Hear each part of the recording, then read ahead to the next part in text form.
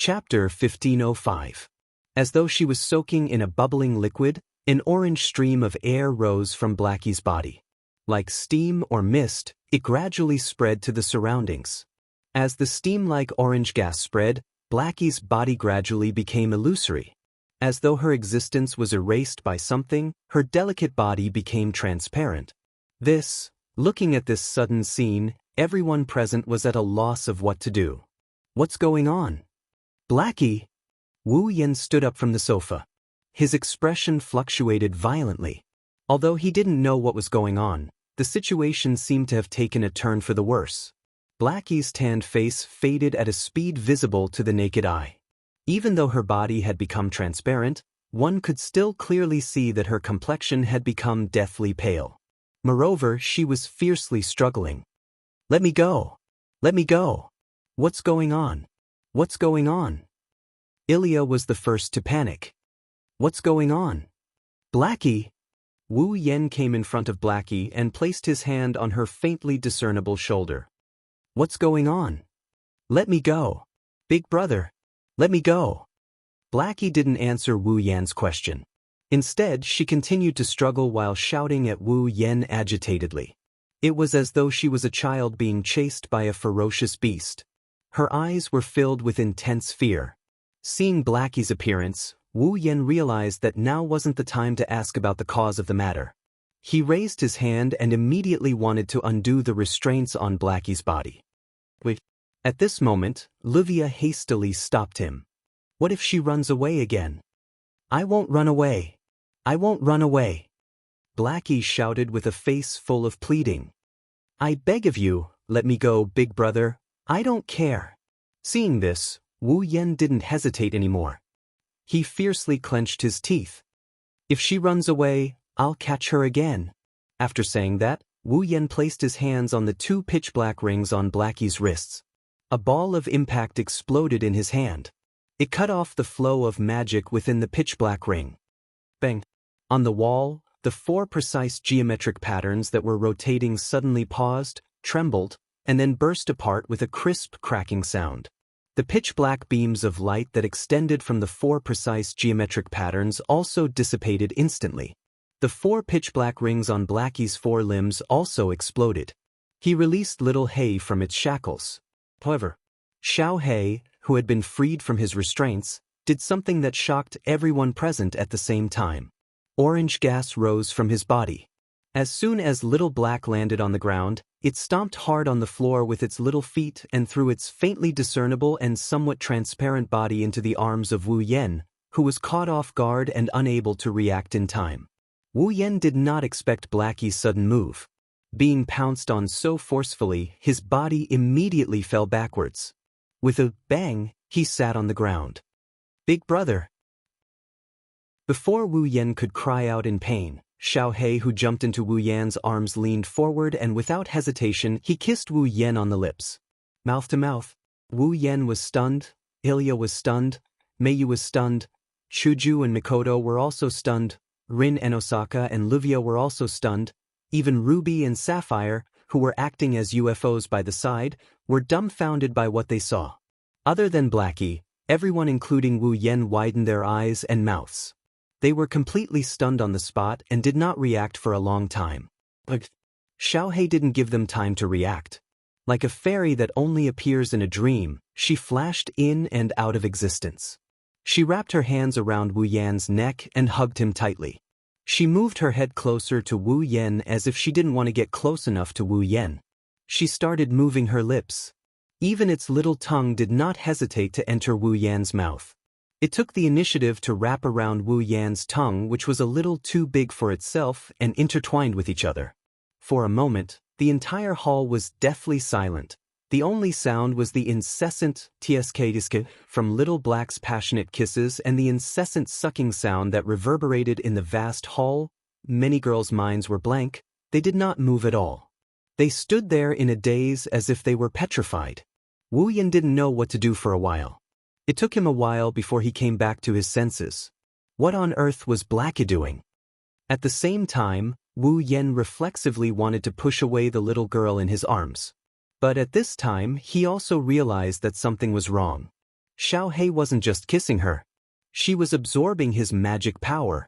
Wu Yan could clearly feel that the mana in his body was being absorbed by Little Black at an extremely slow rate. The mana that was being drained was only a drop in the ocean for Wu Yan. But after the mana flowed into Little Black's body, its faintly discernible body quickly returned to its original appearance.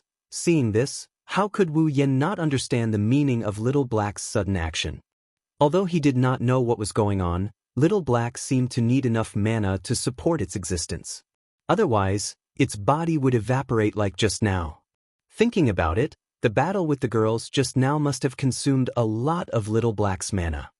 Laughing bitterly in his heart, Wu Yan could only maintain his sitting position and be begged by Little Black. On the other side, Little Black was passionately kissing Wu Yan while absorbing the mana that he needed. His heart was full of shock. In just a short while, Little Black had already absorbed all the mana that an ordinary magician possessed. It was enough to satisfy his needs and maintain his body for a long time. However, after absorbing such a large amount of mana, Wu Yan did not feel the slightest bit of discomfort. His expression was still as usual. Only now did Little Black feel the mana in Wu Yan's body through the intimate contact with Wu Yan. It was like an ocean, endless and endless magic power. Moreover, it was not ordinary mana. The quality was extremely pure, to the extent that Little Black was shocked. Such pure mana, even if it was just a drop, was enough to match the mana of an ordinary magician. With such pure mana, even if it was just a drop in the ocean, it would be of great use to Little Black. For example, if an ordinary version of the same amount of mana could only sustain Little Black for about 10 days, then the extremely pure mana in Wu Yan's body could sustain Little Black for about a year. The difference was so great. Moreover, the mana in Wu Yan's body was not only pure, but also almost endless. How could this not shock Xiaohei? Little Black did not know that not only was Wu Yan the most suitable true ancestor to cultivate mana, but he also cultivated the highest level of mana cultivation. Whether it was quality or quantity, it was not something that ordinary people could compare to. Not only that, Wu Yan's mana was also purified by the water of the mystical pond. He was also purified by the first blood of the Ivalin Saint Dragon Emperor. Even the other primogenitors couldn't compare to him in terms of mana. Perhaps, Wu Yan already stood at the peak of the magic world. Wu Yan had many tricks up his sleeve, but only familiars and the ruby mode could be considered the strongest. If there was anything Wu Yan could surpass these two, it would be Wu Yan's mana. As the pure mana flowed into Little Black's body, the orange gas on Little Black's body slowly disappeared. Little Black's body solidified again, and not long after, it returned to its original state. Phew! As if it was satisfied, their lips parted with a comfortable gasp, drawing a silver line in the air, making the atmosphere a little more lewd. Big brother. Little Black's cheeks were red, her eyes watery and dazed. She panted heavily as she hugged Wu Yan again. I can't live without you. I can't live without you. Her soft and affectionate words made Wu Yan's mouth twitch as he hugged Little Black's tiny body. The other girls also came to their senses. They looked at Wu Yan with anger, disdain, indifference, shyness, and all sorts of other emotions. However, there was only one sentence that came out of his mouth, Lilicon. Wu Yan's face was covered in tears. Chapter 1506. Explain it to me clearly. Seeing Blackie sitting on the sofa beside Wu Yan with a blissful expression and tightly hugging one of his arms, Ilya hugged her head in frustration. You said strange words and did strange things. You strangely chased after me to kill me and strangely kissed Big Brother. What are you trying to do? Didn't I already explain it earlier? Blackie seemed to be in a good mood. She was no longer as excited as she was when she confronted Ilya. She was also not as anxious as she was when her body almost disappeared. Instead, she had a calm smile on her face. I merely absorbed a little bit of Big Brother's magic power. So, why do you need to absorb Big Brother's magic power? Ilya bared her teeth and tried her best to put on a fierce expression. However, when she made such an expression with her delicate face, others would only think that she was making a face. It was very cute. Furthermore, to absorb magic power, must you use that kind of method? You really don't know anything. You're so ordinary that it's frightening. Blackie restrained her smile and curled her lips. Do you think that everyone is like rubies and sapphires, able to provide magic power to others as they wish? Then why is it Big Brother? Ilya closed her eyes. Her face was so red that it was about to drip blood. She had an embarrassed and resentful appearance. You're still using that face that's exactly the same as mine. Oh. Blackie blinked her eyes and smiled proudly. Could it be that you're jealous? Jealous that I can take Big Brother's lips? Woo! Ilya immediately cried out. Steam rose from her head and she weakly refuted. No.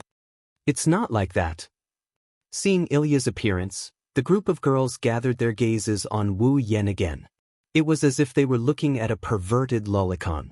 Their eyes were filled with coldness and disdain. I'm innocent. Wu Yen really wanted to shout out this sentence, but he knew that he couldn't. However, he knew that it would be useless even if he shouted. The entire process. The group of young ladies were all watching at the scene. Naturally, they knew who was to blame for this situation. But who told Wu Yen to take advantage of him? Since he had taken advantage of her, it didn't matter whether he was wrong or not. All of them had to bear the depression in the hearts of the young girls who had nowhere to vent. Wu Yen could only swallow the bitterness in his heart, under the disdainful and cold gazes of so many pairs of eyes on the scene. Taking a deep breath, she suppressed all her emotions and glanced at the arm that was hugging her tightly. Little Black was humming happily. Xiaohei, can you tell us what happened just now? Hearing this, Little Black stopped humming. The girls also became more spirited and serious. If I'm not wrong, just now, if you didn't absorb the mana from me, you might have already disappeared, right? Wu Yen frowned. What's going on? Why was it like this? Isn't this a matter of course? Xiaohei is still hugging Wu Yan's arm, but the smile on her face faded into a thin line. She didn't even look at the others as she answered with a nonchalant expression. I don't exist in this world to begin with. Now that I have a body, how can I continue to live without paying a price? Price? Rin Enbin frowned and said with uncertainty. In other words, paying the mana is the price for your continued existence? That's right.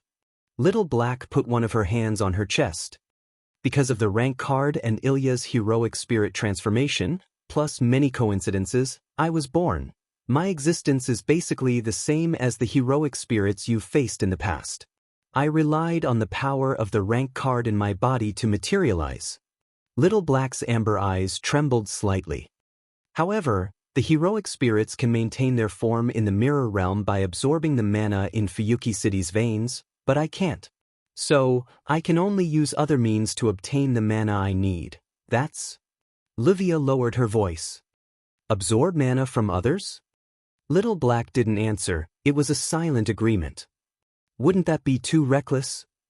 Rin and Osaka shot Blackie a sharp look. Although everyone has magic power in their bodies, and even ordinary people more or less have some, if you wantonly absorb other people's magic power like this, the people who can't adapt will fall into a state of exhaustion, and the people who have too much magic power sucked will go into shock.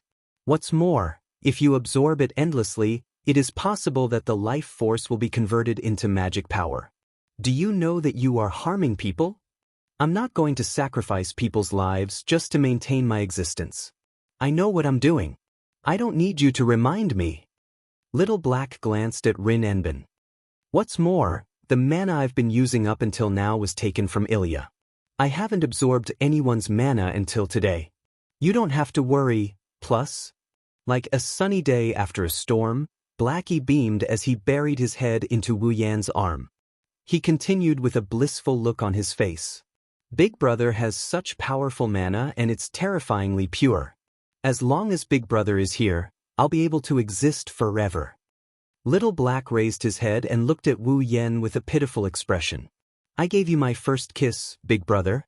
You'll take responsibility for it, right? Wu Yan covered his head and closed his eyes. He couldn't bear to look at Little Black. Even if he used his knees to think, He could imagine how the girls were looking at him right now. Little Black. After a moment of silence, Wu Yen looked up and stared at Little Black. You who are you? Everyone had their hearts in their mouths. This was undoubtedly the question that the relevant personnel wanted to know the most. If it was before, Little Black would definitely not answer Wu Yan's question. But now, Little Black had a vague answer as to why she wanted to kill Ilya. She even revealed her existence. Coupled with the change in her emotions, perhaps Little Black would give an answer. Who knows? Facts have proven that Wu Yan's idea was correct. I've said it before, I'm Ilya. Little Black closed her eyes. When she opened her eyes again, her eyes were as calm as an ancient well. It was as if the person she was about to say wasn't herself. To be exact, it should be said that due to certain reasons, another personality was born in Ilya's body. Due to certain reasons. Rin Enbin and Livia's expression turned serious. Born in Ilya's body. Mio couldn't help but look at Ilya. Born.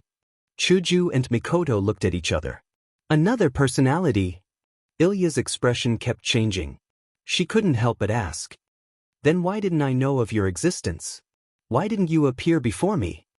Didn't I say it already? I was born due to certain reasons. Little Black coldly looked at Ilya. It's because of this certain reasons that my existence was completely denied.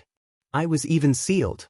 If it wasn't for you displaying extraordinary willpower that day and breaking the seal in my body, I wouldn't have appeared. I wouldn't have obtained my body. You said seal? Rin Enbin was surprised. There's a seal in Ilya's body? Can you speak more clearly? Ilya bit her lips. Then what is this certain reasons? What's with the seal? What did you mean when you said that I wanted you to bear all the pain and suffering in the past? Little Black closely stared at Ilya. After a long time, she spread her hands. Who knows? Anger appeared on Ilya's face. Since you think it's all my fault, then at least let me know what happened to me. However, Blackie revealed a dispirited expression. I knew from the start that you didn't do anything wrong. I was just deceiving myself. Seeing Blackie's gloomy expression, the girls fell silent. Even Ilya's anger had unknowingly disappeared and she powerlessly lowered her hands. Sigh. Wu Yen sighed. He raised his hand and patted Little Black's head. No matter what, Little Black, since you know that Ilya didn't do anything wrong, then don't hurt her anymore. Don't attack her anymore, okay? But. Little Black slightly opened her mouth. She glanced at the silent Ilya and then at the sighing Wu Yen. In the end, she unwillingly nodded. I understand. Everyone present, including Ilya, heaved a sigh of relief. Chapter 1507. In the end, this chaotic night came to an end in an inexplicable manner. In terms of results, the harvest can be considered plentiful. At the very least, Blackie promised that she won't attack Ilya in the future. Ilya doesn't have to live in fear anymore. This can be considered as reaching their goal of capturing Blackie. Moreover, everyone had more or less understood Blackie's existence. Using the power of the Archer rank card to materialize Ilya's other personality. This is Blackie's true identity. Of course, there are still a lot of questions about Blackie's existence. For example, the reason why Blackie was born as Ilya's other personality. The so-called reasons that Blackie mentioned. Also, the seal that originally sealed Blackie in Ilya's body. One question after another still exists in everyone's heart. These questions can't be answered for now. Blackie doesn't seem to want to talk about this matter, so everyone can't get an answer. However, there is one thing that can be confirmed. Whether it's Ilya who has a seal in her body or Blackie who has a deep understanding of magic, their original identities are definitely not ordinary. At the very least, Ilya is definitely not a child from an ordinary family. Regarding this point, Rin and Osaka and Livia said before they left that they will go back and investigate. Ilya also has doubts about her own identity. With a heavy heart, she stepped on the road back home. Even Mikoto is a bit concerned. Come to think of it, Little Black's appearance should cause these people to have a hard time, right? Well, it's not only Ilya and the others who will have a hard time. Wu Yen and Ko's days aren't going to be any easier.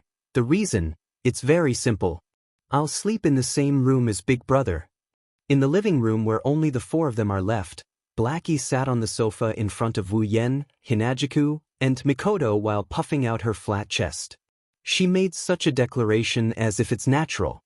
The other three's expression froze. They were petrified on the spot. One room. The corner of Mikoto's eyes kept twitching. She forced a smile. Isn't this a bit inappropriate? Yes. Yes.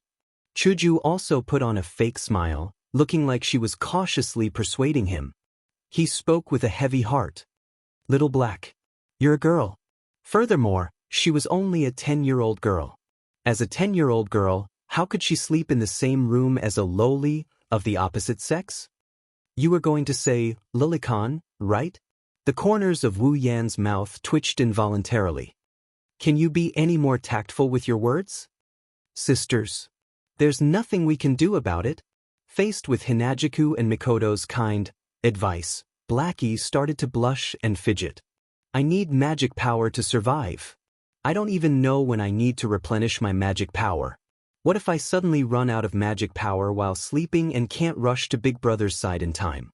What should I do? After saying that, Little Black still had a bitter look on his face, but there was a sly smile in his eyes. Could it be that the two sisters want to see me disappear?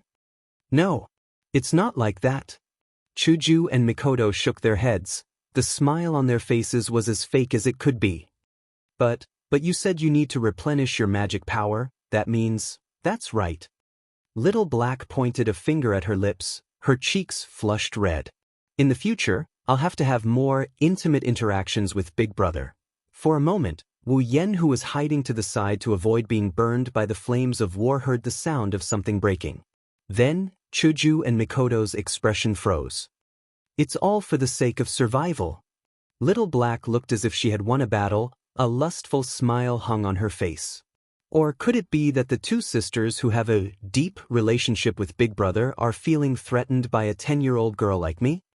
Is there even a need to say it? You used such an intense method on your first kiss, and you look so open. Who would dare to overlook your danger just because you're young? Chuju and Mikoto roared in their hearts, but they couldn't find the words to refute. After all, Little Black was right. If they suddenly ran out of magic power in the middle of the night and their bodies disappeared, that would be a big problem. With the kind nature of the two girls, they wouldn't let Little Black face the danger of disappearing at any time because of their little thoughts. At that moment, Chuju and Mikoto hesitated. Their faces were full of grievances. The two girls who were completely caught up in the consequences of Blackie's disappearance completely forgot that Blackie could completely replenish all the mana it needed before falling asleep and then sleep comfortably, no matter how much magic power is needed to maintain Little Black's existence. With Wu Yan's supply, it shouldn't be hard to maintain Little Black's existence for an entire night, right? Besides, Wu Yen isn't the only one who can provide magic power to Little Black, others can as well. For example, Chuju and Mikoto. The two girls were led by the nose just like that. They hesitated for a long time before sighing helplessly. Forget it. Mikoto gave up on herself and called out, I don't care anymore. Yin. Chuju put on a beautiful smile, but there was no smile in her eyes. She stared at Wu Yen with a warning look. Don't you dare do anything bad at night. Don't forget, Little Black is still a child. I see. Wu Yen clutched his heart, as if he couldn't take it anymore. You two already know what I'll do to Little Black, right? Who knows? Chuju and Mikoto snorted in unison, turned around and walked back to their rooms. Era. Little Black, who was sitting on the sofa, kicked her legs in schadenfreude. These two sisters are so jealous. Who do you think did this to? Wu Yen resisted the urge to roll his eyes and asked what he was concerned about. Anyway, tell me, how long can you last if I provide you with magic power like I did just now? Who knows? Blackie shook his head gently and stopped kicking his legs. My magic capacity was taken from Ilya, and it's limited, so the amount of magic my body can hold is limited as well. I can't generate my own magic power like normal magicians. I can only absorb from others. Little Black looked at Wu Yen with sparkling eyes. I didn't absorb the full amount of magic power in one go, but with the purity of Big Brother's magic power, it should be enough for me to live for a long time. If it's someone else's magic power, it would be much shorter. You can't generate your own magic power? Wu Yen nodded with a pensive look. Then the magic power you need to fight is also absorbed from others, right? Little Black nodded. Wu Yan's heart skipped a beat. If that's the case, you should be able to last for a long time if you don't fight, right? It's not like that. The smile on Little Black's face disappeared. She lowered her head and her tone became depressed. My existence is maintained by consuming magic power. Just by living in this world, just by living, my magic power will be consumed little by little. If I don't get replenished one day, it will completely disappear. To be able to live like this, my existence itself is a miracle. The balcony's curtains seemed to respond. It fluttered up and down under the breeze. In the air, an oppressive atmosphere shrouded the entire hall. It made Wu Yen close his eyes, no longer able to speak. After an unknown amount of time, a pair of small arms wrapped around Wu Yan's neck. A playful voice sounded, breaking the oppressive atmosphere. In the past, with that level of magic power, even if I didn't fight, it would be depleted in a few days, but it's different now. Little Black's cheeks were flushed, the corners of her mouth curved up, looking at Wu Yen with eyes full of hope. Big Brother's magic power is incomparably pure, and it's almost endless. As long as Big Brother is here, I will definitely be able to live forever. So, Big Brother? Little Black's arms around Wu Yan's neck tightened. She pulled Wu Yen closer, her face slowly inching closer. Don't leave me. After saying that, in the vast hall, lips and tongues intertwined, the sound of breathing and sucking in breath caused by the lips pressed together, it lasted for a long time. Chapter 1508. Fuyuki City, Private Suechuan Gakuin Elementary School. Where do you plan to go today? Let's go to the game hall. But I still have to clean up after school. It's okay. We'll wait for you. Then there's no problem. During the end of the classroom was filled with this kind of ordinary conversation. It caused the faces of the primary school students in the classroom to be filled with joy. Looking at their restless appearance, they should be looking forward to the moment when school ends. Seeing this scene, Ilya sat on her seat and held her cheeks. Like an old person past her prime, she let out a long sigh. It's good to be young. Hearing Ilya's words, Sparrow Flower, who was chatting at the side, turned around and looked at Ilya. Then she sneakily said to her companions, "Don't worry, Ilya. Why do I feel like Ilya has matured a lot in just one night?" She's too mature? NATO couldn't help but ridicule. Mature can no longer describe her appearance. She's just like an uncle. Is she sick? Long Z tilted her head. Do you want to take Ilya to see the goldfish? See, goldfish? Mei Mei was stunned. Shouldn't she go see a doctor? But Ilya has been a bit strange recently. Xiaohua crossed her arms. She pushed up her glasses. A while ago, she was also depressed. Now, she has become like this again. The Ilya in the past would not be like this, indeed. NATO nodded in agreement. The current Ilya is just like my older sister. Every month, she would have a sad face for a period of time. My older sister said that this is the proof of a girl growing up. Could it be that Ilya is also growing up? No. Impossible. Xiaohua muttered to herself. Then, the corner of her mouth twitched. A while ago, Ilya seemed to be addicted to magical girl anime and was unable to extricate herself. I don't think that people who like magical girls will grow up. Grow up? Long Z suddenly spoke like this. How about we send Ilya some anime to watch? What did you say? Xiaohua, Nanai, and Mei Mei widened their eyes. He looked at Long Z in disbelief. You actually have that kind of movie? There is. There's still a lot. Long Z gave him a thumbs up and grinned. His teeth shone brightly. Every time my brothers were unhappy, I would give them that. They will be in a better mood. Hearing this, the three girls almost fell to the ground. You're giving it to your brother? It's useless to buy it anyway. Long Z curled his lips. The strange thing was that the owner of the movie store always looked at me with a strange expression after I bought the movie. Why was that? Which shop owner is he? Kei-hwa couldn't help but yell.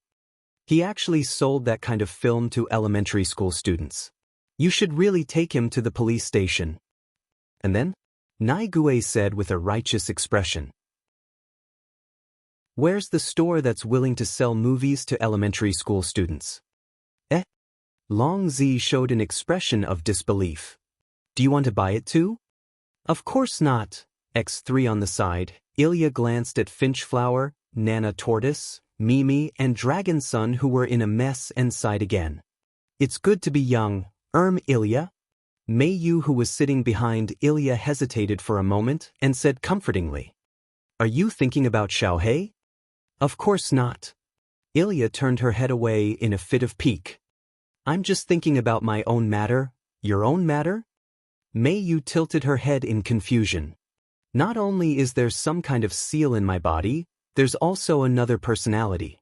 Right now, not only has this personality become another me, it has also been chasing after me. Ilya put her hand on the desk and rested her chin on it. A layer of ripples appeared in her beautiful gem-like eyes. If that black fellow didn't appear, I wouldn't even know that my body was hiding such a secret. It's really, really unbelievable. Ilya. Meiyu looked at Ilya's back and lowered her head. She lowered her voice and asked softly. You don't tell me you have no clue about this at all? Ilya turned around. Her eyes were filled with suspicion. What clue? The matter of having a seal in your body. Meiyu pondered over her words. She seemed to be looking for a way to say it that would not provoke others. She hesitated for a moment and asked tentatively. For example, is it possible for your parents to know about this matter? Actually, I thought about this problem last night. Ilya rubbed her head and smiled helplessly. Unfortunately, my parents are not at home. Even if I want to ask, I can't find anyone to ask. Then, what do you plan to do next? Mio looked straight at Ilya. How do you plan to face Xiaohei? To be honest, I don't understand what's going on with that fellow. Ilya stretched out a hand and clutched her chest tightly. Her eyes fluctuated and were filled with unprecedented bewilderment. But my intuition tells me, if I know everything about that fellow, my view of the world will definitely be greatly changed. Ilya? Seeing Ilya's confusion and anxiety about her future, Meiyu couldn't help but clench her hand. An unbearable expression appeared on her face. It was not only because Ilya was Meiyu's best friend. It was also because Meiyu seemed to see her past self in the current Ilya. In fact, even now, she might still be like this. Just like this, the two of them had their own thoughts. They fell into silence and faced Wu Yan. At this moment, the four little girls who were fooling around by the side transmitted such a conversation. Hey, everyone. Mei Mei clapped her hands and gathered the attention of Xiaohua, Naige, and Longzi. I heard that there will be a transfer student coming today. Transfer student? Unsurprisingly, such a topic was more than enough to attract the interest of elementary school students. Or rather, it could be said that even Ilya and Meiyu's attention were attracted. Their eyes secretly looked over here. There will be a transfer student coming at this time? Gorse Flower rubbed her chin. How strange. Yeah. Naigue also spread her hands. Meiyu just transferred here not long ago. I didn't expect that there would be a transfer student coming. That's not the only coincidence. Mei Mei explained with interest. I heard that the transfer student this time is the same as Meiyu. They're all from abroad. The class they're transferring to is also our class. They're all from abroad? Our class? Longzi laughed out loud. Don't tell me that this transfer student is someone Meiyu knows? According to the plot of the manga, Naigue said with a serious expression. That's definitely the case. Longzi also puffed out his chest. It will definitely become a triangle. It will definitely be very interesting. Xiaohua giggled. Then her smile froze and she scratched her head. Did something strange sneak in just now? By the way, Mei, Longzi, who was the amalgamation of strange things, looked at Mei curiously. What's that transfer student like? I didn't see anything. Mei stretched out a finger and tapped on her cheek. I heard that he's a very cheerful person with very dark skin, silver hair, and golden eyes. The four girls who were chatting happily did not notice that every time Mei described a characteristic, a drop of sweat would drip down Ilya's face. In the end, she was already sweating profusely. Ilya. Mei was also unable to calm down. Don't tell me, Ilya laughed dryly and wiped the sweat on her forehead. I have a bad feeling. As it turned out, Ilya's premonition was completely correct. Hello everyone. On the podium, Blackie was wearing a uniform and carrying a backpack. She had a lively and cheerful smile on her face. She tilted her head and greeted everyone energetically. I'm Chloe? Eins Bellen. Everyone can just call me Blackie. In the classroom, all the children looked at Blackie in a daze. Then, all of their gazes gathered on Ilya. Ilya. Mayu's pretty face stiffened. She looked at Ilya, who was sitting in front of her. There, Ilya was already lying on the table, on the verge of death. Chapter 1509. What the hell is going on here? On the rooftop of the private Suechuan primary school, Ilya seemed to have endured for a long time. She shouted at Blackie, who was licking his popsicle leisurely while leaning on the fence. Why are you here? Ilya. Mayu, who was standing by the side, quickly grabbed Ilya, who seemed like she would pounce at any moment, and tried to persuade her. Calm down first, calm down. That's right, that's right. Blackie waved his hand casually. Can't you learn from Mayu and calm down a little before you speak? How can I calm down? Ilya shouted furiously. The person who wanted to take my life until yesterday suddenly came to the same school as me, the same class as me, and became my classmate.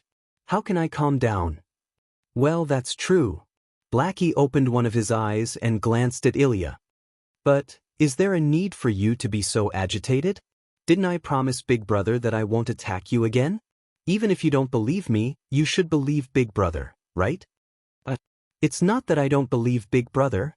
Ilya clenched her teeth and lowered her shoulders dejectedly. It's just that after you came, everyone looked at me with strange gazes.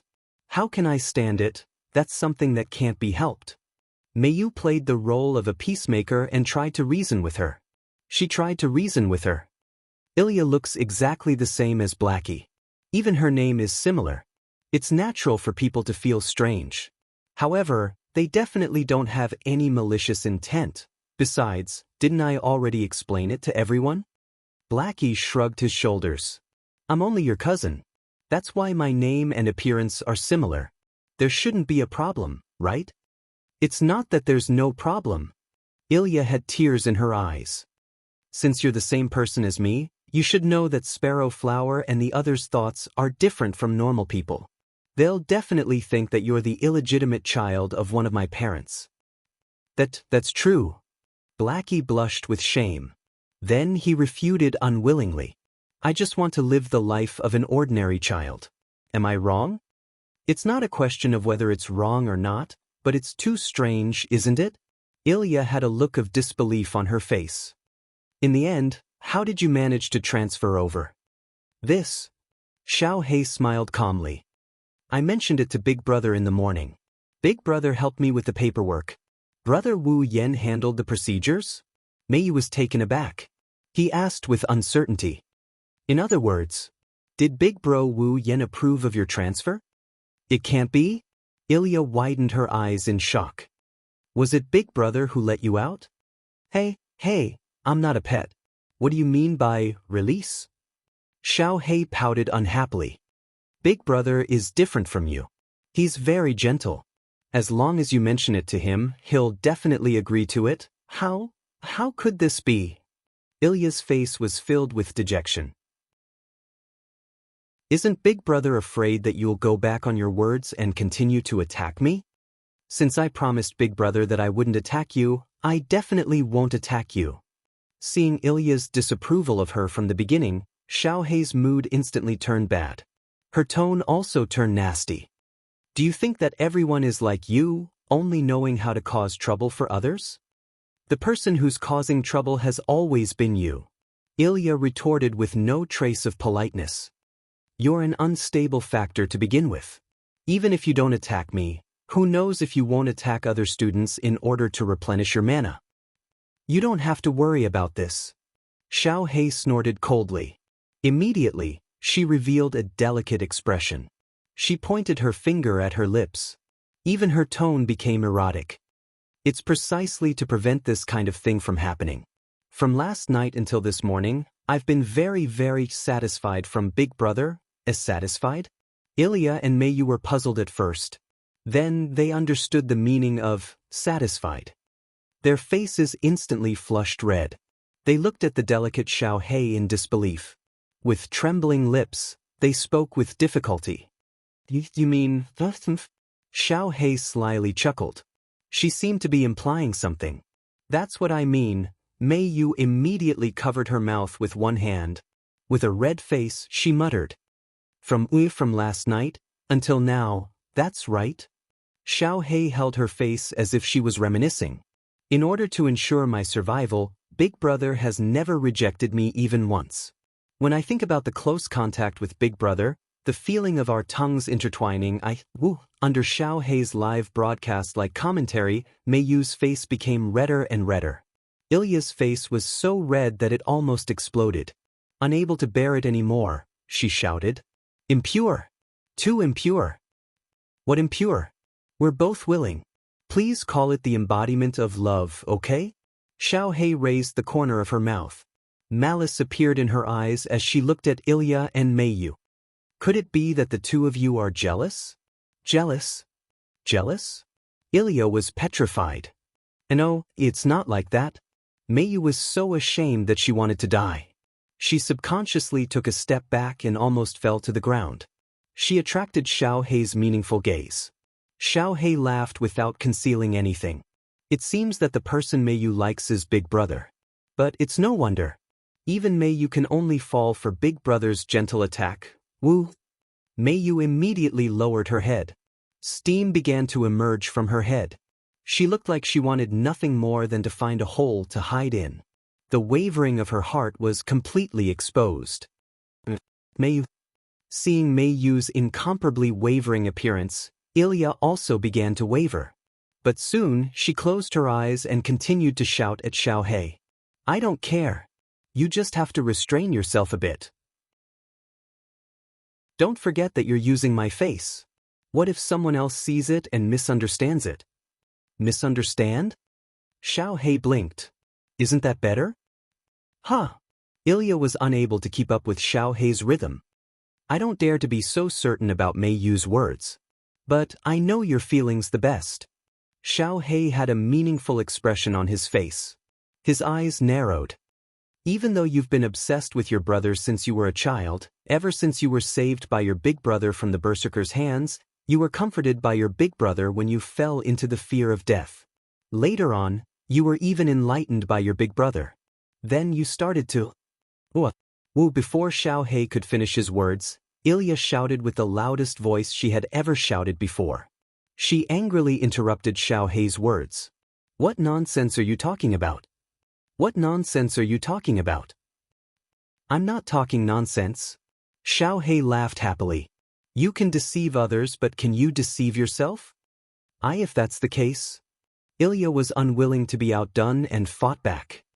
Then, aren't you the same? Maybe. Xiao Hei did not refute nor admit it. Instead, he smiled calmly. After all, I really can't leave Big Brother now, woo.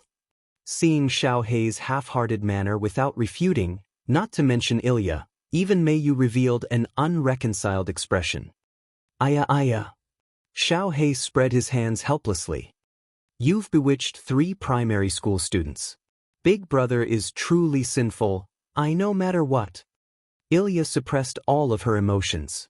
As if changing the topic, she said to Xiao Hei in a serious manner. This is the school. It's not a place for you to mess around.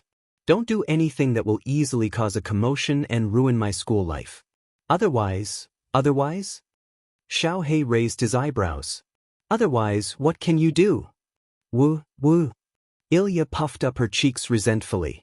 In terms of strength, it was impossible for Ilya, who was only around the 7th stage, to be a match for Xiaohei, who was able to use the archer's power and had reached the 8th stage. In terms of understanding, as Ilya's other personality, Xiaohei understood Ilya even better than herself. However, Ilya did not know anything about Xiaohei.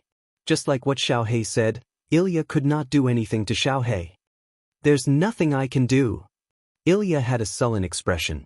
I can only watch her closely. Chapter 1510. On the other side, under Blackie's request, he helped her transfer to the Suichuan primary school so that she could go to school.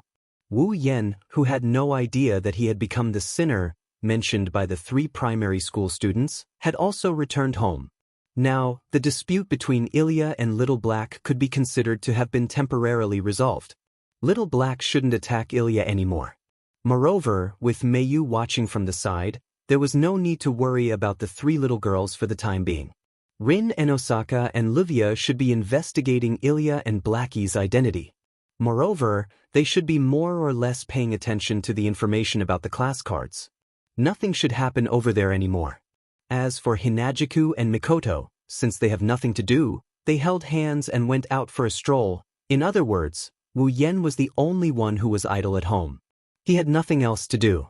He could finally do the work that he didn't have time to do because of Ilya and Blackie's matter. Analyze the class cards, find the method to make the class cards, and create the archer card himself to complete the second part of his demigod path mission.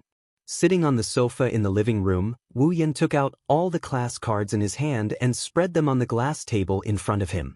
Wearing heavy armor, holding a knight's sword and performing a knight's salute, Saber, a lancer who wears gorgeous clothes and holds a long spear in his hand. Riding on a chariot. The Japanese cavalry, that looked like soldiers, wearing a long robe, holding a staff in one hand and a book in the other. Castor, an assassin wearing a skull mask and holding a pair of curved daggers in her hands. There was also a berserker who was holding a thick greatsword and looked like a crazy berserker.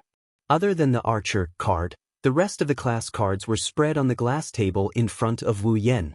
Who would have thought that these seemingly ordinary cards could not only draw out the power of the legendary heroic spirits, but they could also turn the holder into a heroic spirit. Basically, as long as he had enough magic power to support the use of the rank card and the method of using the rank card. Then, even if it was an ordinary person, he could rely on these few mediocre cards to instantly surpass the power of more than 90% of the magicians in the world who had painstakingly studied magic all their lives. From this perspective, even Wu Yan couldn't help but admire the creator of the class card. It was an item that could instantly grant an ordinary person the power of a heroic spirit. No matter who it was, they would more or less covet it, right? It was no wonder that the Magic Association wanted to take it back. I'm afraid that it wasn't just because the heroic spirits were absorbing the magic of the veins in Fuyuki City, thus disrupting the operation of the veins. It was not only because he was afraid that the rank card would fall into the hands of criminals. Originally, the Magic Association was an organization established by a group of magicians who studied magic. In order to better manage and develop magic, the Magic Association had more than once taken extreme measures to eliminate anything that would threaten them. They were not good people. Under such circumstances, it was forbidden to expose magic to human society in order to better protect the concealment of magic. They also managed and controlled some magic mediums, holy relics, magic books, and ley lines. However, all of this was built on the premise that they were dedicated to magic research. It could be said that this was an organization that prioritized the interests and magic research as the premise of everything. The rank card could draw out the power of the heroic spirits, and it was made with extremely advanced magic theory. The Magic Association should be more interested in it because it was more selfish. Preventing the disaster caused by it was just a matter of convenience. The Magic Association was in order to study the rank card made with extremely advanced magic theory, and they were also eyeing the power of the rank card. Wu Yan wanted to complete the second part of his Demigod's Path mission. He didn't care about the power of the rank card itself. At most, he was interested in the treasure of the heroic spirits. In fact, Rin Enosaka and Luvia were also trying to get the second mage to accept them as his disciples through the mission of retrieving their rank cards. Although he didn't know who the creator of the class card was, the class card he created did attract a lot of attention and covetousness within the magic community.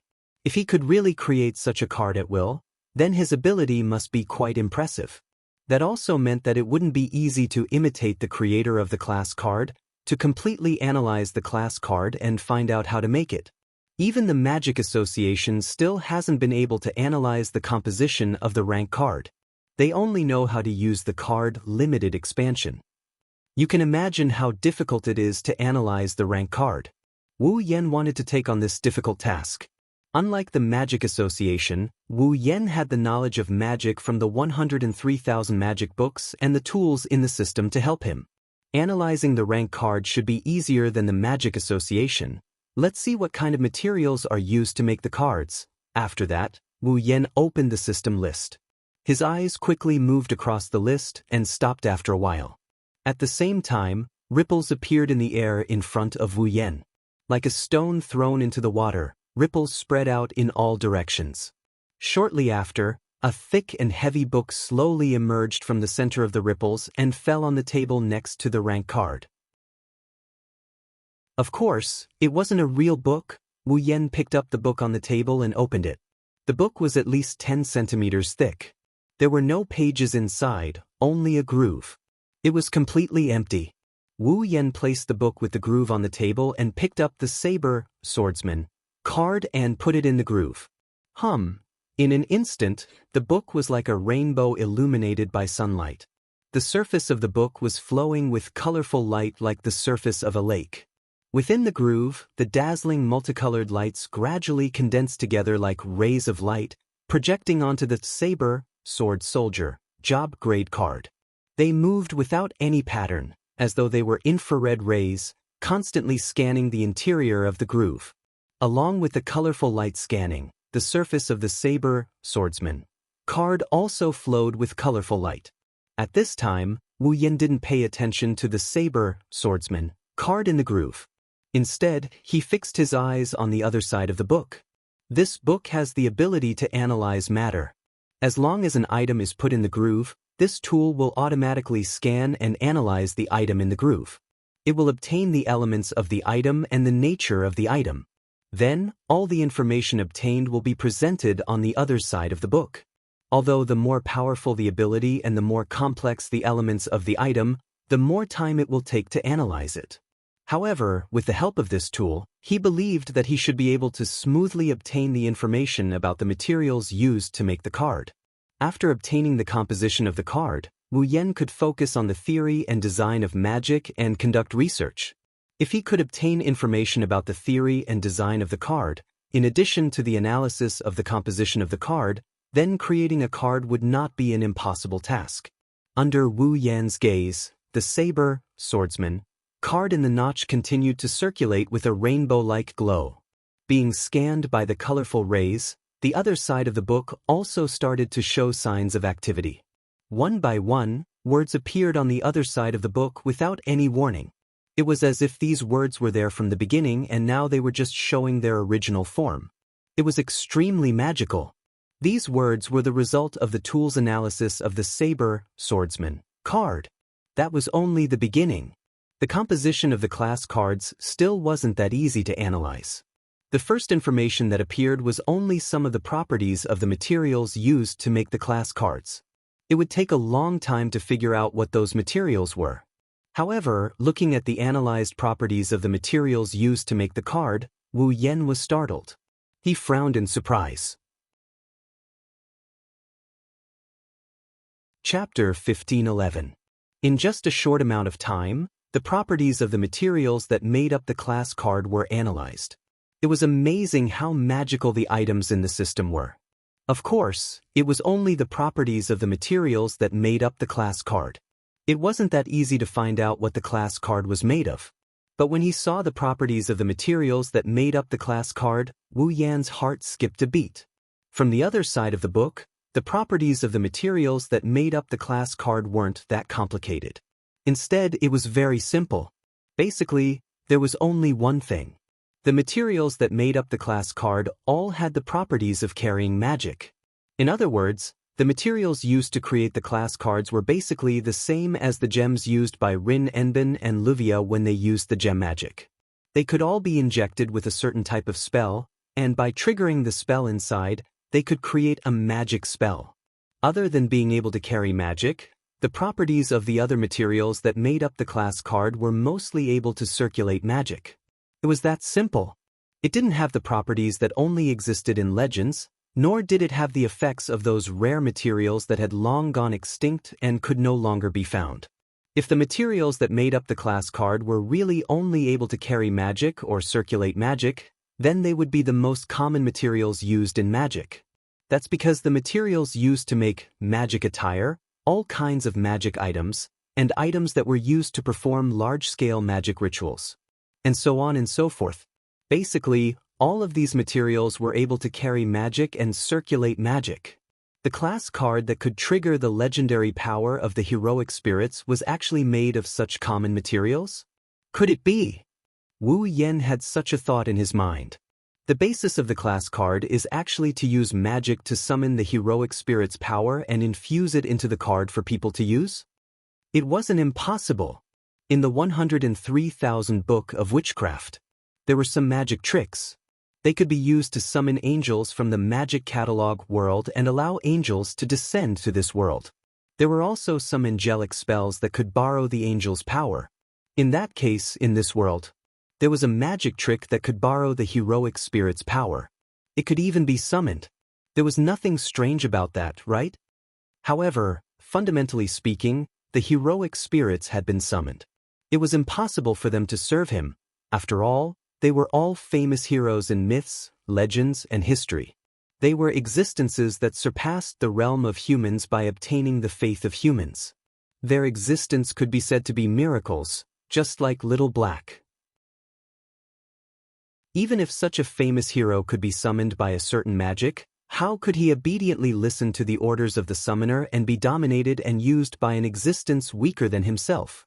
It's also because of this that the class cards were born, right? Through this, one can borrow the power of the heroic spirit or summon the heroic spirit. Then, through some means, one can abandon the original personality and consciousness of the heroic spirit and forcefully summon its power. This, perhaps, was the true face of a class card. In other words, the materials that made up the class card itself were just magic materials that could be found everywhere, and were not the key to forming the class card. The real key was the magic that could borrow or summon the power of the heroic spirits. If he could get the method to use this magic and inject it into a card that could bear the magic, then the class card would most likely be successfully created. It's not that easy. After pondering for a while, Wu Yen laughed bitterly. First of all, he didn't know if this magic could forcefully summon the power of the heroic spirit. Perhaps, it wouldn't directly summon the power of the heroic spirit, but it would summon a clone of the heroic spirit from the throne of heroes. That might not be the case. If it was a clone of the heroic spirit that was summoned, then to create a class card, one would have to think of a way to erase the original personality, consciousness, and even body of the heroic spirit, leaving only the power of the heroic spirit to be used in the creation of the class card. If it was the former, creating a class card would be much easier. But if it was the latter, in addition to the magic, he would have to find a way to erase the original personality, consciousness, and body of the heroic spirit and leave only the power behind to create a class card. Moreover, the idea that the class card could summon the power of the heroic spirit was some kind of magic was just a guess because the materials that made up the class card mostly had the properties of carrying magic and circulating magic. Whether that was true or not, he would have to work on the analysis further. Well, Wu Yen patted his cheeks to cheer himself up. The analysis work has just started and I already have a preliminary theory on the design and theory of the class card. In terms of progress, it's a huge gain. With that thought in mind, Wu Yen picked up another class card. While waiting for the analysis result of the saber, sword soldier, class card, he started to study the theory of magic. On the other hand, Rin and Osaka and Luvia were in trouble. Hey! In the courtyard of Luvia's house, Rin Enosaka held his phone to his ear and exclaimed when he heard the voice from the other side. They're going to send someone else to retrieve the card. No. No way. Livia's heart was in her mouth. She couldn't help but put her ear to the phone and said anxiously, "But aren't we supposed to be the ones to retrieve the card?" As soon as she said that, an old voice came from the other side of the phone. "But you still haven't retrieved all the cards yet, right?" That's true." Rin Enosaka stuttered and laughed. "But Master, you don't have to send someone else, right? Do you think the card retrieval test is only for you to become a disciple?" The person Rin Enosaka called Great Master, who was also the legendary second magic envoy Kixio? Zerich? Shubian Ogu's voice was filled with dissatisfaction. "Don't forget, the rank card will cause chaos in the earth veins of Fuyuki City. If something goes wrong, it may cause the earth veins to dry up and even affect the area above the earth veins, which is Fuyuki City. Are you okay with that?"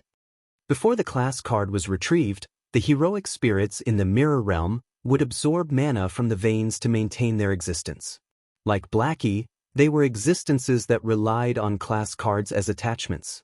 If they lost the support of magic, they could only vanish from this world and return to their main bodies on the Seat of Heroes. The difference was that in a fictional world like the Mirror Realm, which was also the imaginary domain, the heroic spirits could directly absorb the magic power in the veins. They did not have to worry about not being able to replenish their magic power, unlike Little Black, who needed to absorb from others. The unrestrained absorption of mana from the ley lines, the existence of the class card had also caused the ley lines to become chaotic. If something goes wrong and the veins of the veins are too chaotic, Fuyuki City will suffer. But that shouldn't be a problem for them to worry about. Out of the 7 cards, although one of them became Xiao Hei's possession and the other 6 are in Wu Yan's possession, he has already retrieved all of them. The chaos in the veins of the veins should have been solved. "Master, maybe it's not appropriate for me to say this," Rin Enosaka said tentatively after pondering over the words in his heart. "There are some developments in my work here. Although it hasn't been resolved yet, the chaos in the earth veins may not happen again. So, there's no need to be so anxious, right? The earth veins won't become chaotic?" However, the next sentence from the other side of the phone made Rin Hasaka and Ruvia tremble. Their pupils instantly shrank. "We have been investigating the situation of Fuyuki City's underground veins until an hour ago. The result is that the underground veins are still in a state of chaos, and the situation is getting worse and worse. Maybe the underground veins chaos will not happen again? The ley lines are still in chaos." Both Rin Enbin and Livia couldn't help but exclaim. The reason for the chaos in the ley lines was the 7 grade cards. Hadn't all of them been retrieved? Why hadn't the earth veins returned to normal? Chapter 1512. Impossible. Almost subconsciously, Livia replied. "The rank cards are already." "Livia!" Rin Enbin hurriedly covered Livia's mouth and stopped her from saying anything. What? "No. It's nothing." Rin Enosaka glared at Livia and asked suspiciously. "Is the ley line still not back to normal?" Zelrich's voice turned unfriendly. "Are you saying that I would lie to you?" "No. It's not like that." Rin Enosaka's mouth opened and closed. Of course, Zelrich didn't know that the 7 class cards had all been retrieved, and the passage to the mirror world in the imaginary domain should have been closed. It would no longer absorb mana from the ley lines and cause chaos in the ley lines. If he knew about this, he would understand why Rin Enosaka and Livia were shocked. Unfortunately, Rin Inaka didn't plan on letting all the cards fall into the hands of another group of people. The remaining card even became an existence that possessed a personality. He reported all of this to Zelrich. Ilia and Mio were dragged into this mess by Rin Enosaka and Livia. Blackie was a persona separated from Ilia's body. Therefore, Rin Enosaka and Livia couldn't report this to their superiors. As for Wu Yen, it was Rin Enosaka's own selfish decision. Under these circumstances, Rin and Osaka couldn't explain the current situation to Zelrich and tell him the real reason why the earth veins wouldn't be chaotic. Forget it. Zelrich didn't want to pursue the matter and continued with the topic. Considering that you haven't completed the mission and the ley line is still in chaos, it's hard to determine if there will be any changes. You also reported that retrieving the rank cards is more difficult than expected. Therefore, I would like to send you some reinforcements. Is that okay with you? Hearing this, Rin and Osaka felt a little helpless. If he really sent reinforcements, then, if he lost the wand and dragged the ordinary people down with him, the existence of Xiaohei and the class cards would be exposed to the public. No matter what, Rin and Osaka didn't want to see this happen. He gritted his teeth. Immediately, Rin and Osaka gave such an answer. Great Master, can you leave this matter to me for the time being? Leave it to you? Zelrich didn't expect such an answer from Rin Osaka. He paused for a moment. What is the meaning of this? What is the specific situation? It's hard to explain it to you here. Rin and Osaka rubbed his forehead and replied. However, something did happen on my side. The ley lines shouldn't be in chaos anymore, but now it's still in chaos. I have some doubts myself. Anyway, only the Uosaka clan, who is responsible for the jurisdiction of Fuyuki City's ley lines, can conduct a comprehensive inspection. The association can only conduct a subtle detection. It's better to leave this matter to me first and let me confirm the reason. Hearing this, Zelrich fell silent. As Zelrich fell silent, Rin Enbin and Luvia's heartbeats involuntarily quickened as well. They felt as if time itself was unbearable. After a long time, Zelrich finally spoke in a deep voice. Forget it, do whatever you want. Rin and Osaka heaved a sigh of relief and hurriedly apologized. Sorry for the trouble, Great Master. You've caused a lot of trouble, and since you don't want me to deal with it, then I won't. Zelrich warned. However, as you know, the people in the Magic Association aren't on the same side. They're all devoted to magic research and there are many who are crazy about it. There are also many who covet power, and both of them can be satisfied with a rank card. I understand, Great Master. Rin Enbin and Livia exchanged a glance. I will be careful, solve the ley lines problem as soon as possible. After saying that, Zelrich didn't say anything else and directly hung up the phone, causing a busy tone to come out from Rin Osaka's phone. What's going on? Livia couldn't wait to voice out all the questions in her heart. Why is the ley lines still in chaos? Who knows? Who knows? Rin and Osaka put away his phone with an uncertain expression. The 7 class cards have already been retrieved from the mirror world, and the passage to the imaginary region has also been closed. Logically speaking, the ley lines should have returned to normal by now. Could it be because of Blackie? Livia furrowed her brows. She said it herself, her existence is similar to the heroic spirits. Could it be because of her that the ley lines are in chaos? No. No. Rin and Osaka pondered for a moment before shaking his head in denial. The heroic spirits rely on the passage to the null realm to absorb mana from the ley lines. Blackie exists in this world, so there's no way she can connect to the ley lines and absorb mana from the ley lines. Maybe she's absorbing mana from the ley lines? Livia reminded him. Maybe Blackie knows the center of the ley lines in Fuyuki City, which is the location of the underground cavern. If she's there, then she can absorb mana from the ley lines. But she doesn't have to do that. For some reason, Rin and Osaka's tone sounded annoyed. Since that guy is providing her mana, Blackie doesn't have to worry about the lack of mana. Why would she do that? Then what's going on? Livia gnashed her teeth in anger. Is it because of that guy? Hey, why do you keep thinking about other people? Rin and Osaka held his head in his hands. Haven't you thought about the possibility that it's because of us? We. Livia was startled. Are you kidding me? We haven't even touched the ley lines. How could? Halfway through her words, Livia's pretty face stiffened. Do you remember now? Rin and Osaka sighed.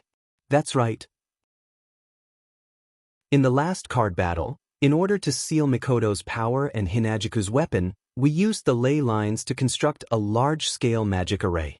Maybe it caused the ley lines to become chaotic at that time. Who knows? It can't be. Livia's face was covered in cold sweat. We only used our mana, how could it cause the ley lines to be in chaos? But we can't be sure that it's not because of us, right? Rin Enbin pursed his lips.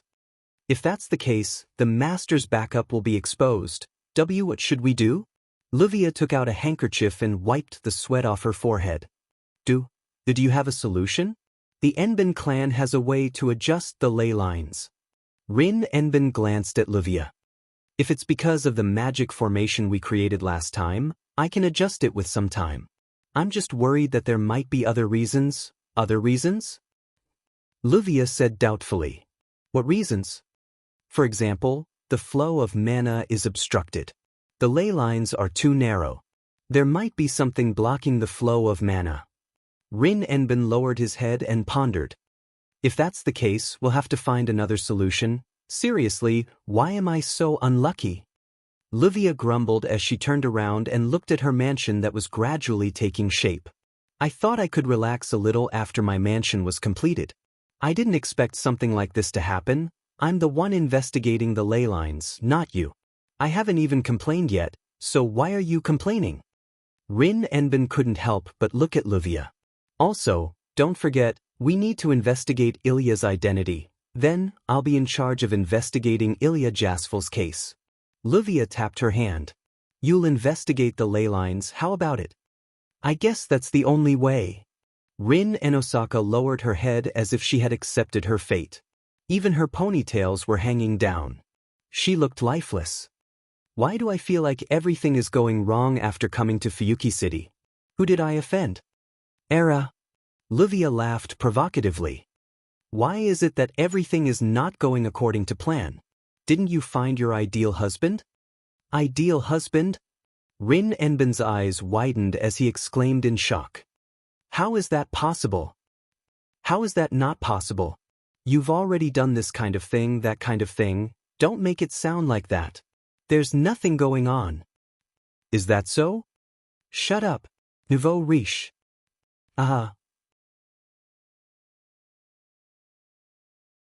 Chapter 1513.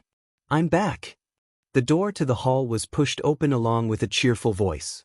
Xiao He, who was carrying a backpack, had a satisfied smile on his face as he skipped into the hall. Big brother. My two sisters. I'm back. You're back? Hinajiku, who was chatting with Mikoto, turned around and smiled when she saw Blackie walking in. How do you feel on your first day of school?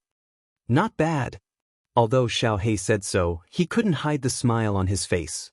He threw his bag on the cabinet outside the kitchen, sat down, and kicked his legs. Even though I can feel how Ilya felt when she went to school before I was separated from her, it's still more interesting to do it myself. Is that so? Hinajiku tilted her head and nodded in agreement. It's been a long time since I went to school. Seeing you like this, I can't help but recall the time when I was in White Emperor College. White Emperor College? Sasuke blinked her eyes in confusion. Is there such a college? It's in a place far, far away. Hinajiku smiled as if she was reminiscing. It's normal that Sasuke doesn't know about it. Seeing you two like this, I also remember the time when I was in Tokuwadai Middle School. Mikoto, who was sitting not far from Sasuke, chuckled.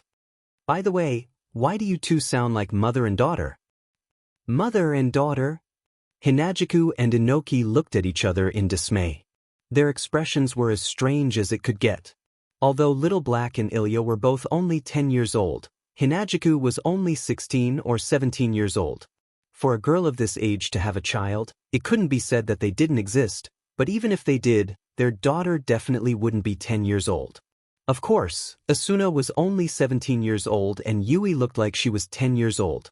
The two of them were mother and daughter. This was an exception. After being reminded by Mikoto, Chuju and Sasuke felt like their conversation was too much like mother and daughter. They turned their faces away awkwardly. Right? Blackie looked at Mikoto. Where is Big Brother? Mikoto didn't say anything. Instead, she pursed her lips in another direction. He signaled Little Hay to look over. Blackie looked over in confusion. Then he saw Wu Yen sitting on the sofa. However, Wu Yen, on the other hand, is doing something weird. There was a thick book on the glass table in front of him, but there were no pages inside, only a groove.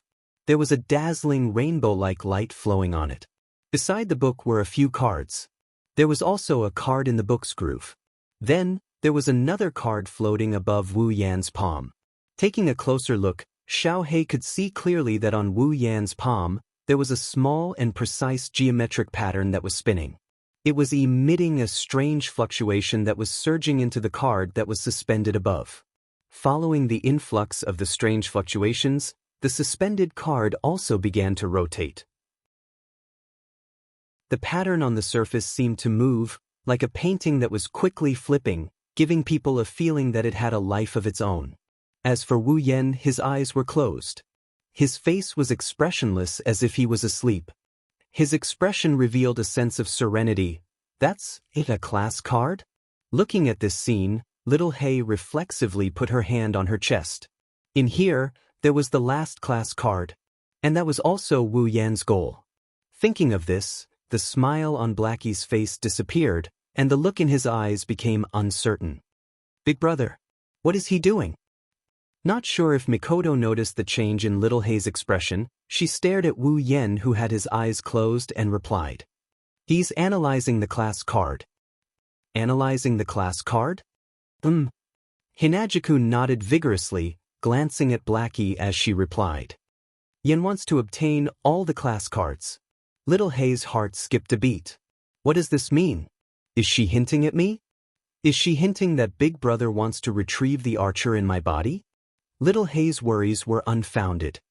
But now, there's no way to obtain the archer card. Chuju smiled as if she saw through little Hei's thoughts. That's why he wants to fully analyze the class card and obtain the method to create the second archer card. These words seemed to have dispelled the haze in Xiao Hei's heart, causing Xiao Hei's amber eyes to brighten. His usual calm smile hung on his face once again. Big Brother is really amazing. Even the Magic Association couldn't decipher the class card, and Big Brother wants to find the method to create it. This isn't just difficult. Difficult is one thing. As long as we succeed, time isn't a problem for us. Mikoto shook her head and raised her eyebrows. I'm just worried that we won't get anything out of it no matter how much time we spend.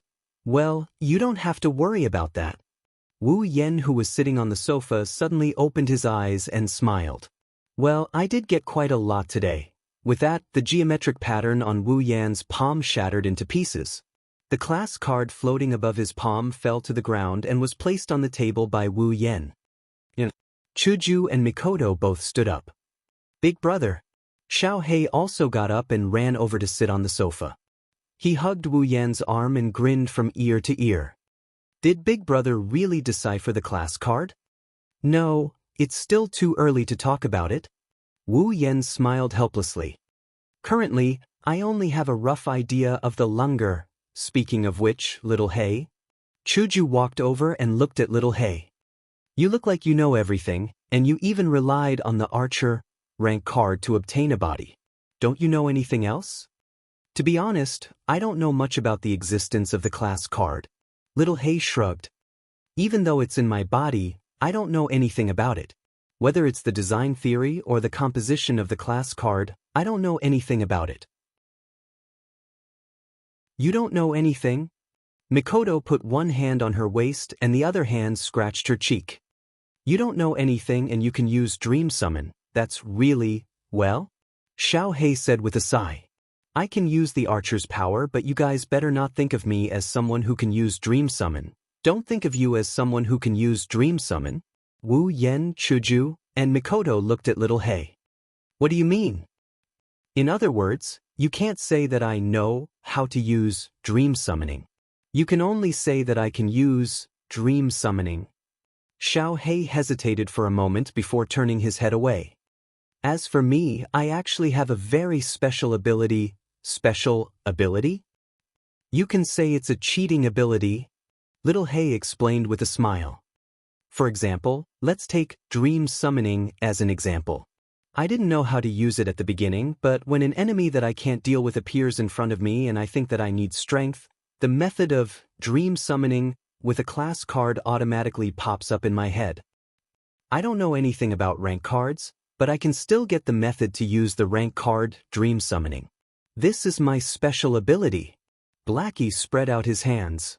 By omitting all the necessary processes and only taking the results that I want, I'll get the answer to the problem. That's how I learned the method of dream summoning. Omitting the process?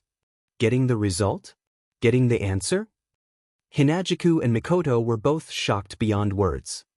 This Wu Yen looked like he had something to say, but he couldn't. Isn't that what you want? It can only be to a certain extent. Little Hay smiled mischievously. Just like the first time I met you, big brother. At that time, I also thought, I need to be faster. Then, the method to use space transfer appeared in my mind. So, even though I know dream summoning, I don't know much about class cards compared to you guys. That's true. Wu Yen sighed. Looks like Little Hay didn't get anything. Oh? Little Hay raised an eyebrow. That's not necessarily true. Chapter 15-14. That's not necessarily true. Just as the three of them were about to give up on Xiaohei's information, Xiaohei said something else. I don't know how the rank cards are made, but I do have an idea as to why they are made. What's the purpose of a class card? Wu Yen, Chuju, and Mikoto perked up. That's right. Xiaohei's eyes gradually narrowed, revealing a solemn and heavy atmosphere. He glanced at the three people present and said word by word. Have you heard of the Holy Grail War? Holy Grail War? Chuju and Mikoto were at a loss when they heard this unfamiliar term. Only Wu Yan's pupils shrunk. The Holy Grail War. As the name suggests, it's a war that revolves around the Holy Grail. To be more precise, it's a ritual. A very large ritual. The ritual's basic purpose is to summon the Holy Grail that can fulfill all people's wishes. In other words, the Holy Grail War is actually a ritual to summon the Holy Grail War. There's a huge vein under Fuyuki City that's connected to an endless source of magic. The foundation of the Holy Grail War is to construct a spell to summon the Holy Grail and use the vein to accumulate a certain amount of magic every 60 years. To summon the Holy Grail that can fulfill all people's wishes. Of course, the summoning of the Holy Grail doesn't only require magic and a summoning spell, it also requires a key to summon the Holy Grail. This key is the ritual to summon the Holy Grail War's Holy Grail War. Through the power of the Holy Grail, he would connect to the heroic spirit thrones where the heroic spirits were and summon 7 heroic spirits. Then he would bestow each heroic spirit with a job rank and have them kill each other in a small-scale war. When the remaining 6 heroic spirits are killed and there's only 1 heroic spirit left, the Holy Grail will be formed. Then it will be summoned. This is the Holy Grail War. The ranks of the 7 heroic spirits were as follows: Saber, Lancer, Archer, Day Rider, Caster, Magician, Assassin, Berserker. It was exactly the same as what was shown on the 7 job rank cards. The rank card could draw out the power of a heroic spirit corresponding to one of the 7 ranks, who would believe that class cards had nothing to do with the Holy Grail War or even the Holy Grail? But the Holy Grail War should be a war ritual that only exists in the original world of Magical Girl Ilia, the world of fate. Could it be this world also had the Holy Grail War? Actually, if you think about it carefully, you'll understand. Blackie's voice was slightly suppressed. Summoning a heroic spirit requires a very complicated magic ritual. Not only does it require the summoner to have a certain degree of spiritual and physical compatibility with the heroic spirit, but it also requires the summoner to have a deep affinity with the heroic spirit to act as a catalyst during the summoning. It's just wishful thinking to summon a heroic spirit with one's own power.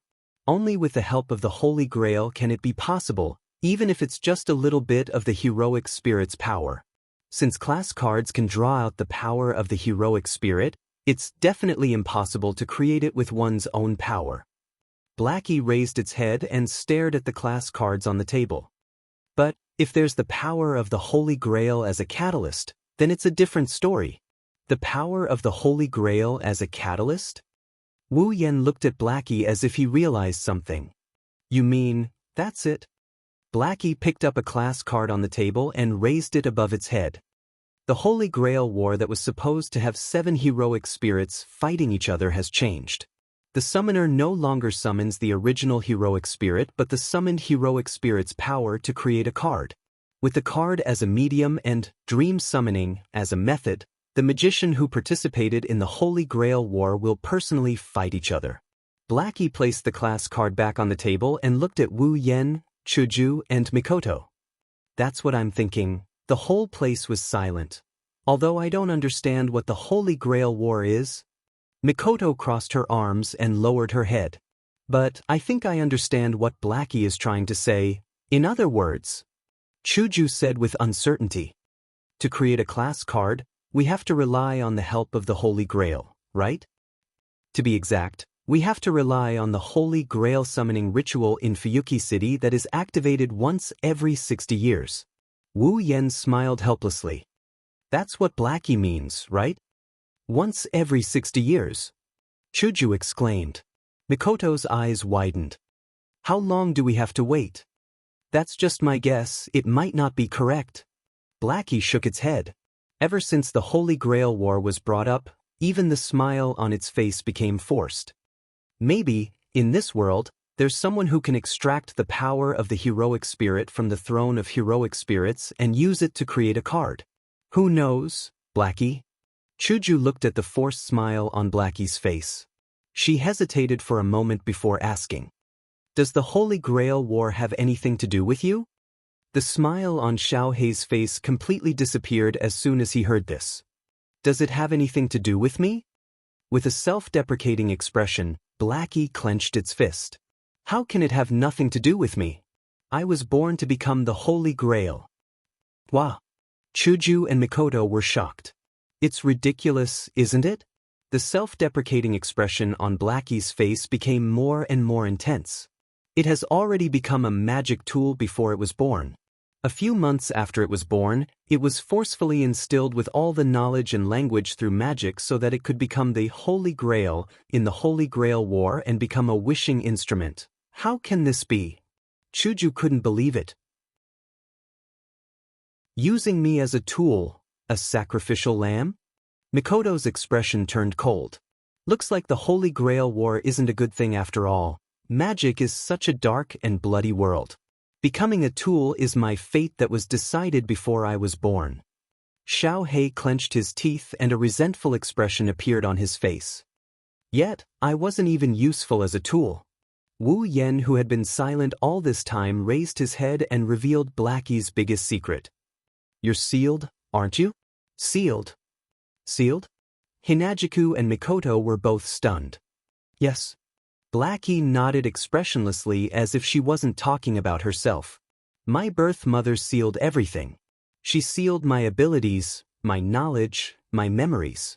She erased everything. So, an ordinary child, Ilya was born. Wu Yen finally understood everything. So that's how it is. Ilya's sealed memories and knowledge settled in her body and gradually grew stronger. In the end, she turned into another personality with consciousness. Then, that personality even obtained a body. Xiao Hei seemed to have lost all her strength as she collapsed on the back of the sofa. She buried her eyes under her bangs so that no one could see her expression clearly. In the end, she became the current me, Blackie. Chuju and Mikoto were silent. She was born as a tool, but she wasn't even able to perform as a tool before she was sealed. When she obtained a body again and became a real existence, she became a fake. Her existence was a miracle. Without mana, she would disappear. Even the foundation of her existence, the class card in her body, could be targeted by others and taken away. Her family, friends, they all became the things that Ilya was born later on. These things that should have belonged to Blackie were all gone. In the end, everything about Xiao Hei had been denied. No wonder Blackie had the ability to fulfill her wishes to a certain extent. That was because she was born as a wish-granting tool. It's all right. Amidst the deathly silence in the hall, such a voice abruptly rang out. Blackie was stunned. Just as she was about to look at the source of the voice, a hand covered her head and gently stroked it. Since you were born, there must be a reason why you were born. I believe that. We believe that as well. Chuju and Mikoto nodded. Blackie's eyes rippled with light. In the end, it turned into hope. Chapter 1515. Fuyuki City, Yuanzong Mountain. This is a famous mountain in Fuyuki City. There's a temple on the mountain called Ludong Temple. It's not that famous in Fuyuki City, but it's still well known. Although not many people come here to visit, it's enough to be a tourist attraction in Fuyuki City. Early in the morning, there's a beautiful morning glow in the east of Yuanzong Mountain. The air is filled with a thin veil of mist and fresh air, accompanied by strands of golden light, dispelling the chill of the night. Looking up from the foot of Yuanzong Mountain, the gate of Ludong Temple is located at the top, like a dragon gate, reflecting the morning sun. A long stone staircase connected the foot of the mountain to the entrance of the Ludong Temple. On both sides of the staircase were rows of trees and flowers. At this time, some of the buds were still sparkling with bright dewdrops, appearing to be full of vitality. Usually, at this time, even if it's the peak time to welcome guests, generally no one will come here to visit. But today, early in the morning, a person appeared at the bottom of the staircase at the foot of Yuanzong Mountain, and he appeared out of thin air. Yuanzong Mountain? Ludong Temple. Looking up, Wu Yan took out a map and looked at the long stone staircase. It should be here, right? For the people of Fuyuki City, Yuanzong Mountain's Ludong Temple is not a strange place.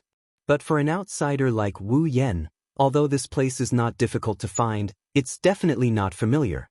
What's more, he's never been here before. It's inevitable that he needs the help of a map. Originally, Wu Yan wanted to ask Blackie to bring him here, but after thinking about it, he had to give up the idea. After all, this place, for Blackie, it's definitely not a place that can make people happy.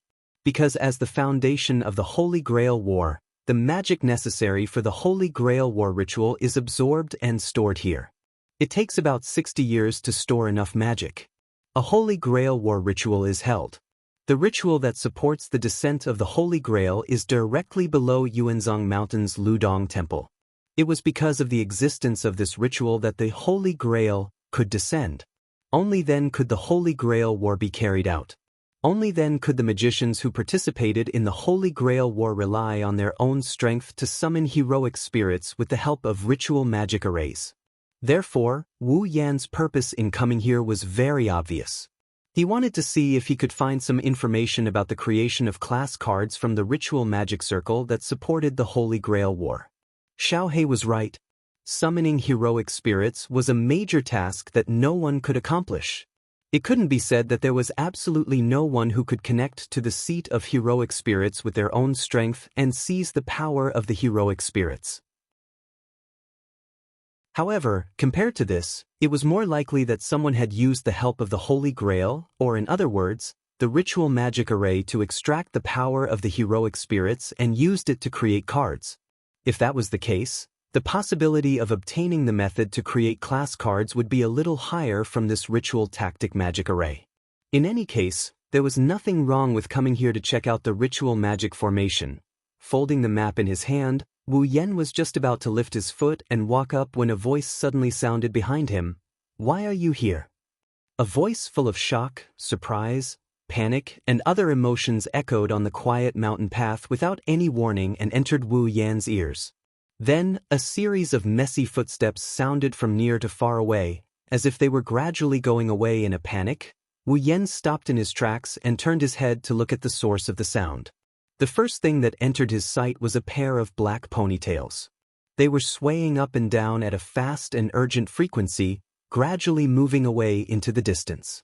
Seeing this, Wu Yan didn't even need to think to know who the owner of the two ponytails is. Thus, he calmly uttered this sentence. He calmly said, "If you really ran away, next time it won't be a forced kiss, but a stripping of your clothes." This light sentence turned into a clear echo on the quiet mountain path and spread out.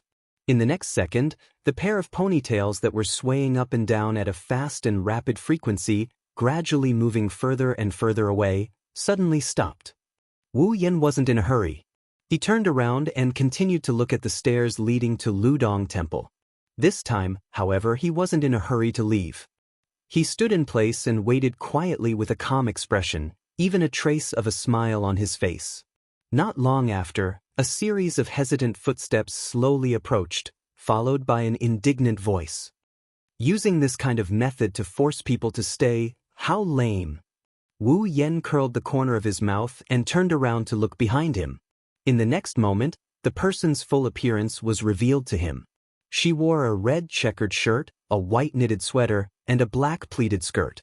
Tall stockings covered her smooth and seductive thighs, and a pair of heelless boots. Her outfit was neither luxurious nor ordinary, it was just the right outfit. But now, its owner was glaring at Wu Yen with a pair of beautiful green eyes, angry and embarrassed. Her face was a little pink, looking very cute. It was Rin and Osaka. That's not right. Wu Yen looked at Rin, who was glaring at him angrily, and shrugged teasingly. No matter how you look at it, it's the guy who saw her first but didn't even greet her and ran away without thinking. That's rude, right? That's because you're shameless. The anger in Yusaka's green eyes became even more intense, and the pink on his cheeks also became more intense, with a feeling of shame and anger. Who told you to do it? What did I do to you? Wu Yen looked at Rin and Osaka's blushing face and stuttering. Why don't you tell me? It's me. Rin and Osaka bit his lips and stared at Wu Yen. He looked like he was about to cry at any moment. It was very cute. After stuttering for a while, he screamed like a madman. In any case, he did something outrageous to me. Is it something that's too much? Wu Yen laughed maliciously. Rin and Osaka instinctively took a step back. He crossed his arms in front of his chest and looked at Wu Yen cautiously. I'm warning you, I'm here to do something important. I don't have time to play with you. Oh? Wu Yen was surprised for a moment before he laughed. So you're saying that when you're not doing something important, you can play to your heart's content? You. Rin and Osaka's eyes widened in anger. I'm serious. I'm serious too. Wu Yen crossed his arms and looked at Rin and Osaka with a smile. You don't believe me? Do you need me to prove it? Forget it. Rin Tosaka raised her bag to block her front. She looked at Wu Yen like he's a pervert. She's looking at Wu Yen like he's going to devour her if she doesn't keep her eyes on him. I'm here to do something important. If you mess around, I won't go easy on you. Then, Wu Yen turned his eyes and he pointed at his own cheeks. Kiss me and I'll forget about it, how about that? Kiss you?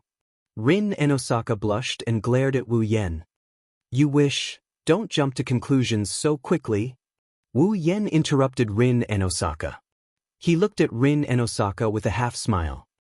Now, come over and kiss me yourself, or let me take the opportunity to bully you. Which choice is better? You're shameless. Rin and Osaka's eyes were filled with tears. She hesitated for a moment before biting her lips and walking towards Wu Yen. Okay, I'll kiss you now, but you're not allowed to kiss me again. That won't do. Wu Yen rejected her without hesitation. Only after you finish your business. Damn it. Rin Enbin looked furious as he glared at Wu Yen. Wu Yen is like a dead pig that isn't afraid of boiling water. Rin Enbin had no choice but to stand on his tiptoes and give Wu Yen a peck on the cheek. Just as she was about to kiss him, Wu Yen turned his head and Rin and Osaka's kiss landed on Wu Yen's lips. Rin and Osaka jumped away like she was electrocuted. Wu Yen laughed out loud again. He didn't expect Rin and Osaka to have such a cute side. Chapter 15-16. The ley lines are in chaos? Wu Yen exclaimed as he walked on a mountain path in the forest of Yuzo Mountain. But didn't we retrieve the 7 grade cards that disturbed the ley lines? Why would the ley lines be in chaos? I would like to know the answer to that as well. Rin Tosaka, who was leading the way, replied. If I knew why the ley lines were in chaos, I wouldn't have come here to investigate and I wouldn't have met you. That's true, the Tosaka household is the owner of this land after all. Wu Yen ignored the second half of Rin's sentence and scratched his face. However, could it be that the reason for the chaos in the earth veins is because you used the mana of the earth veins to construct a magic array the last time? How is that possible? Rin Tozaka's expression was somewhat guilty when he said this. The Tozaka household is the owner of the ley lines, and I am the current head of the household. If borrowing a bit of the ley lines mana would cause the ley lines to be in chaos, why would I do it? Well, you're right. Wu Yen glanced at Rin's guilty expression. He didn't say anything and he shrugged. I hope you messed up the ley lines last time, that way it would be easier to deal with. You're so noisy. Rin Tozaka quickened his pace without looking back. You don't have to tell me that. Don't walk so fast.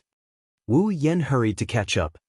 I don't know the way, I might get lost later. What if I lose my temper and destroy the ley lines along with the ley lines? Don't you dare use such a casual tone with me. Rin Enbin turned around and he glared at Wu Yen with a fiery glare. By the way, what are you doing here so early in the morning? As for the reason, it's a long story. Let me get straight to the point. Wu Yen casually said something that made Rin's heart skip a beat. There might be a way to create a grade card here. The way to create a class card. Rin Osaka stopped in shock, causing Wu Yen, who was walking behind her, to bump into her. His hands subconsciously grabbed onto a pair of soft breasts. Wow! Rin Osaka cried out in surprise when his weakness was attacked. Then, his expression turned ruthless. She grabbed her bag and slapped it behind her. Let go of me. You pervert. Wah! This time, it was Wu Yan's turn to scream and lean back. She avoided the bag that was coming at her. You despicable bastard. Rin Osaka covered his chest with one hand. He shouted in exasperation. Didn't I tell you not to mess around after kissing you? Hey. No matter how I look at it, it's impossible. Wu Yan took a step back. He shook his head and waved his hand. It's because you suddenly stopped for no reason. It's because you suddenly said something that couldn't be ignored. Rin Osaka glared at Wu Yen fiercely. Tell me what's going on. I already said it's impossible. Who's asking you that? Rin Osaka was furious.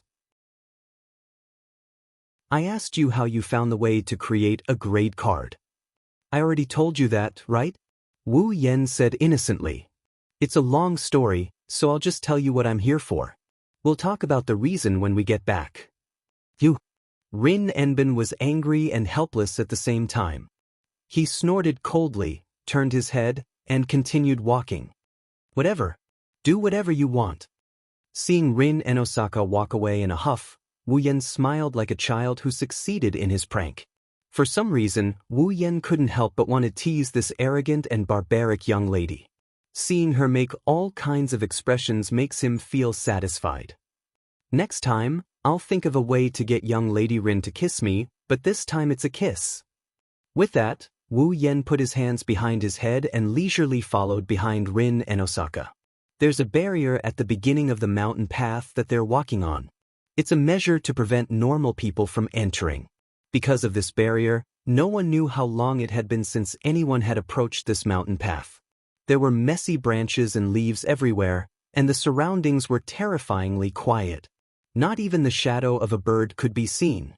It was quite a frightening feeling. Walking on this mountain path, Wu Yen and Rin Enbin's footsteps are unusually loud. Their footsteps even turned into echoes that reverberated in the air. The sound of their feet stepping on tree leaves and branches reverberated in the air. After walking for who knows how long, a rock wall appeared at the end of the mountain path. At the bottom of the rock wall, there's a gap that can only allow one person to pass through. It's pitch black inside. It's not hard to imagine how dim the light is. We're here. Looking at the gap in the rock wall that only allowed one person to pass through, Rin reminded him. That's the tunnel that connects to the underground cavern inside Yuzo Mountain. The underground cavern. That's where the main vein of Fuyuki City gathers. It's also the center of the Holy Grail Wars ritual formation. House Osaka is in charge of managing the land veins. They're there to directly investigate, manage, and monitor the land veins. It's also the place where the land veins are closest to the surface. Wu Yen and Rin Osaka's destination is the underground cavern. Let's go in. Under the lead of the host, Rin Enbin, The two of them entered a crack in the wall and walked into the tunnel that led to the underground cavern. The tunnel is very narrow at the beginning. It can only allow one person to pass through. The light inside is also very dim. Therefore, you bastard! Where are you touching this time? And nothing, I'm just touching the rock wall. Why did you put your hand in front of you when you're touching the rock wall, Wow, it's so soft. What is it again? You. I'm going to get mad if you touch it again. Don't say that after you've taken out the gemstone, okay? After a while, the tunnel became wider and wider. After a while, it's wide enough for 10 people to walk side by side. After walking for a while, they found themselves in a huge cavern. Looking around, Wu Yan was speechless. It's the size of 2 soccer fields and the height of a mountain. What a huge cavern, no wonder it's called the underground cavern. All right. Rin and Osaka glanced at Wu Yan. Since we're here, why don't you tell me where we can find the method to create a rank card? How would I know where to find it? Wu Yan rolled his eyes. Also, I only said that it's possible to find it. Whether or not we can find the method to create a rank card, we'll have to wait and see. With that, Wu Yan jumped onto a stone platform at the front of the cavern. He knelt down on one knee and touched the ground that was covered in dust, gravel, and dirt. According to Blackie, he should be able to reach the center of the ritual from here. Wu Yan closed his eyes. His hand on the ground began to emit a magical heat like smoke. It rose from his palm and between his fingers. Not long after, an intricate geometric pattern about twice the size of Wu Yan's palm appeared with his palm at the center. It started to vibrate with a faint radiance and started to rotate. So, we can find the method to create a rank card just like that? Rin and Osaka tilted his head in confusion. Could it be that the method to create a rank card is still hidden in the ley line? Only the Enosaka clan would be able to find the ley line. Rin and Osaka couldn't figure it out and gave up. He walked to the center of the platform and took out a stand from his bag. Holding the frame, Rin Hasaka set it up on the ground, creating a simple 4-legged platform. There were 4 iron pipes on the platform, and an ancient-looking piece of paper was tied in the middle. After setting up the brackets, Rin Enbin took out a thick book from his bag. He flipped through it and placed it on his wrist, holding it flat beside him. His other hand took out a gemstone that was connected to a pendant. Phew! Standing in front of the support, Rin Enbin took a deep breath. Let's begin. Rin and Osaka held the book with one hand and the pendant with the other. He held it above the ancient paper and closed his eyes. He began to chant an incantation. After chanting the incantation, a green light flashed on the book in Rin and Osaka's hand. Soon after, the gemstone hanging above the ancient paper also emitted a light. Chapter 15-17. Anfang begin. Beantwerten Private Ediford Milk Desib Jordan. Request for a response in the name of the One. Boden, Zerstromung, flow from the earth. Stromung, Zumblit, flow of blood. Blood, Zumpergament, blood on skin. Absk day, blessing. In the gloomy underground cavern, lines of German incantations seemed to have turned into the syllables of a song, reverberating in the vast space. As the last syllable fell, the gem on Rin Enbin's pendant glowed like a crystal. It lit up the entire cavern. Rin Enbin was completely unaffected by this. His eyes were still closed as he repeatedly chanted an incomprehensible incantation. Not far away, Wu Yan is kneeling on one knee. He used magic to send his consciousness into the ground to investigate the Holy Grail War ritual formation. He didn't seem to be affected at all. He continued with his work. Inky was right. It was relatively easy to investigate the ritual magic circle of the Holy Grail War in the underground cave in the center of Fuyuki City. He was using magic to do it. Wu Yan's consciousness went deep into the underground cavern. In his mind, a huge, complex, and compact magic circle slowly appeared. That was the Holy Grail War ritual magic circle under Yuanzong Mountain's Willow Cave Temple. It was the foundation that supported the Holy Grail War. Now, this magic formation that can absorb mana from the ley lines to support the Holy Grail's descent and assist the magicians in the Holy Grail War in summoning their heroic spirits was exposed to Wu Yan's eyes without any reservations. If he could analyze it thoroughly, then as long as he has enough mana to support the Holy Grail's descent and the heroic spirit summoning, Wu Yan could do it alone.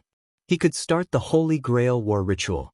Of course, it's only limited to those worlds where heroic spirits exist. It's a pity that even though the true ancestor's mana was strong, Wu Yan's demonic power is boundless after being cleansed several times. However, it's still too early to start the Holy Grail War ritual. After all, this ceremonial magic formation required 60 years of absorbing mana from the earth veins, which were known to have an endless supply of mana. Wu Yan's ability alone was not enough to start the Holy Grail War ritual magic circle. Because of this, Inky's view on the class card was more realistic. Otherwise, it's hard to imagine that someone could connect to the throne of heroic spirits and use its power to create a card. Compared to this possibility, the theory that the creator of the class card used the power of the Holy Grail to create the card was more convincing. And now, Wu Yan could sense that the ritual magic circle under the Yuanzhang Mountain's Willow Cave Temple was still emitting strange waves. It was constantly absorbing mana from the underground cavern and storing it. Wu Yan didn't know if the ritual magic circle had absorbed enough mana to start the Holy Grail War ritual magic circle. Even if it had, he wouldn't start it. The Holy Grail that could fulfill all wishes was very attractive. However, Wu Yan didn't need it. He didn't think that the Holy Grail could fulfill all wishes. Moreover, every Holy Grail War ritual magic circle would drag many people into a disaster and misfortune. No one had ever heard of a Holy Grail War ritual magic circle bringing happiness to anyone. In the end, the Holy Grail War ritual magic circle was nothing more than an ugly battle for the Holy Grail. Therefore, Wu Yan was already kind enough to not destroy the ritual magic circle, let alone start it. If it was really activated, Blackie, who was born to become the Holy Grail, would have a tragic end, right? When he thought of this, Wu Yan couldn't help but have the urge to destroy the ritual magic circle. It took him a lot of effort to restrain himself and focus on the ritual magic circle. No matter what, he had to first memorize this huge and complicated ritual magic circle. Perhaps it would be of some help in crafting rank cards. With this thought in mind, Wu Yan used the knowledge of the 103,000 grimoires to memorize the ritual magic circle and engraved it into his mind one by one. With the ability of complete memory, even if the ritual magic circle was very complicated, it wasn't difficult for Wu Yan to just memorize it. Just like this, time passed quietly as Wu Yan memorized the ritual magic circle and Rin Enbin kept chanting the incomprehensible incantation. At a certain moment, Wu Yan, who had his eyes closed, the mana in his hand that was pressed on the ground began to weaken. The rippling complex pattern also slowly dissipated. Wu Yan opened his eyes and let out a long sigh. He clapped his hands and stood up from the ground. "I've memorized the ritual, I'll study the rest when I get home." Wu Yan looked up and was about to look at Rin Enbin when he suddenly exclaimed, "How is this possible?" Hearing Rin Enbin's shocked and incredulous voice, Wu Yan had the same thought. Things seemed to be developing in an unexpected way again. "What's wrong?" With a heavy expression, Wu Yan came to Rin Enbin's side and asked, "What happened?" Rin Enosaka didn't even reply. Instead, he looked at the ancient paper in front of him with a shaken expression. His pupils fluctuated violently, and his eyes were filled with shock. Wu Yan ignored Rin Enbin and looked at the ancient paper in front of Rin Enbin. On the ancient piece of paper, traces of burnt marks spread across it like a spider web. It wasn't complicated, but it didn't look like a pattern drawn by humans. Fuyuki City's ley line map? Wu Yan furrowed his brows as he looked at Rin Enosaka. "What's going on? Is there a problem with the ley line?" Rin Enbin didn't answer. He clenched his teeth and pointed at the bottom left corner of the ley line map in front of him. Over there was an extremely small but well-defined square block blocking one of the earth veins like a strange object. "That's a blockage?" Wu Yan paused for a bit before he exclaimed, It's the one that caused the landform to be chaotic? Have you ever seen a blockage in an earth vein that looks like a cube? Rin and Osaka forced a smile on his face. That's a lot more troublesome than a blockage. Wu Yen furrowed his brows. What's going on? That's not a real blockage. It's a fictional space. Rin Enbin took a deep breath and smiled bitterly. It absorbs mana from the Leyline. It's located in the imaginary realm. It's a reflection of this world, absorbing the land's mana, the void domain, this world's inverted space. Wu Yen mumbled. Then, a possibility flashed through his mind. His expression changed as he exclaimed in shock. Mirror realm, do you understand? Rin and Osaka's bitter smile deepened. The cube in the Leyline. It's the mirror realm. That's impossible. Wu Yen took out his rank card. I have all the rank cards. The last one is in Blackie's body. The mirror realm shouldn't exist anymore, right? Then, Rin and Osaka stared at the square on the map. Who told you that the mirror realm doesn't exist without the 7 rank cards? Isn't it obvious? Wu Yen answered without thinking. The mirror realm exists because of the rank cards. Wu Yan's words got stuck in his throat before he could finish his sentence. Do you understand now? Rin Enbin clenched his fist.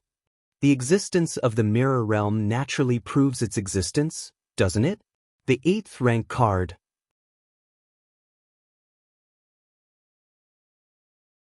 Chapter 1518. The 8th tier card? Inside the living room of Wu Yen, Hinajiku, Mikoto, and Little Black's house, gasps of surprise, astonishment, and shock resounded in this small space. The class card. Mayu could not hide the wavering in his eyes as he muttered in a daze. There's an 8th tier card? That thing. Xiaohei looked at Wu Yen in shock. After Wu Yen nodded in agreement with Rin Enbin, Xiaohei sat back on her chair and shook her head in disbelief. The 8th tier card? How is that even possible? Wu Yen sighed when he saw Xiaohei's reaction. Just like Xiaohei, he couldn't believe the existence of the 8th tier card. After all, there were only 7 tiers in the Holy Grail War: Saber, Lancer, Archer, Rider, Caster, Assassin, and Berserker. There was no 8th tier card. In Wu Yan's memory, the original world of this world, which is Fate's world, there was a battle in the Holy Grail War where there was another job class other than the above 7. Could there be one in this world as well? The 8th tier card. Could it be the heroic spirit of another class that appeared once during the Holy Grail War in the world of Fate? If that's the case, it'll cause a lot of trouble. It's going to be a lot of trouble. I know you're all surprised. I'm surprised too. Rin Enbin spread the map on the table. He pointed at the square on the bottom left of the map and looked at everyone. But the map of the Earth veins has shown it clearly. In other words, the recycling of the cards hasn't ended yet. Livia sighed. No wonder the Leyline hasn't returned to normal. There's still another tier card. It's still absorbing the mana of the Leyline in the mirrored realm. How can the Leyline return to normal? Is there really an 8th tier card? At the side, Ilya raised her hand. Didn't Sister Rin say that the Magic Association detected a distorted mana source in Fuyuki City? That's why they knew there's a tier card. But now, there's no longer a distorted mana source in Fuyuki City. The location of the tier card this time is different from before. Rin Enbin shook his head. It's not just deep underground. It's located on the main branch of the Leyline. Even the Magic Association can't detect it. Only the House of Enbin, who has direct jurisdiction over the Leyline, can detect it. It's not surprising that they missed it. The Magic Association detected the distorted mana source and discovered the existence of the tier card. It's been about a month. Livia bit on her fingernail. Not only is the 8th card located on the main trunk of the ley lines, but it has also been absorbing magic power for a whole month. To be able to absorb such an astonishing amount of magic power. Blackie revealed a troubled expression. What a terrifying monster that is. The amount of mana the 8th tier card absorbs is far more than the previous tier cards. The amount of mana it absorbs is so much that it's making the ley line chaotic. Rin Enbin placed his hands on the table. His expression was unprecedentedly serious. So, it's very likely that the enemy is even stronger than the saber and berserker of the past. Stronger than the saber and berserker? Ilya couldn't help but reveal a fearful expression. Although it wasn't Ilya, Mio, Rin Enben, and Livia who fought the saber, it was still a battle between the saber and berserker. Ilya saw it with her own eyes.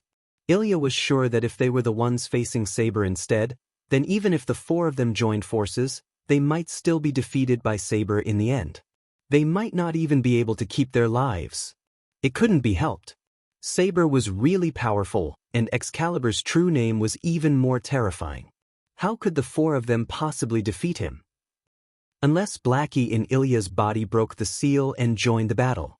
Otherwise, they would never be able to defeat the saber with the Excalibur. As for the berserker, it was even more terrifying. Berserker's strength was on par with saber. Saber had Excalibur, while berserker had 12 trials. Berserker was even more difficult to deal with than saber. Furthermore, berserker was able to become stronger as the battle went on. It was extremely difficult to deal with. This could be seen from the fact that Wu Yen defeated the saber alone and the berserker was fought by Wu Yen, Chuju, and Mikoto. Moreover, Ilya and Miyu had almost died in the hands of a berserker back then. If the 8th rank card was an enemy stronger than saber and berserker, Ilya no longer dared to imagine how frightening that existence would be. This time, I gathered everyone here to listen to your thoughts. Rin Enben spoke with a deep voice. Facing the strongest enemy in history, what do you all plan to do? Hearing this, everyone fell silent. What do we do? What else can we do? There wasn't a single person here who didn't have a direct connection with the class card. This 8th class card that appeared out of nowhere, no matter what it is, there is only one way to deal with it. My ultimate goal is to get the 7 class cards. When everyone went silent, Wu Yen suddenly spoke. That's why I plan to take it back. Wu Yen subconsciously looked at Chuju and Mikoto. You don't have to ask. Chuju and Mikoto looked at each other and answered in unison. Yan's decision is our decision. I'll go too. Little Black slammed the table and stood up without hesitation. The class card, the strongest enemy in history, these have nothing to do with me, but if Big Brother, Chuju Tae-san, and Mikoto Ne-san are going, then I'll go too. It's probably the same for us. Rin Enben and Livia looked at each other and shook their heads with a smile. Although the mission of taking back the class card is equivalent to a failure, it's still our mission to restore the ley lines to normal. Even if the enemy isn't something we can deal with, we'll still go, Ilya. Miyu. At this moment, Livia looked at Elia and Miyu. What's your decision? Ilya's mouth opened slightly, and she started hesitating. I'll go. Miyu suddenly said. She didn't explain the reason and only used her unyielding eyes to express her inner thoughts. Silence speaks louder than words. Seeing that Miyu agreed, Ilya gritted her teeth. If that's the case, wait. Just when Ilya was about to go all out, Wu Yen interrupted her. The enemy might be the strongest in history, but it's also a fact that there's only one left. The space in the mirror realm is definitely not that big. If too many people go in, it's very likely that something will happen. The girls looked at each other. Then what should we do? Let's think about the people who will go out later. Wu Yen pondered for a moment. First, we have to clear the path. The location of the 8th class card was in the underground ley lines trunk. In other words, everyone had to first reach the mirror realm where the 8th rank card was before they could jump from the real number domain to the imaginary number domain. In other words, they must first go underground if they want to enter the mirror realm. Leave this matter to me. Livia nodded to everyone. I'll get someone to make an underground passage. Hearing this, everyone present nodded with their own thoughts, allowing the scene to return to silence.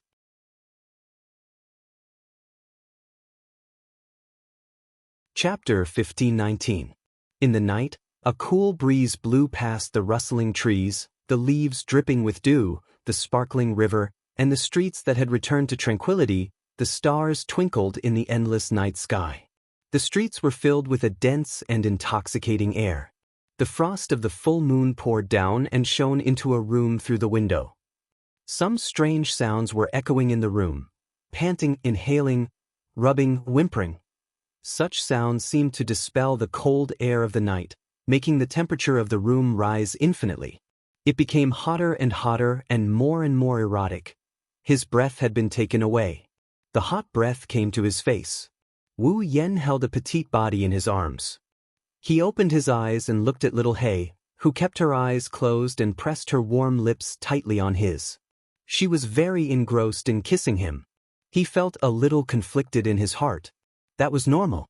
Wu Yan doesn't know what other people are thinking, but he is well aware of the fact that he is constantly being asked for things by a girl who is always taking the initiative. Although he can't say that he's unhappy about it, if possible, he would still like to be the one taking the initiative. It was a pity that little Black's boldness was too extraordinary, and it also had a competitive spirit that refused to be outdone. If it really fought with her for the initiative, she would not be happy if it won. If he lost, she would be proud. No matter which side he chose, it was not a good choice. Therefore, even if he was conflicted, Wu Yan could only let little Hei do what she wanted. Moreover, little Hei was very enthusiastic tonight, like a kitten seeking warmth. He didn't want to push her away.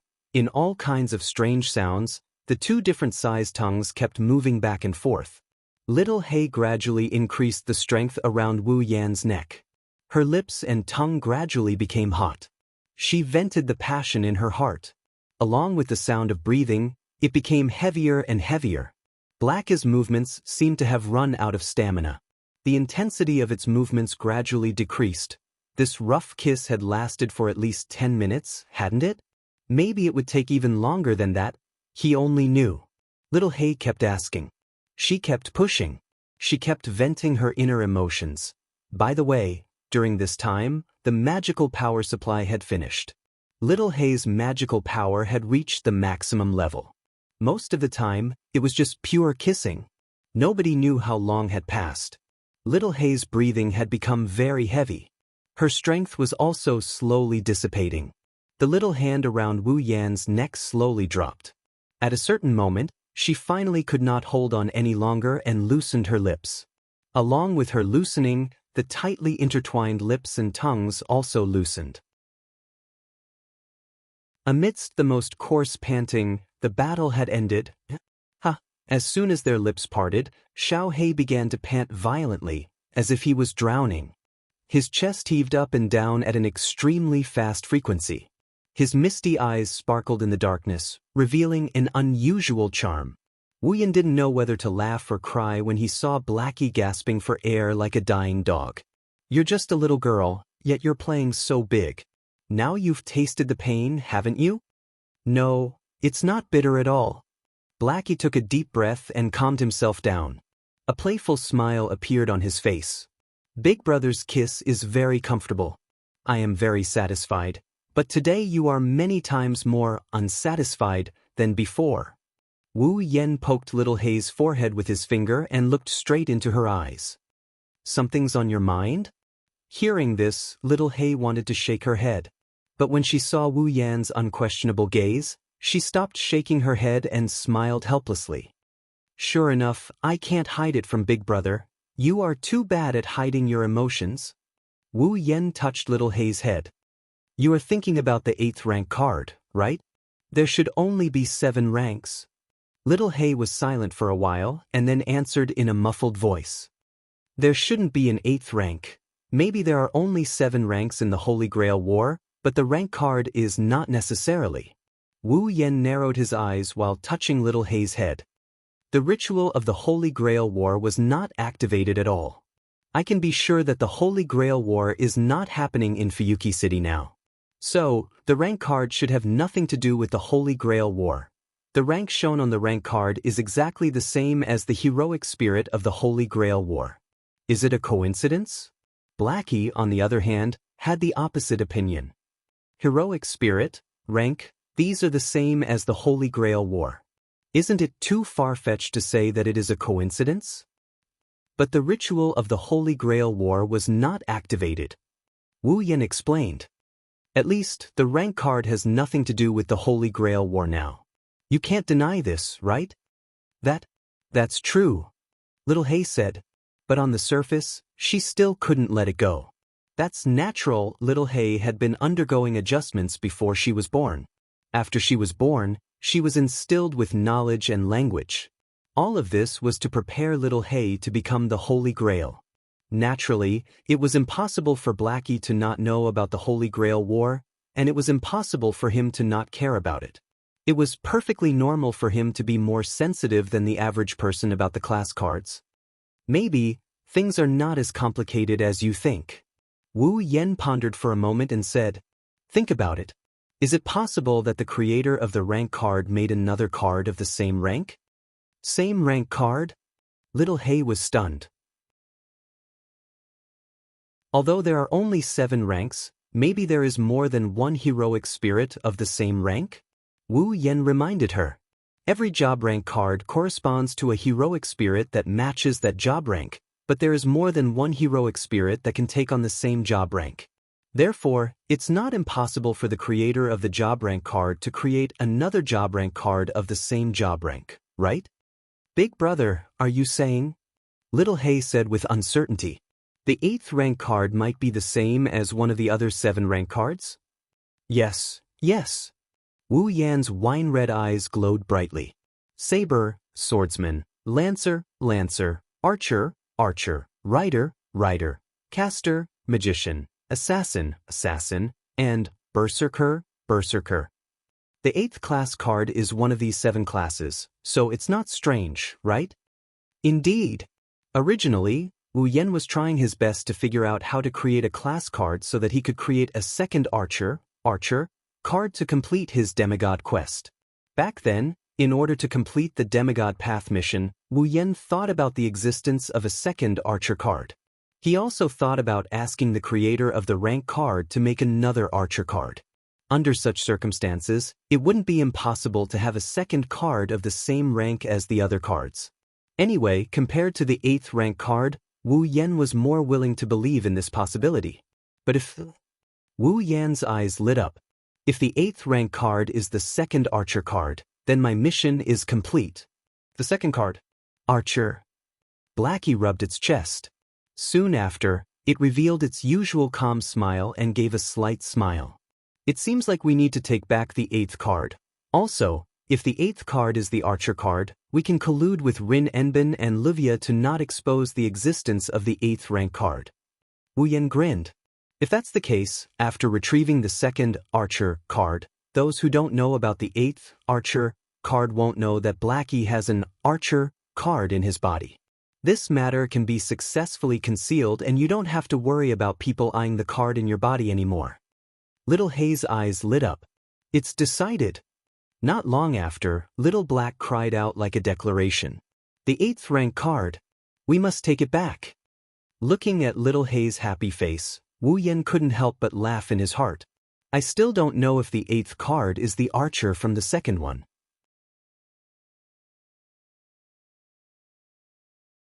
Chapter 1520. Therefore, before Livia completed the underground tunnel leading to the location of the 8th rank card, everyone put this matter aside and continued with their daily lives. Rin Enbin would continue to monitor the situation of the ley lines in the underground cavern. He would also monitor the changes in the ley lines and the state of the mirror realm in the imaginary domain where the rank card was located. This was to prevent the 8th rank card from causing any other changes to the ley lines. As for the others, they used the excuse of conserving their energy to not participate in the matter of the rank card before the underground tunnel was completed. Of course, conserving their energy was only a small part of it. Most importantly, everyone wanted to enjoy their ordinary lives as much as possible before the big battle. After all, the 8th rank card was madly absorbing the mana from the ley lines, causing the ley lines to shrink and become chaotic. It was obvious that the enemy they were going to face next was a monster that was scarier than any other heroic spirit they had faced before.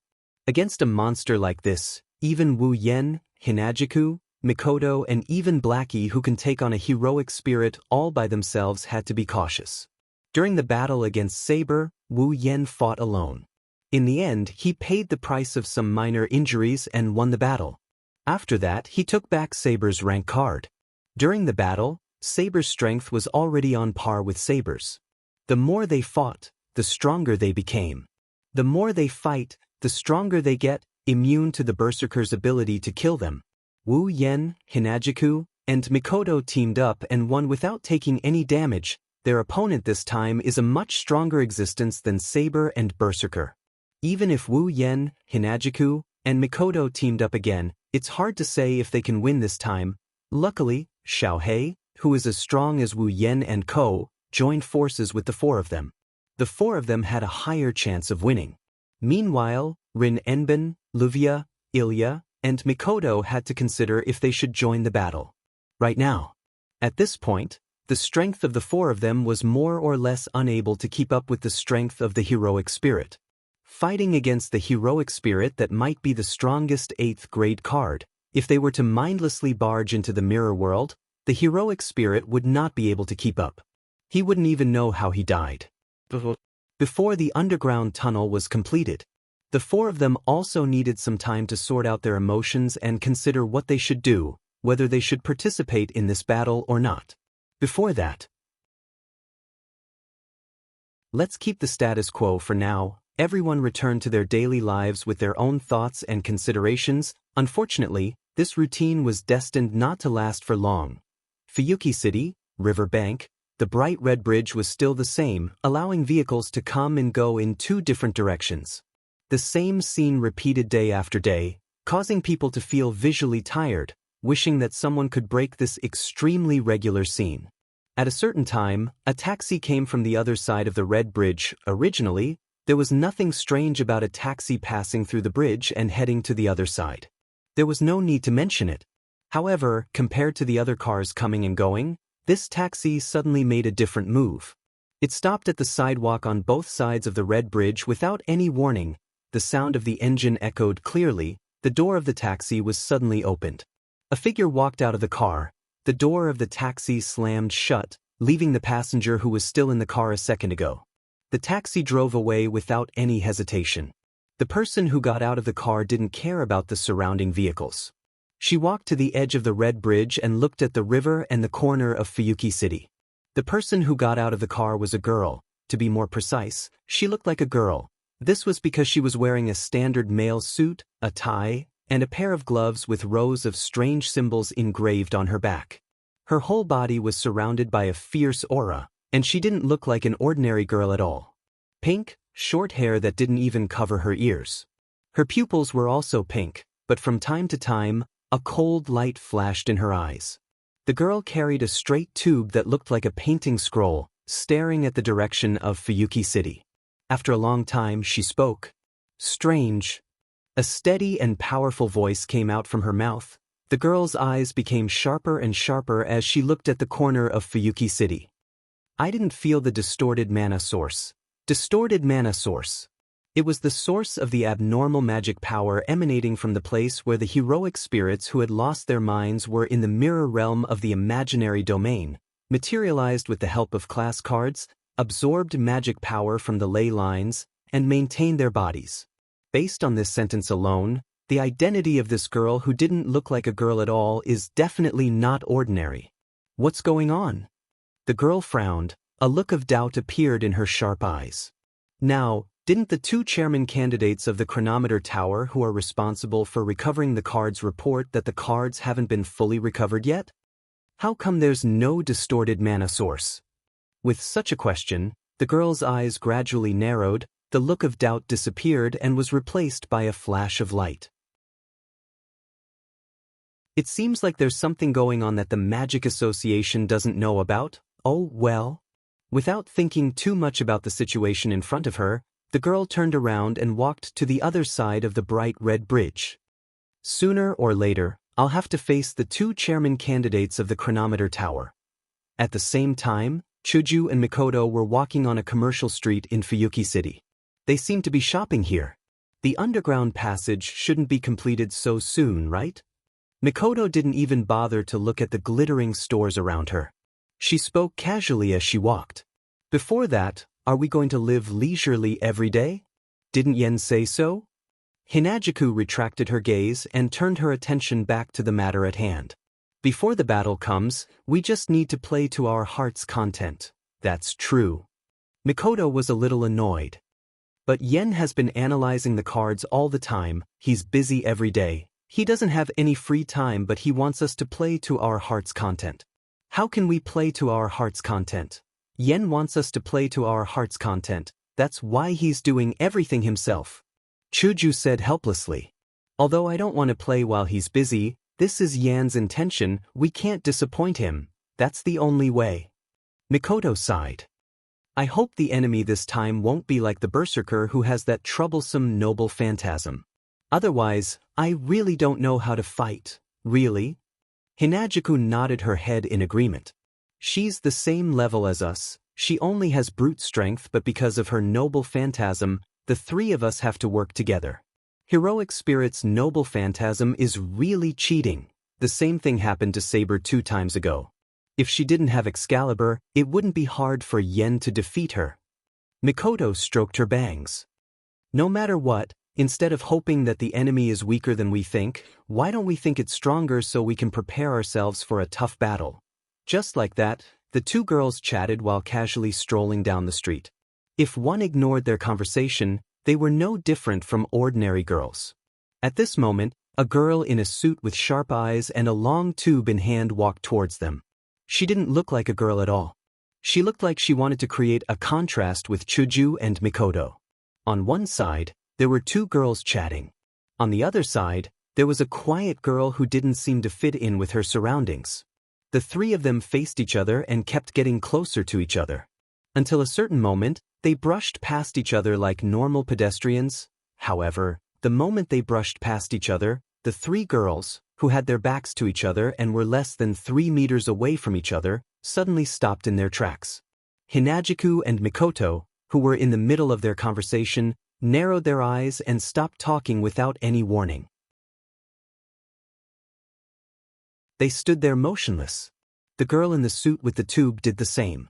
Her sharp eyes were filled with murderous intent.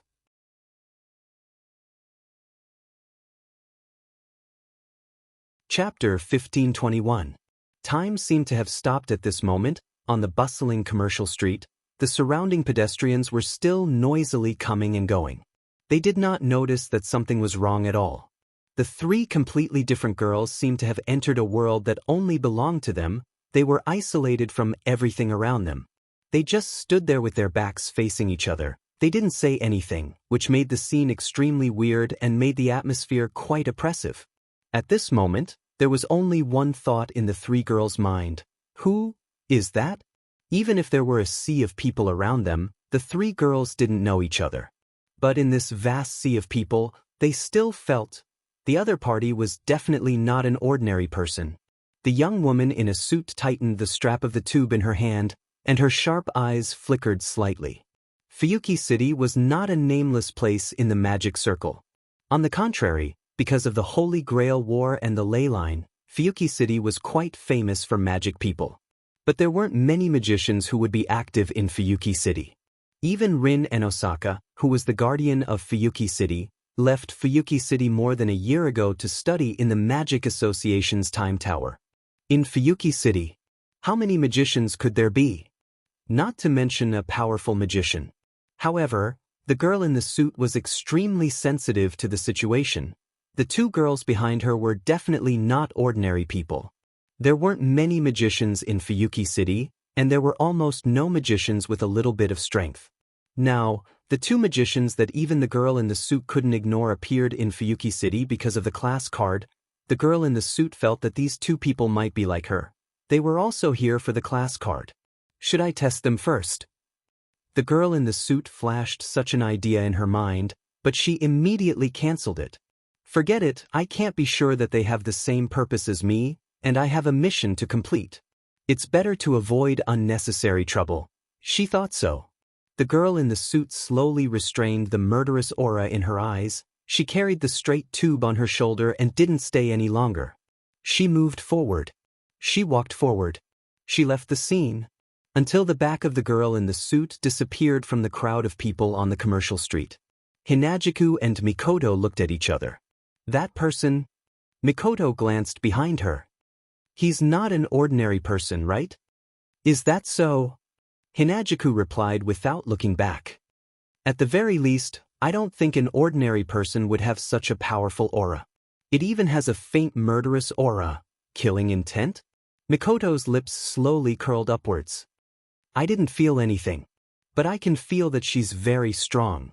Why would such a strong person suddenly appear? Hinajiku muttered to herself.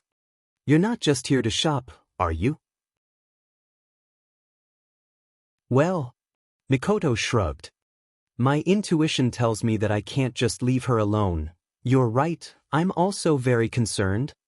Hinajiku turned around and looked at the crowded commercial street behind her. Then what should we do? Isn't it obvious? Mikoto answered without hesitation. No matter what, let's go check it out. Chuju hesitated for a bit before nodding. The two of them looked at each other again. Then, they lifted their feet and rushed into the crowd in front of them. Fuyuki City, Eiderfeldt's house, it's that deep? After the reconstruction was completed, Livia clicked her tongue as she looked at the diagram of the location of the 8th job rank card that she received from Rindosaka in the brand new reception hall. It's not something that can be done in a short period of time to think of an underground passage in such a deep place. The ley line is deep to begin with, the 8th rank card is on one of the main branches of the ley line, how can it not be deep? Although his words were reasonable, Rin Enosaka had a troubled expression on his face. It's no wonder the association couldn't find the 8th rank card in such a deep place. It's a good thing we found it early. If we let the card absorb mana from the ley line, who knows what would happen? Livia looked at the map in her hand. Based on the current situation, it will take at least half a month to complete the underground tunnel. Let's do it as fast as we can. Rin Enbin waved his hand. It's hard to say if such a dangerous thing will cause other troubles in the earth vein. Then let's get started. Livia didn't argue with Rindosaka. She folded the diagram in her hand and handed it to Ogiest, who had been standing by the side. Ogiest, I'll leave this to you. Yes, milady. The old butler swiftly put away the schematic map and walked out of the guest hall. He didn't seem to be old at all. Shouldn't we report to the master about the 8th rank card? Livia said as she looked at the direction where Ogiest left. I know we shouldn't let the association know about this, but shouldn't we report it to the master? I know what you mean. Rin Enbin's expression was unreadable. After all, the enemy this time isn't something we can handle. Even if it's that man and his 2 companions, we can't say they'll win, right? More importantly, even if we win, we won't be the ones to get the 8th rank card. Livia laughed at herself. If we don't think of a way to break the current situation, we'll have to give up on the entrance test. Rin Enbin didn't know what to say. Indeed, Rin Enosaka and Livia were in an extremely awkward situation.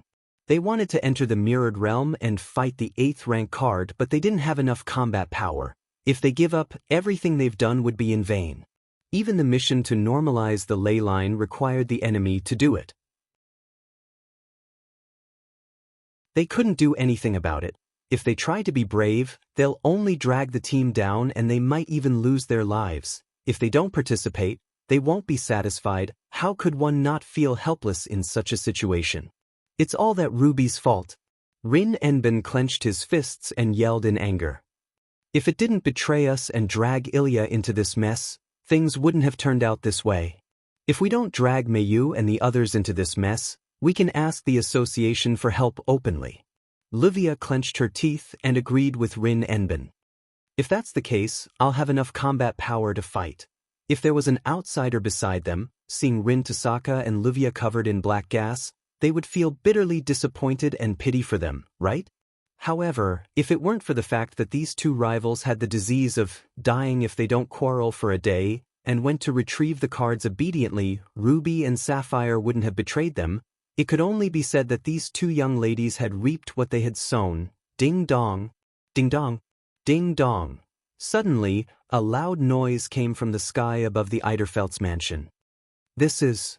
Livia was startled, and then her expression changed. Intrusion alarm? Intrusion alarm. Rin Enbin looked at Livia in shock. You mean, someone broke in? It's not a normal person. Livia stood up. And they're not friendly. Damn it. Rin Enbin bit his lips. So many things have happened already, why aren't they done yet? After saying that, Rin Tasaka also stood up and rushed out of the reception hall with Livia. They rushed towards the main hall on the first floor. Pushing open the door to the hall, the girl in a suit with a straight tube on her shoulder walked into this place without any expression on her face, as if she had entered a place where no one was around. The originally fierce aura on her body began to carry genuine hostility as it spread around the surroundings. It's just as Livia said. Intruder. Not friendly. Walking to the center of the hall, the young lady in the suit looked around. She looked at the quiet space that did not have the slightest bit of human presence, and a steady and powerful voice burst out from her mouth. If you don't come out, don't blame me for using violence to force you out. As his voice slowly faded, the entire hall returned to silence once again. It was as if they had calculated the time. Not long after, at the top of the stairs, two figures walked over from inside the corridor.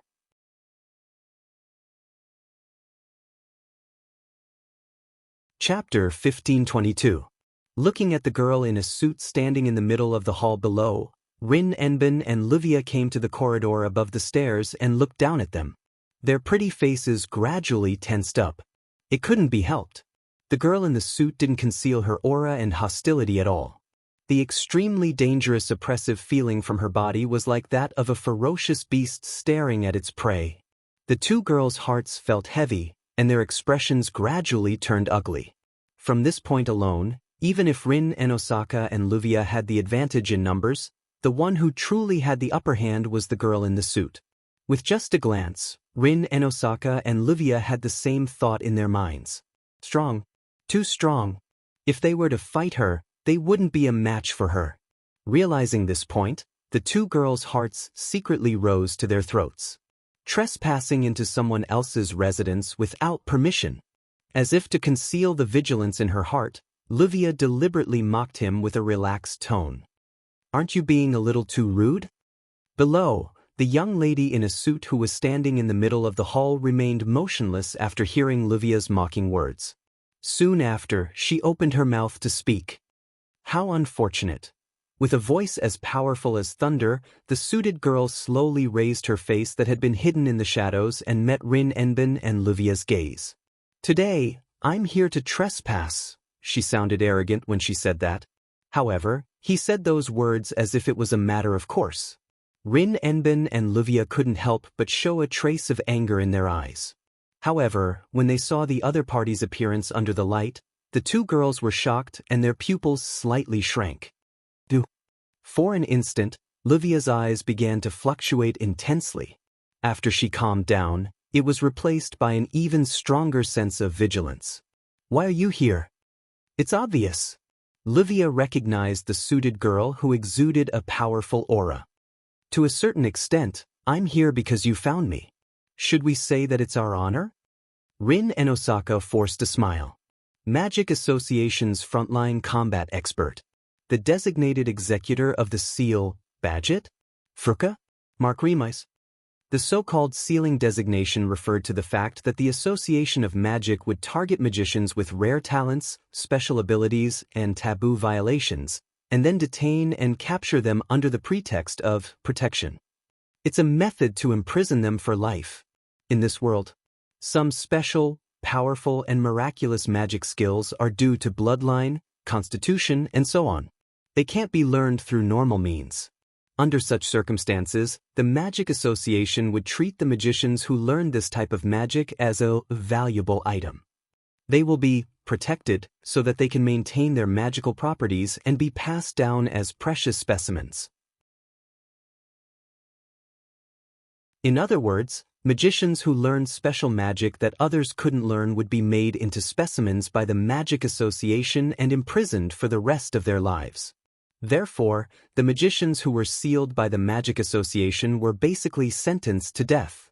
Therefore, most of the magicians who were sealed would reject the edict of the Magic Association and begin to flee. It's not because they're afraid of death. Those who were sealed were those magicians with unique abilities and special physiques who had reached the limit of their field. They were not afraid of death, and for them, their priority was to explore the way of magic. As for their own lives, they don't care about it anymore. For magicians who were obsessed with magic every day, being imprisoned for a lifetime meant that they would no longer be able to conduct magic research. Because of this, being sealed was definitely unacceptable. Therefore, it was the task of the Magic Association's enforcers to hunt down the magicians who were hiding and escaping from the seal. Due to the fact that the magicians who were sealed had all reached the true peak in a certain field and possessed special magic and abilities, they were naturally very powerful. Therefore, the magicians who were sealed were usually the best combat experts in the Magic Association. Bajie is such an existence. Rin Enosaka and Livia are candidates for the chairman of the Magic Association's Tower of Time, but in the end, they're just new magicians. If the Magic Association is compared to a police station, then Rin Enosaka and Livia are students who are selected to become excellent police officers in the future. As for Bajie, she's already independent and can go out alone to carry out missions. She's one of the best police officers in the Magic Association. The two of them aren't even on the same level. This time, Rin Tozaka is right. Livia shrugged casually. Although I think I'm quite good, I don't have the ability to make the Magic Association issue an amnesty order. It's scary that the enforcers of the Magic Association would come looking for us. If everyone who is sealed is like you, then as the enforcers, I would feel a lot more relaxed. Bajie stared at Rin Enosaka and Livia. Unfortunately, as you said, you don't have the right to receive an amnesty order from the Magic Association. Livia couldn't help but take a step forward. Rin Enosaka stopped her. You didn't come here just to mock and ridicule us, did you? I don't have the time to do that. Bajie narrowed her eyes. Rin Enosaka. Livia Salinta? Eiderfelt. Bajie stared at Rin Enosaka and Livia with a sharp gaze. Rank cards, where did they go? Rank cards? Livia paused for a second. Rin Enosaka raised his eyebrows and asked in surprise. Don't tell me you're here for the rank card? The distorted mana sources in Fuyuki City are all gone. That means all the rank cards have been recycled, right? Bajie didn't answer Rin Enben's question. Instead, she muttered to herself. But you reported to the Magic Association that the rank cards haven't been recycled. What's going on? Are you trying to get information from us? Livia smiled provocatively. But your attitude doesn't seem like the attitude of a person who is asking questions. Is that so? Bajie nodded expressionlessly. So you're not going to say anything? Rin Enosaka and Livia didn't say anything else and fell silent. All right. Barzit's expression remained unchanged as she let go of the cylinder on her shoulder. With a loud thud, she let it fall on the floor. Originally, I didn't expect to use peaceful means to obtain what I need, so you're going to use force? Rin Enben smiled, but the vigilance in his eyes was stronger than ever. Should I say you're the one who's supposed to execute the seal? Sorry, I'm sorry. Bajit's body tensed up. Like a spring, she shot out. I don't have time to chat with you. Suddenly, Bajit turned into a blur and charged towards Rin Enben and Livia.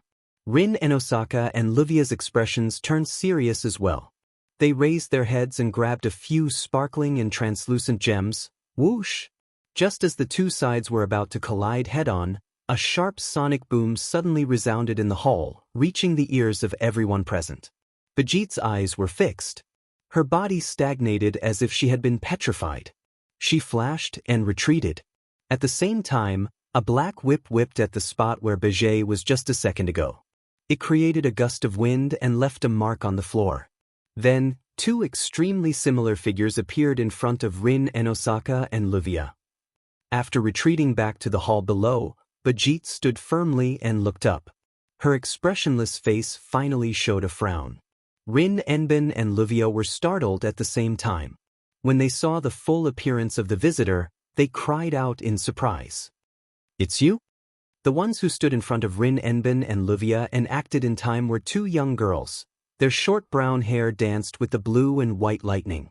Their crystal-like swords glowed coldly in the air. They're Chuju and Mikoto.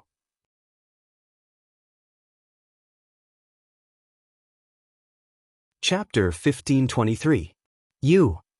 Staring at Hinajiku and Mikoto, who were standing in front of Rin and Livia, Barzet's face slowly sank. So, they're not unrelated people, huh? Our premonition has come true as well. Mikoto stared at Bajit. Are you an enemy? I can't make such a statement yet. Bajit clenched her fist, her sharp eyes swept towards Chuju and Mikoto. However, if you also know about the rank cards, or even have a rank card in your hands, then we are enemies. Rank cards? Chuju pointed her white cherry at Bajit. So, you're here for the rank cards too? Be careful. Be careful. Rin Enbin, who was standing behind Hinajiku, hurriedly warned. She's the frontline combat expert of the Magic Association. Her strength is second to none in the Magic Association. She's very strong. Magic Association? Mikoto frowned. In other words, she's on the same side as you? That's impossible, right? Livia replied without hesitation. Even though we belong to the same Magic Association, she was willing to attack us just to get information about the rank cards. Plus, we didn't even know the association sent this woman here. That's my question as well. Rin Enbin stepped forward. Rin stepped forward and said to Bajit, the Magic Association already gave the task of retrieving the rank cards to Master, and Master asked us to act as the agent. We came to Fuyuki City to retrieve the rank cards. Why are you here to interfere with the matter of the rank cards? What a pompous way to put it. Bajit's eyes flashed with a cold light. Her words made Hinajiku and Mikoto flabbergasted. I'm supposed to be in charge of retrieving the rank cards, right? She's supposed to be in charge of retrieving the rank cards? This time, Hinajiku furrowed her brows and glanced at Livia behind her. What's going on here? Didn't we already have 2 rank cards in our hands before we started the task of retrieving the rank cards? Livia said in a low voice. Lancer and Archer. She's the one responsible for retrieving these 2 cards. Her? Hinajiku and Mikoto turned to look at Bajit with surprise. Is she alone? That's right. Bajit lowered her head. Originally, I was in charge of retrieving the rank cards. However, due to Zelika's interference, I was fired and the task of retrieving the rank cards fell into their hands, so we should have officially accepted the mission to retrieve the class cards. Rin Enbin yelled. Why did you come here and meddle in the matter of the class cards? Don't ask me. I don't know the reason and I don't want to know. Bajit raised a fist and said coldly. This is a mission given to me by my superiors. I am only here to carry out the mission, above. Rin Enbin seemed to have recalled something. He laughed coldly. So that's how it is. The so-called people who are devoted to the study of magic and are crazy about it and covet great power? Bajit didn't answer. It wasn't clear if she was acknowledging Rin Enbin's words or if she didn't want to. She turned to look at Hinajiku and Mikoto. Then I'll ask again. Do you have information on the rank cards? Do you have a rank card in your hands? You really are straightforward. Mikoto's forehead flashed with electricity, illuminating her unyielding face. But you don't think we'll answer just because you asked, do you? If it's possible, I hope it's like this. Bajetter pulled on her gloves as her eyes turned cold. But if you don't want to answer, I have my ways, simple and crude. Chuju pursed her lips. Since that's the case, let's change to another place. If we destroy this place again, even I will feel bad. I'm sorry. Bajit's voice was getting colder. I don't have to change the battlefield during the battle. Before she could say the word rule, she felt her vision blur. Immediately, strands of pink hair appeared in front of her eyes one after another, causing her expression to change drastically. I'm sorry. Looking up, Hinajiku's yellow-green eyes were reflected in Bajit's eyes. There was a sharp glint in her eyes. I also don't have the principle of asking for the opponent's permission during a battle. After saying that, Hinajuku suddenly reached out her hand and grabbed the collar of Badget's suit. She stepped on the ground like a flash of light. With a flash, she broke through the door of the hall with Badget on her back and rushed out. "Don't follow me." Mikoto looked at Rin Enbin and Luvia behind her. "We don't have the confidence to protect you in a battle. Don't underestimate Badget," Luvia reminded them. "Although you are strong, Badget can also kill Einherjars with her bare hands. She's also the executor of the seal. She's a monster. Don't underestimate her. There's more," Rin Enbin quickly added. "Don't use your ultimate skills against Badget. If you have any rank cards, don't use your noble artifacts or you'll die. We'll die if we use our ultimate skills and noble artifacts." Mikoto was shocked. Her eyes were filled with suspicion. However, Mikoto knew that now wasn't the time to ask questions. Badget can retrieve her cards alone, and Luvia said she's strong enough to kill Einherjars with her bare hands. She's not sure if Chuju can defeat her alone. Mikoto could only nod. "I don't know what's going on, but I'll be careful." Leaving those words behind, Mikoto ran outside. Watching Mikoto disappear into the distance, Rin gritted his teeth and took out his phone. Bang! The Eiderfeld house's main door shattered into pieces of wood that flew in all directions. Hinajuku grabbed Badget by the collar and rushed out of the Eiderfeld Manor's main hall at an extreme speed that caused the surrounding atmosphere to tremble and howl. Bringing along a strong gust of wind, she appeared outside like a flash of a sword that cut through space. Then, Hinajuku grabbed Badget's collar, and before she could react, her body was thrown out and smashed into the ground not far away. Boom! Badget's back was hit by a strong impact. She pushed herself against the ground and did a somersault. She didn't stop until she was 10 meters away. So fast! Maintaining her posture on all fours, Badget raised her head. Her gaze was like an arrow that shot towards Hinajuku, who landed on the ground with one foot. Teleportation? No, that's not right. Badget's face turned serious. That's pure speed. That speed just now was 90% of my full speed. Hinajuku grabbed White Cherry and pointed at Badget with a smirk on her face. If you can't react in time, no matter how strong you are, you won't have a chance of winning. Don't worry about it. Badget patted the dirt off her body and stood up. Her eyes were chilling. I just didn't expect you to be that fast. It won't be that easy for you to run into me, and... Badget raised her hands and clenched her fists. Suddenly, the rune sequences on the gloves that were filled with rows of strange symbols began to shine, dyeing Badget's hands green. If you only have speed, you won't have a chance of winning either. As soon as she finished speaking, she raised one of her fists high above her head and slammed it into the ground. Dong! With a muffled sound, the thick smoke and dust buried Badget's figure. Whoosh! Amidst the thick smoke and dust, the sharp sound of something breaking through the air entered Chuju's ears without any warning. Immediately, rocks of different sizes shot out of the smoke like bullets, shooting towards Chuju. Dang dang dang dang dang dang. However, the stones that shot towards Chuju were all blocked by a pitch-black wall that appeared out of nowhere. Mikoto came to Chuju's side with one hand raised. She and Chuju looked at the smoke and dust on the opposite side. In the air, a storm was brewing. Gradually, the atmosphere began to fill the air.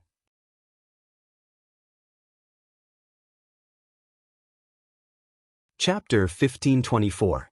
A gentle breeze blew across the scene, dispersing the smoke and dust buried in a corner, revealing Badget inside. Standing in the middle of a crater, Badget, Hinajuku, and Mikoto looked at each other with the same solemn and dignified expression. Badget? Fruka? Mark Remitz, level 77. The system's perception flashed in his eyes, sending Badget's information back to Hinajuku and Mikoto, making the two girls even more dignified. Level 77. In terms of level, Badget is already above Chuju and Mikoto. Of course, if Hinajuku and Mikoto were to take off their bracelets, then even 10 bargerts wouldn't be enough to stop them.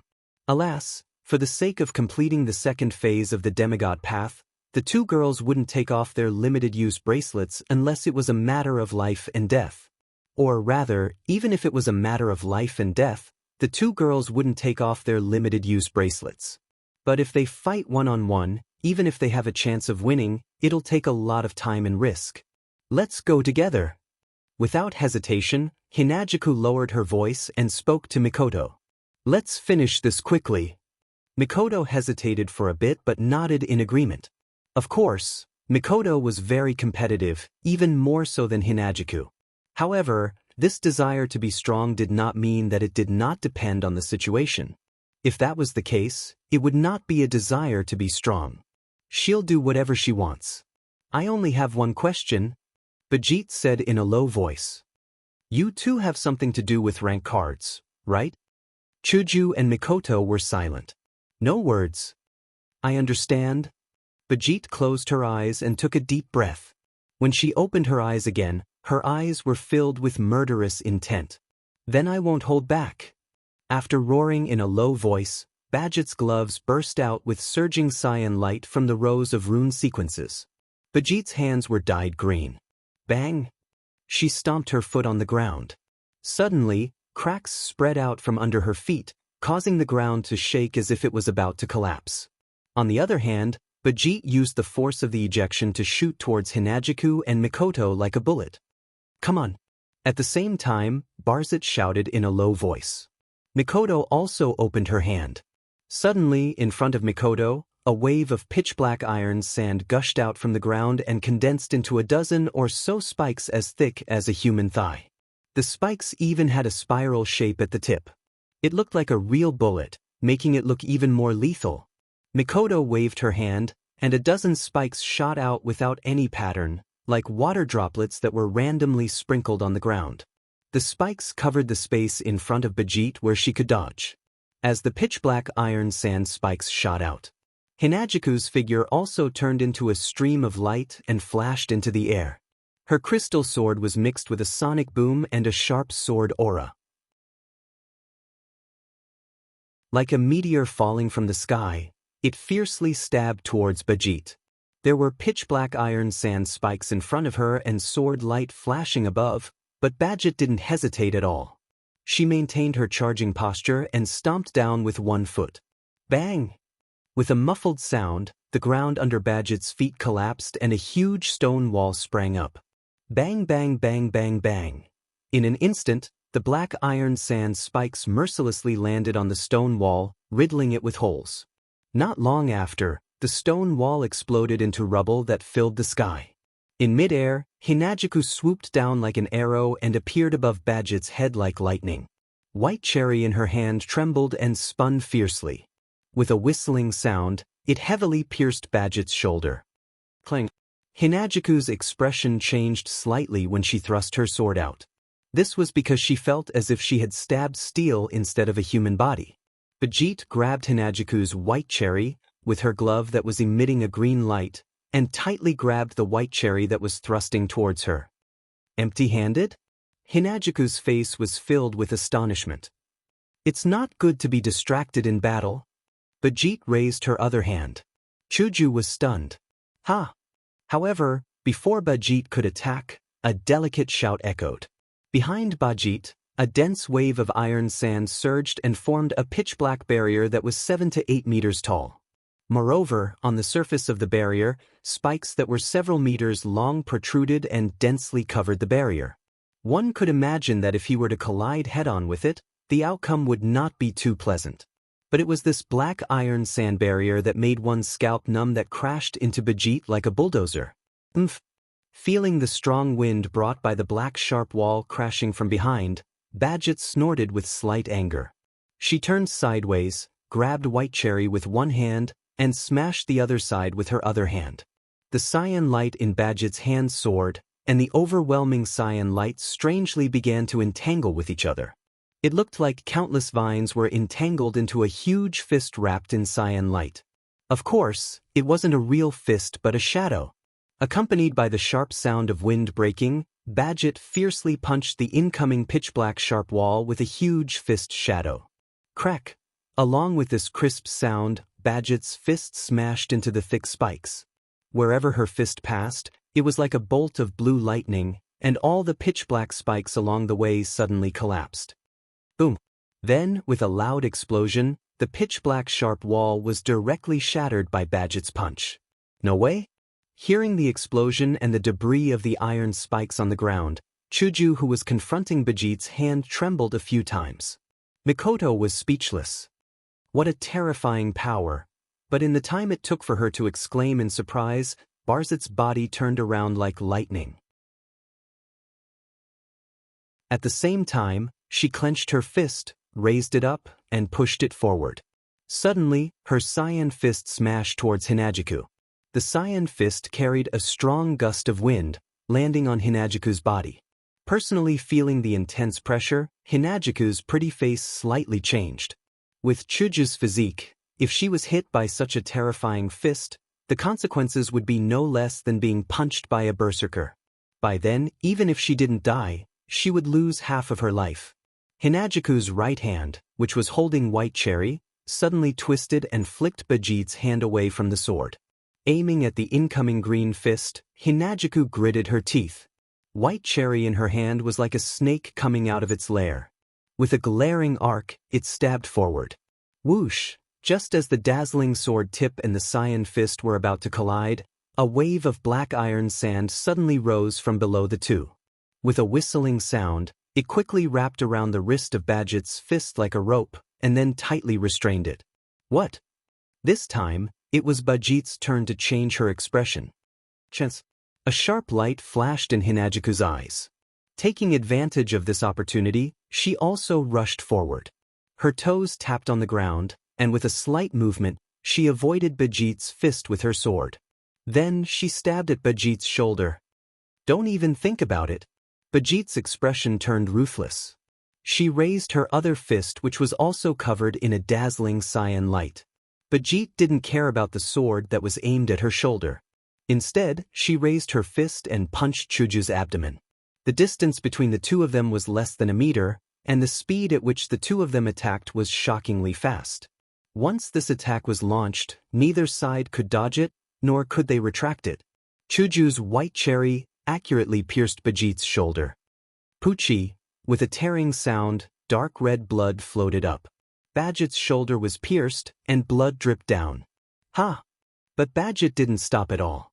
With a shout, her fist that was emitting a blue light flashed through the air like a lightning bolt. She mercilessly punched Hinajiku's abdomen under Mikoto's shocked cry. Boom!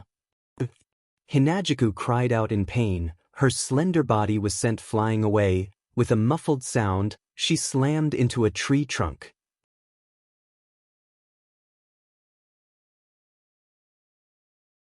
Chapter 1525. Bam! With a muffled groan, Daisy smashed into the trunk of a tree that was twice as wide as her body, causing the trunk to crack like a spider web as if it was chopped by a heavy axe. Chuju! Not far away, Mikoto was shocked and quickly ran to Hinajiku's side. She supported Hinajiku, who had a pained expression. Even though she knew now wasn't the time, Mikoto couldn't help but panic. Badget's punch is no joke. That was a punch that could even shatter the ground and shatter iron sand walls. In terms of power alone, this level of strength was no less than that of a berserker. Being hit by such a punch, losing one's life isn't surprising at all. The worst-case scenario would be a serious injury. Don't think it's nothing that Chuju and Mikoto were fine after taking so many punches from berserkers. That's only because they had the protection of the moving church. Against the mobile church, with the title of Ultimate Defensive Barrier, even a berserker's attack could only be completely blocked, unable to inflict any damage to Hinajiku and Mikoto. But now, the two girls don't have the moving church on them. With Hinajiku's constitution, she was punched by Badget, who had the strength of a berserker. That's a real danger. I'm fine. However, after being hit by such a punch, Hinajiku only showed a hint of pain and stood up. This made Badget, who was watching from afar, stunned. Hinajiku touched her abdomen and pulled up her clothes, revealing her inner skin. It was only then that Badget saw, on the skin of Hinajiku's abdomen, there was a palm-sized, intricate and complicated magic formation engraved on it. It rotated. It slowly disappeared into Chuju's body. That's... Badget narrowed her eyes. A defensive spell formation?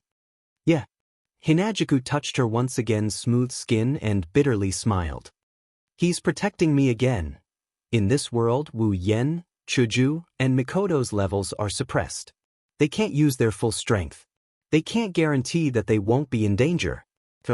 Wu Yen then engraved a spell formation on Hinagiku and Mikoto that can protect the target to a certain extent and resist damage. It's because of this defensive spell formation that Chuju was able to withstand the Berserker's punch. As if nothing had happened, he stood up steadily. Of course, the defensive spell formation's effect is limited. It can only block a limited amount of damage. That's why Chuju's face still showed a trace of pain.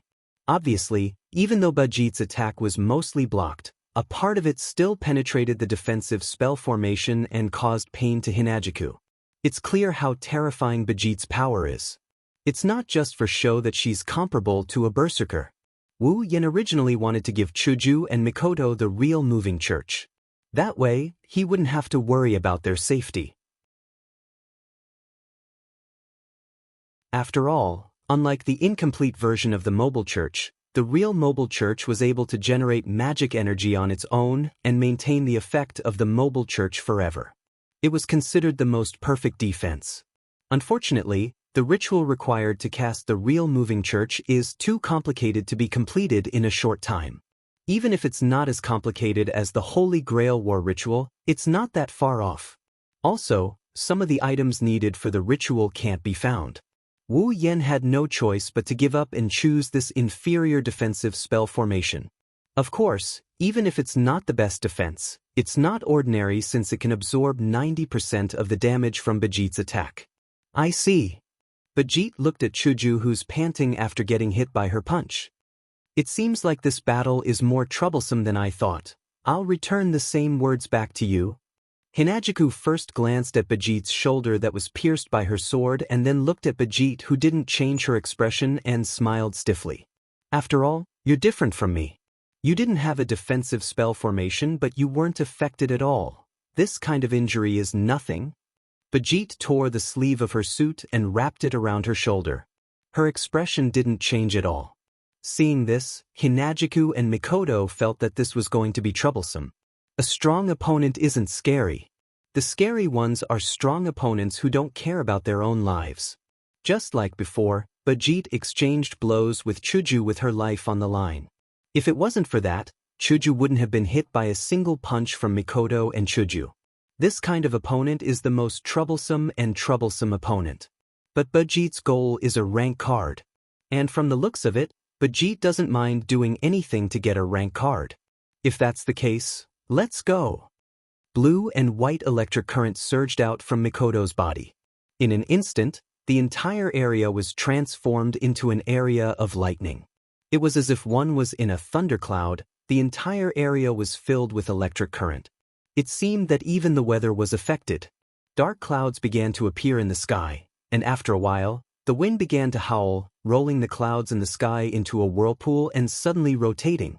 As the wind howled, streaks of blue and white electric currents intertwined with the surrounding wind like lightning.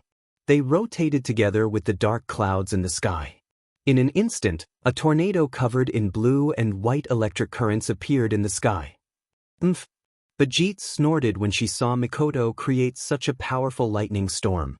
Her expression became serious and she clenched her fist. Blue light shined brightly on her fist.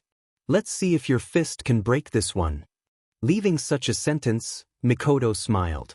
Then with a sharp sound, a huge lightning storm swept towards Bajit. The momentum is not bad. Looking at the lightning storm that was rolling towards her, Bajit waved her hand. Runes jumped up from her glove and rotated. Finally, they formed a pattern on the back of her hand. But it's useless against me. The rune pattern on her hand flashed with dazzling green light. She threw a punch with a terrifying force that almost made the space tremble. Like a green light, she fiercely punched at the oncoming lightning storm. At the moment of collision, the space where the two collided seemed to shake, and time seemed to stop for 2 to 3 seconds. Then, boom! The fist that turned into a cyan light collided with the storm covered with thunder and lightning. It only lasted for a moment before it exploded in the courtyard of Eiderfeldt's house. The deafening explosion could be faintly heard even in the nearby areas of Fuyuki City. At the moment of the explosion, a shockwave spread out from the point of explosion, pushing Mikoto and Badget back at the same time. Are you kidding me? Mikoto couldn't believe her eyes. Badget's face was covered in sweat, but she wasn't injured at all. You blocked it with just your fist? Is she still human? Yes, because I'm not like you. Badget raised her fist. Her eyes flashed coldly. I don't have high-level swordsmanship or magic. I only have one way of fighting. Before she finished her sentence, Badget's body shot out and appeared in front of Mikoto in a blink of an eye. It's just a fist. As soon as she finished speaking, Badget's glowing green fist shot out like a cannonball. Withstanding the pressure of the atmosphere, with a sonic boom, she mercilessly aimed for Mikoto's chin from below.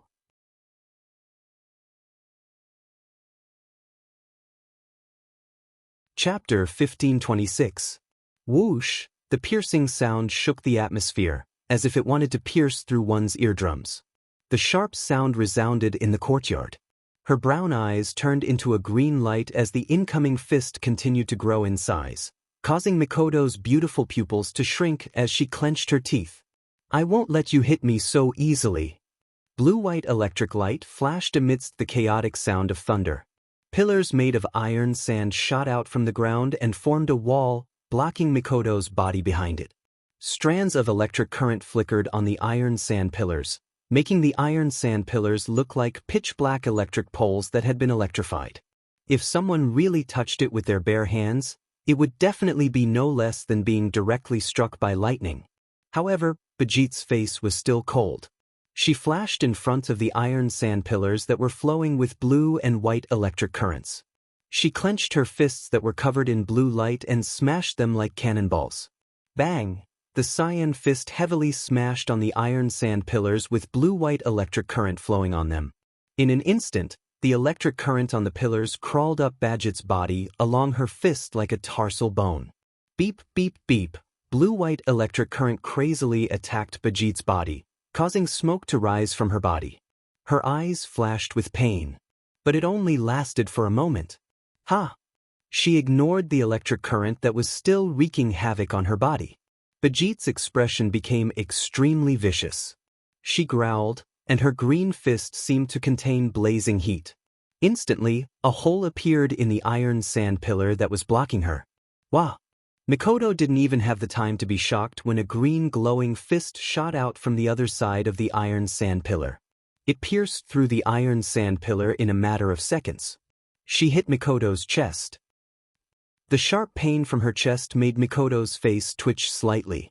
Immediately after, a ruthless expression appeared on his face. He grabbed Badget's fist that was about to hit his chest and pulled back his body that was about to fly out. He stabilized himself on the spot. Don't look down on me. Beep, beep, beep. Then, a more violent electric current flowed along Badget's arm. It crazily attacked Badget's body. Even Badget. She couldn't help but let out a painful groan. Even if Badget wasn't afraid of death, no matter how crazy she was. Unlike Hinagiku and Mikoto, she didn't have any defensive spell formations on her body that could block any damage. Therefore, even if her body was resistant, she still had to endure the pain. And this made Badget a little angry. You bastard! Resisting the electric current, Badget was just about to raise her other hand to smash the iron pillar in front of her and give Mikoto a head-on attack when Mikoto was stopped. Slap! However, as soon as she raised her fist, her hand was held tightly by someone. This time, Badget seemed to remember something and her face changed. Don't forget. Chuju tightly grasped Badget's other wrist. A strange ripple appeared on her body and blocked the electric current flowing from Badget's body. With the defensive formation on her body, Chuju ignored the relentless electric current. She held Badget's wrist with one hand and White Cherry with the other and raised it above her head. Your opponent isn't just one person. Hinagiku smiled confidently under Badget's gaze and swung White Cherry mercilessly at Badget's back. Puchi, along with a clear tearing sound, dark red blood splashed out from Badget's back and splattered on the ground. A huge wound stretched from Badget's shoulder to her ribs, opening up ferociously. The sharp pain from her back made Badget's mind go blank for a moment. Her pupils also dilated. When she regained her senses, she shouted angrily.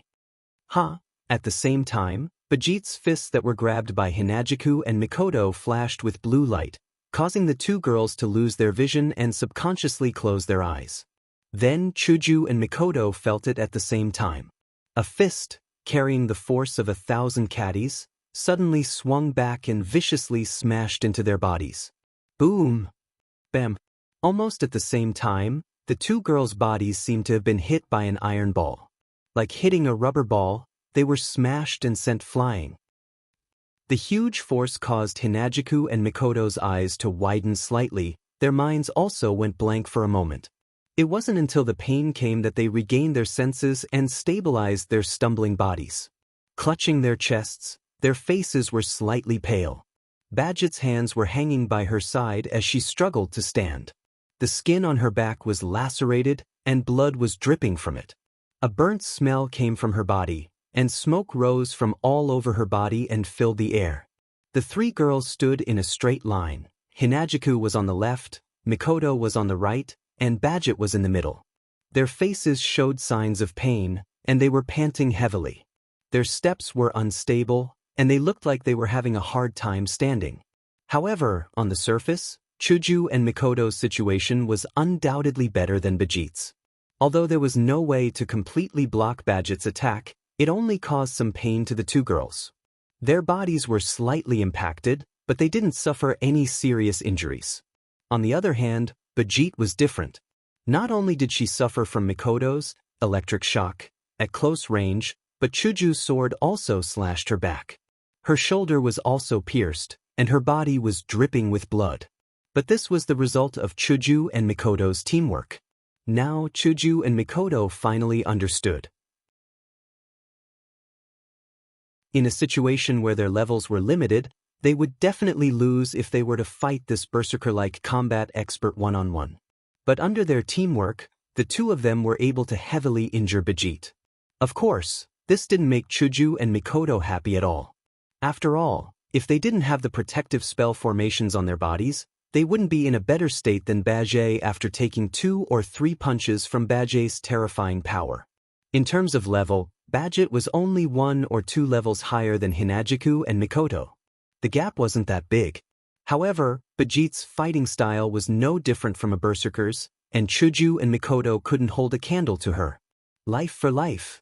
Against this type of fighting style, it's already a miracle that Badget didn't injure them in exchange for their lives. Cough, cough, cough. She coughed out a few mouthfuls of blood. She raised her head and glanced at Hinagiku and Mikoto with cold eyes. "I didn't expect you two to be so strong at such a young age. You actually forced me to this point. Let me give you some praise." Mikoto breathed heavily as she forced out a smile. "You speak as if you're sure to win. In this situation, anyone can see who has the upper hand." Hinagiku was also panting heavily, but she still raised her sword and pointed it at Badget. "We only suffered some injuries, and after some rest, we won't be affected. You, on the other hand, are heavily injured and your combat effectiveness has decreased. The victor has already been decided." Heavily injured? Combat effectiveness decreased? The victor has already been decided? Badget coldly stared at Chuju and Mikoto. "Are you two talking in your sleep?" After that, Badget tore apart the tattered, smoking suit jacket and threw it away. His back, which was bent because of the serious injury, straightened up again, causing blood to splatter everywhere. However, Badget's face regained its color, and the pain disappeared. She walked forward steadily as if she wasn't injured at all. Chuju and Mikoto were shocked. "I just blocked my sense of pain, no need to be so surprised." Badget clenched her fists and raised her cold face. "For me, this level of injury is nothing, let alone a serious injury. Even if I'm heavily injured and near death, I can still fight at full strength. Even if I'm dead, I can still fight. Looking at Barget's matter-of-fact tone, Hinagiku and Mikoto both felt a chill in their hearts. What kind of monster is this person?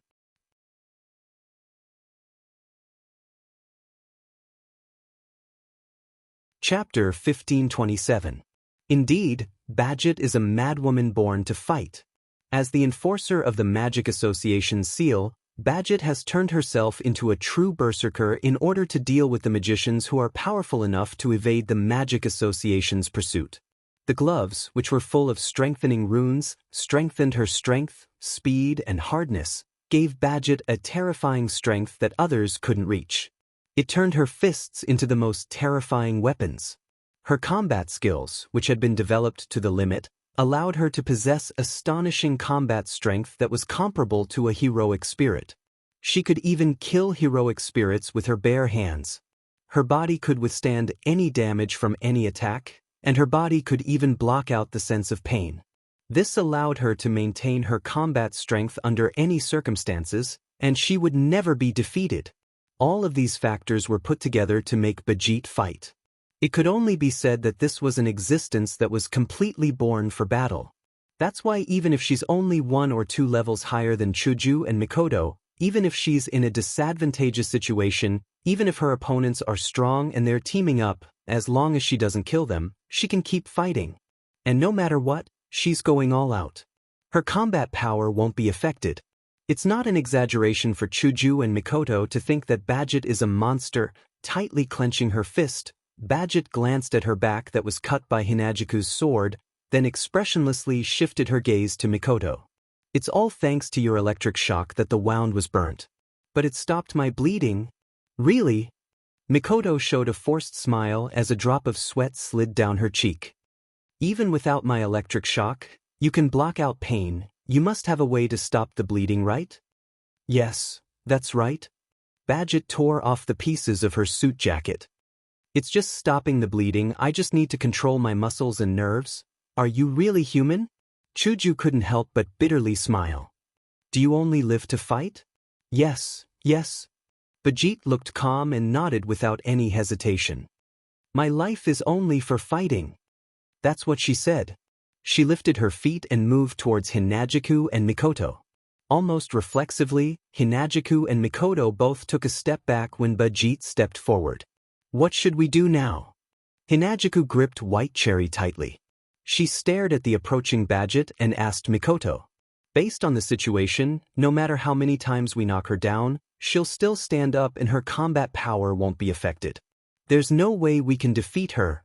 The worst part is... Mikoto bit her lips. She can maintain her combat power, but we can't. When the other party exhausts all of our strength, we will have no choice but to admit defeat. This. Chuju showed a bitter expression. How are we supposed to fight like this? We can't defeat her. It's impossible to beat her down. No matter how many times you beat her down, she can still stand up. Mikoto clenched her fists and stared at Badget with an ugly expression. Unless we use our ultimate move to kill her. We have to kill her. Kill her? Hinagiku's breath caught in her throat and her face turned ugly. Should we kill her? Mikoto was silent. Her eyes showed signs of struggle. Kill her? For these two kind girls, it's a very difficult thing to do. Even if she's been trying to kill them from the start, it's still the same. But how can they win without killing her? She's a battle maniac who can stand up no matter how many times she's knocked down. There's no way to kill her. There's no way to win. Really? Mikoto's face showed helplessness. Not only is he as strong as a berserker, but he's also as difficult to deal with as a berserker? Resistance is meaningless. Seeing Hinagiku and Mikoto staring at her while retreating, Badget said indifferently. My goal is only the rank card. Give me the information about the rank card, or give me the rank card directly. Then, I won't engage in meaningless battles. Badget, who only lives for battles, said something like, won't engage in meaningless battles. This also proves that Hinagiku and Mikoto aren't easy targets for Badget to deal with. Therefore, it was necessary to negotiate. It's a pity. Hinagiku took a deep breath, her eyes flashed with determination. But the rank card is necessary for us. Is that so? Badget was silent for a moment before nodding. Then there's no other way, yet? Mikoto's eyes flashed with determination. Indeed, there's no other way. Mikoto fished out a coin from her pocket. Don't blame me if you die, you can only blame yourself for being too hard to deal with. Mikoto clenched the coin in her hand. Lightning flashed from her body, and blue and white lightning bolts shot up to the sky. The lightning bolts jumped from her body and gathered on the coin in her hand. Looking at Mikoto, who looked like the incarnation of the god of thunder, whose entire body was covered with lightning that was incomparable to the previous one, Bajit's footsteps stopped on the spot, and a light flashed in her eyes. Such pressure, it's not a normal attack. It's a killing move that can kill you in one hit. Realizing this, Badget wasn't afraid at all. Instead, her sharp eyes lit up. This is the real battle. The outcome has been decided. With these words, Bajit raised her fist, and there were traces of lightning flashing on it. At the same time, in the living room of the Eiderfeld residence, the cylinder that Badget had thrown to the ground suddenly trembled and the cover on top of it was lifted off. Soon after, a stone ball the size of a lead ball with a metallic luster was ejected from the barrel and flew outside. In the hall, Rin Enbin and Luvia were discussing something in the corridor above the stairs. When they saw this scene, their faces immediately turned pale. Could it be? Luvia exclaimed. Badget used that? Idiot! Idiot! Rin and Osaka jumped into the hall and rushed outside. Didn't I tell you not to use your ultimate skills or noble artifacts? Chuja didn't know about this, Badget didn't know about it, and Mikoto didn't even know about it. Beep, beep, beep, beep, beep. Frenzied electronic sounds reverberated in the surroundings. A blue and white light filled the entire area. Flashes of electricity flashed in every corner like lightning, causing Hinajiku to involuntarily back away until she retreated to a safe distance before stopping. Facing this extremely shocking scene, Badget's face was still tense.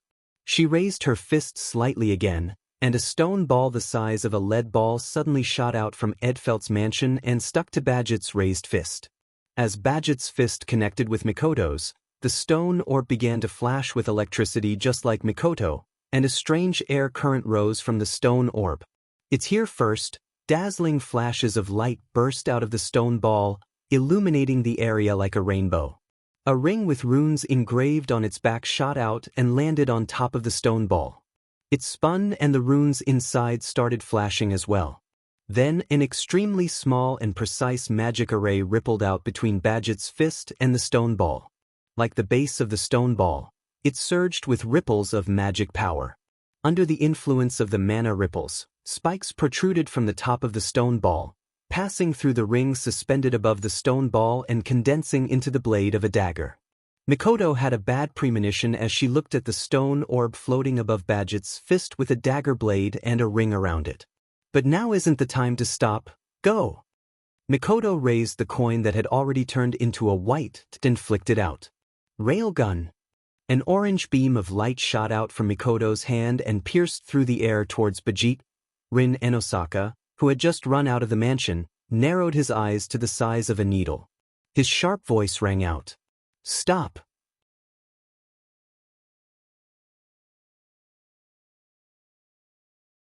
Chapter 1528. Stop!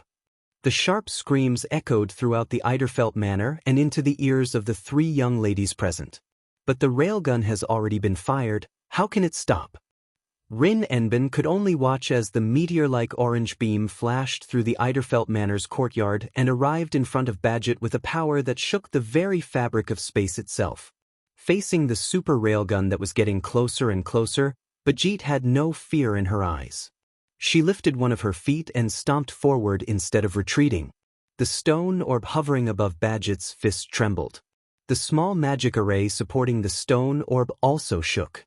The ring engraved with runes slid down and wrapped around Badget's fist.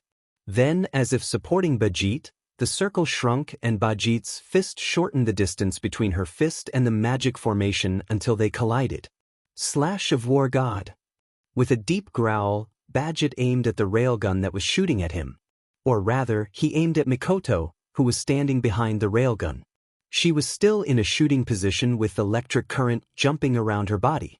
Badget held the stone ball on his fist and thrust the short sword forward. Flag-a-lack! In that instant, the entire world froze. It was as if the world had stopped moving. The circle carved with runes on the back of the stone ball above Badget's fist slid down to the tip of the short sword like an escort. Together with the short sword, they turned into a beam of light and shot towards the railgun. However, when the short sword shot out and collided with the railgun, it did not collide directly with the railgun after it turned into a beam of light. It was as dazzling as a meteor. The war god sword, known as Flag-a-lack, directly pierced through the railgun. Without any explanation, it pierced through space and time and landed on Mikoto's body. In that instant, the entire world froze. It was as if time was frozen. A storm swept across the land. The super railgun that was shot out froze in the air. Along with it, it froze in space. And Mikoto's pretty face. 1 second?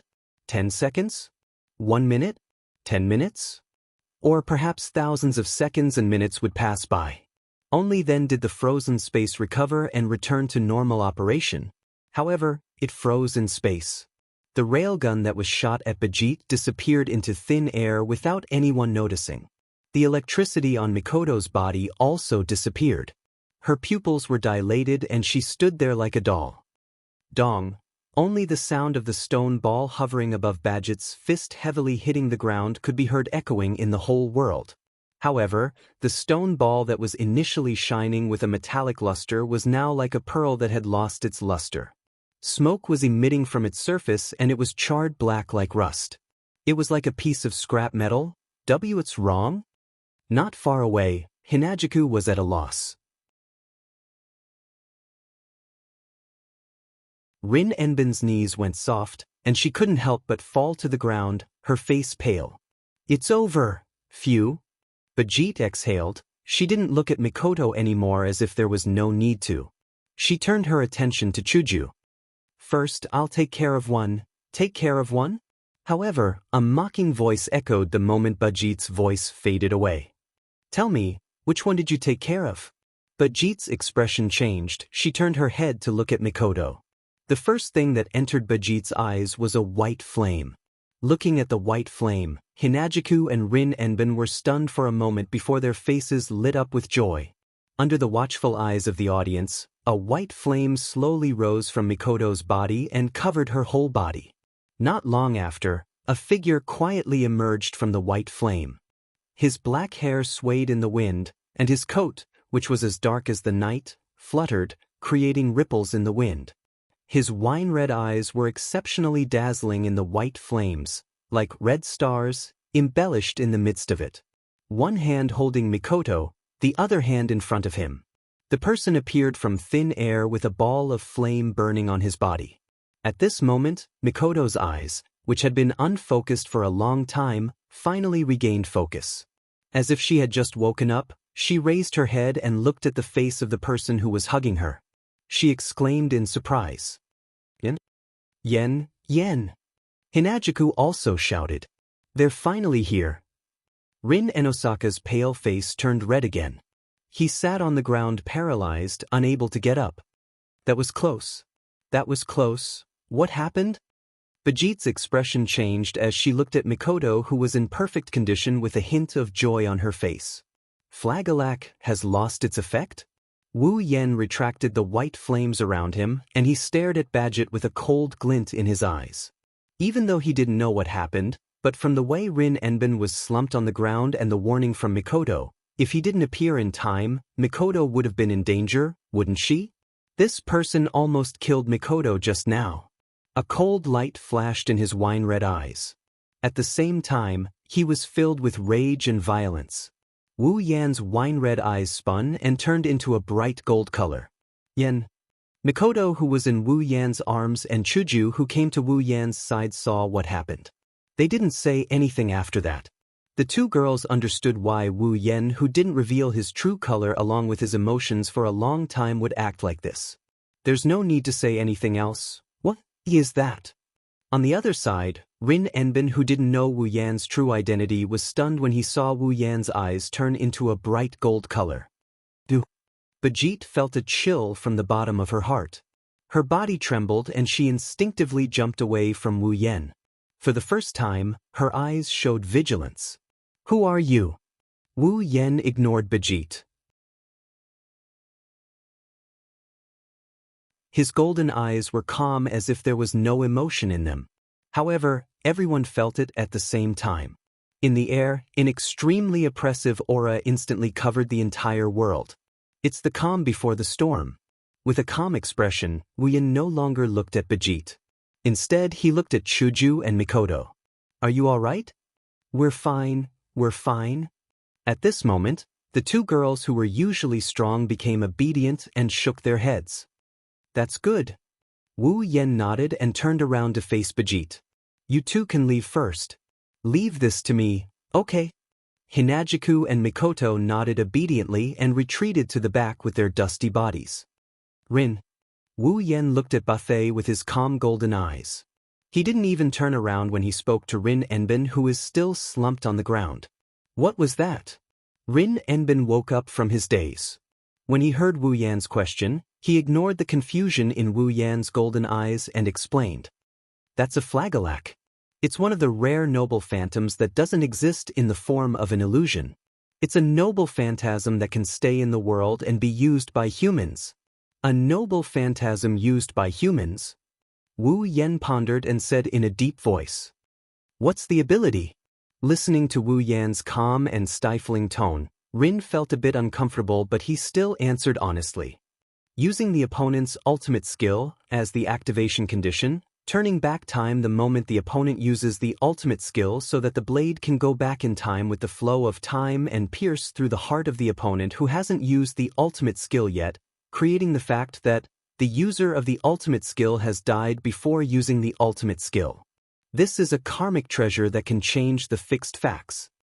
Reversing time, piercing through the opponent's heart, causing the opponent's death, killing the user who used the ultimate skill and erasing the ultimate skill." Wu Yan murmured. The more he murmured, the calmer his golden eyes became. However, it was precisely this calmness that caused the hearts of everyone present to fiercely thump.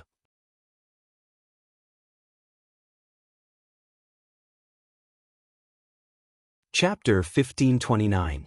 Backlight Sword, Flagelak, also known as Strike Later First? Strike God of War's sword? Flagelak. It was a demonic sword that had been passed down from the mythological era to the present by the Frika family that Bajit belonged to.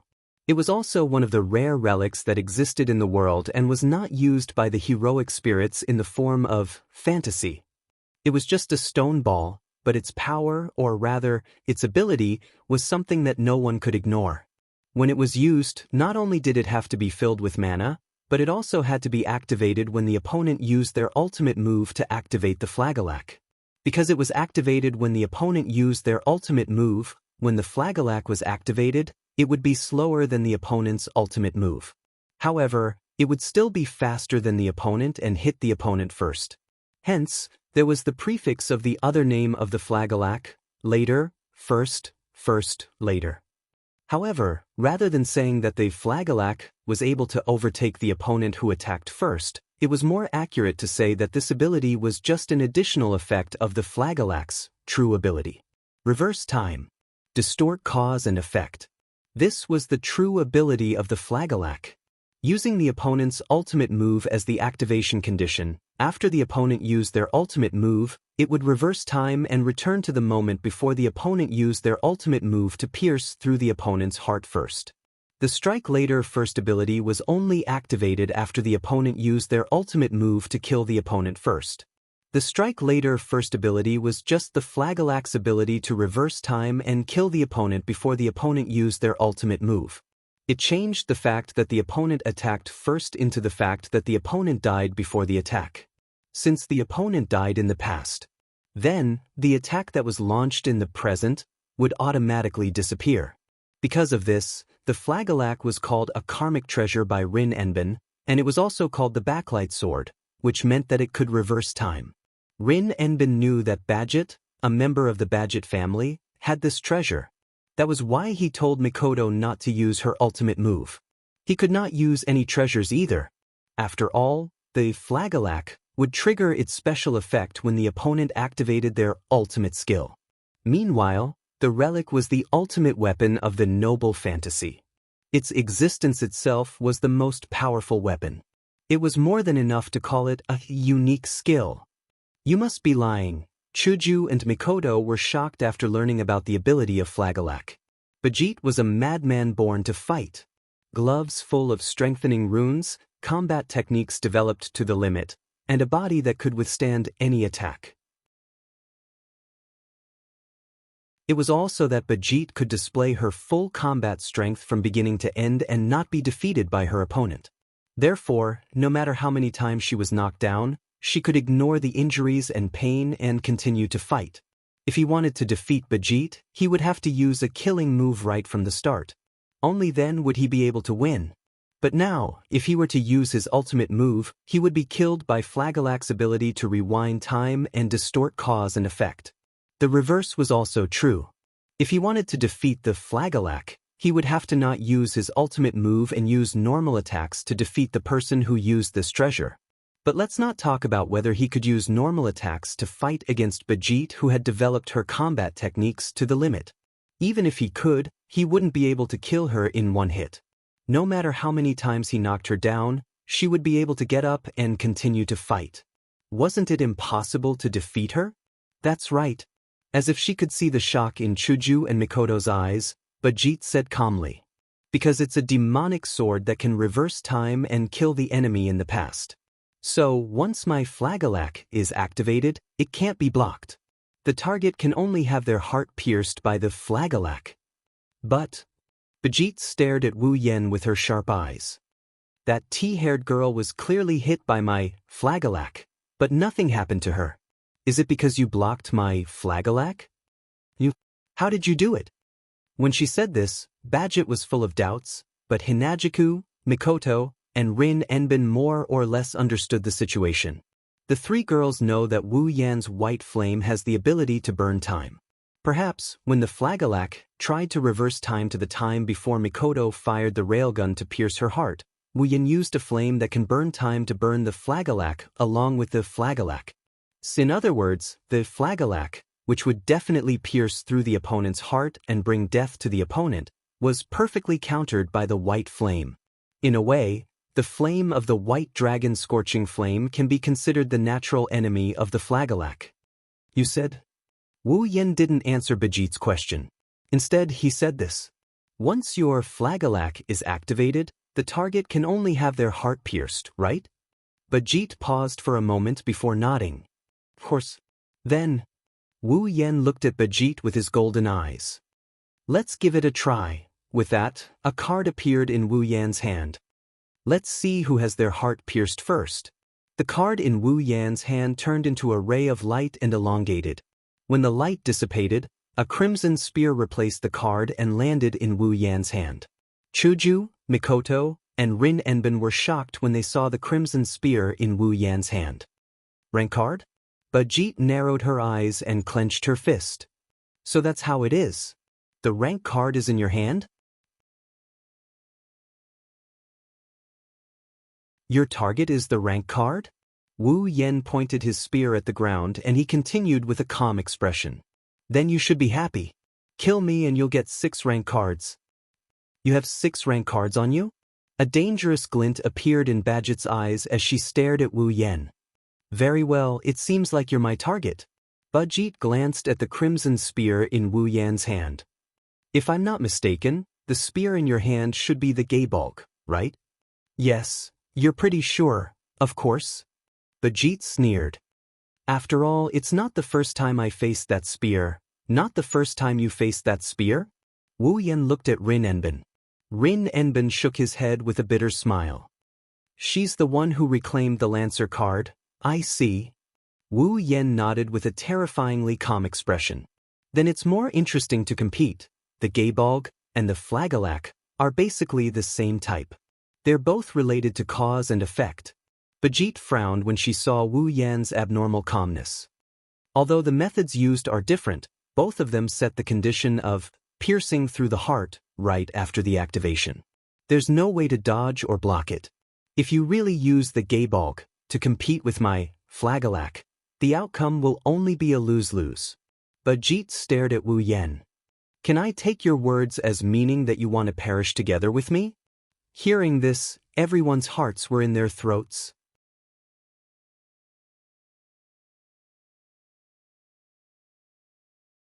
Chapter 1530. Mutual Destruction. That is indeed the case.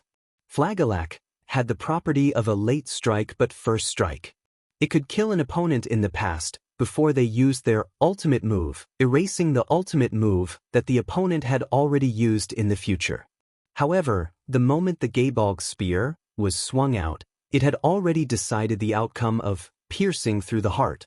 This effect was decided by karma. Even if the flagelak killed the opponent in the past, Bajit's heart would still be pierced through. If Wu Yan uses the embark and Bajit uses the flagelak, both of their hearts will be pierced. The result will be mutual destruction. Of course, Batshit didn't think Wu Yan would say something like that because he's stupid enough to want to take her down with him. After all, Barzit's flagelak, which should have been unstoppable, had lost its effect just now. Bajit doesn't know what method Wu Yan used to nullify the flagelak. She only said that to test Wu Yan's strength. Unfortunately, Bajit miscalculated. Mutual destruction? Wu Yan closed his eyes.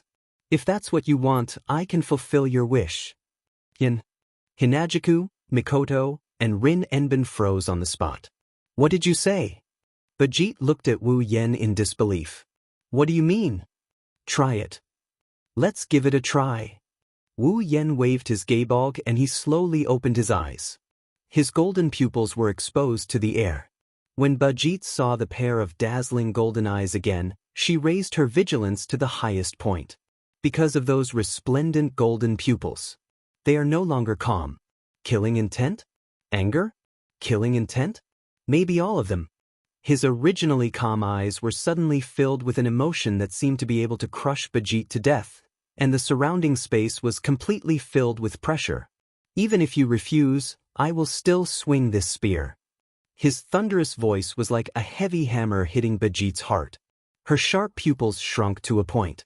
At the same time, Wu Yan brandished his embark as he stomped forward with heavy steps. Wush's body turned into a blurry shadow. Wu Yan rushed out and shot towards Bajit like an arrow. The spear of death piercing, embark, in his hand flashed past like a red lightning bolt, fiercely thrusting out. Seeing this scene, everyone present could no longer maintain their calm. The spear of death piercing, embark, was already brandished. No matter what happened next, the result of the embark being pierced through the heart was set. There was no way to avoid it. So, Bajit couldn't choose anything else. Since you want it so much. Looking at the scarlet spear tip rapidly approaching, Bajit revealed a look of anger. As you wish then. She clenched her fist tightly and raised it up. At the same time, a stone ball shot out from Eiderfeldt's mansion again.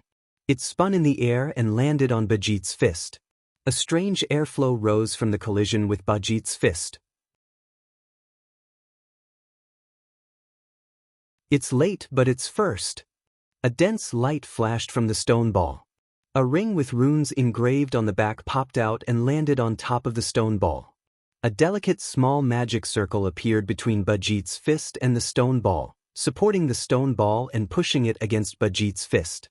Then, there seemed to be something inside the stone ball wriggling, turning into sharp spikes. The spikes broke through the stone ball and poked out from the top, forming the body of a short sword. After a closer look, the stone ball turned transparent. The runes engraved on the back of the short sword also slid down. The short sword that poked out from the air also had runes engraved on it, shining in an unknown arc. Bajit tried her best to raise her head against the awakened flagelak and stomped on the ground. She shot out like a cannonball and clashed with Wu Yan in the middle of the courtyard. Both of them were extremely close to each other. Their eyes were of different colors, but they had the same cold glare and killing intent, telling everyone that they really wanted to kill each other. Then, War God / Flagelak. Death-piercing spear, Gaybolg. Along with the release of the two sure-kill treasures, the scarlet spear tip that turned into a red lightning bolt and the sword blade that turned into a dazzling meteor-like phosphorescent light flashed in the air with irresistible force and fiercely collided with each other. There was no deafening sound, nor was there any earth-shattering phenomenon. The only thing that reverberated in the air was an extremely clear ripping sound. Under the gaze of Hinagiku, Mikoto, and Rin Enbin, the two figures who met in the middle of the courtyard stopped at a distance of almost no distance. They lowered their heads and stopped in front of each other. However, Wu Yan's scarlet spear pierced through Bajit's chest and came out from her back. Badget, who also had her head down, clenched her fists. Her fists were holding the ruined stone balls of various colors. Blood was dripping from her body, forming a small pool of blood under her body. Looking at this scene from afar, the three girls held their breaths and no longer dared to make a sound. Suddenly, the motionless Wu Yan opened his mouth and spat out a mouthful of blood. Yen, Chuju, Mikoto, and Rin Enbin couldn't help but step forward. "Don't worry." A weak voice came from Wu Yan's blood-stained mouth. The three girls who were about to step forward stopped. "I'm fine." "Impossible." Bajit, who was facing Wu Yan, also coughed out a mouthful of blood. "My flagellach. It clearly pierced through the past's heart, but you didn't use that white flame. How is this possible?" "It's rare for you to notice that it's my flame that stopped your flagellach." Wu Yan looked at Badget, who's bleeding from her chest, and he coldly sneered. "Unfortunately, there's no need for me to block your flagellach, because..." Holding the Gaybolg, Wu Yan's voice entered Badget's ears. "If you can't lose, then I can't die." After saying that, Wu Yan pulled the Gaybolg out of Bajit's heart. Blood gushed out of Bajit's chest again. Her body fell down heavily and dyed the ground red. Bajit's heart was pierced through by the Gaybolg. She won't be able to survive. Wu Yan wiped the blood from the corner of his mouth and he stood up. He looked down at Badget, who was slowly dyeing the ground red with her blood. His golden eyes returned to their usual wine-red color. "If you want to blame someone, blame yourself for killing the person most important to me. This is the first time Wu Yan took the life of a young girl in her prime." However, Wu Yan didn't feel the slightest bit confused. Just as he said, Bajit had touched his bottom line. That's why Wu Yan didn't regret killing Bajit. Exhaling, Wu Yan turned around and walked towards Hinagiku and Mikoto. He left Badget lying on the ground with her chest covered in blood. Slowly, the ground was dyed red by her blood.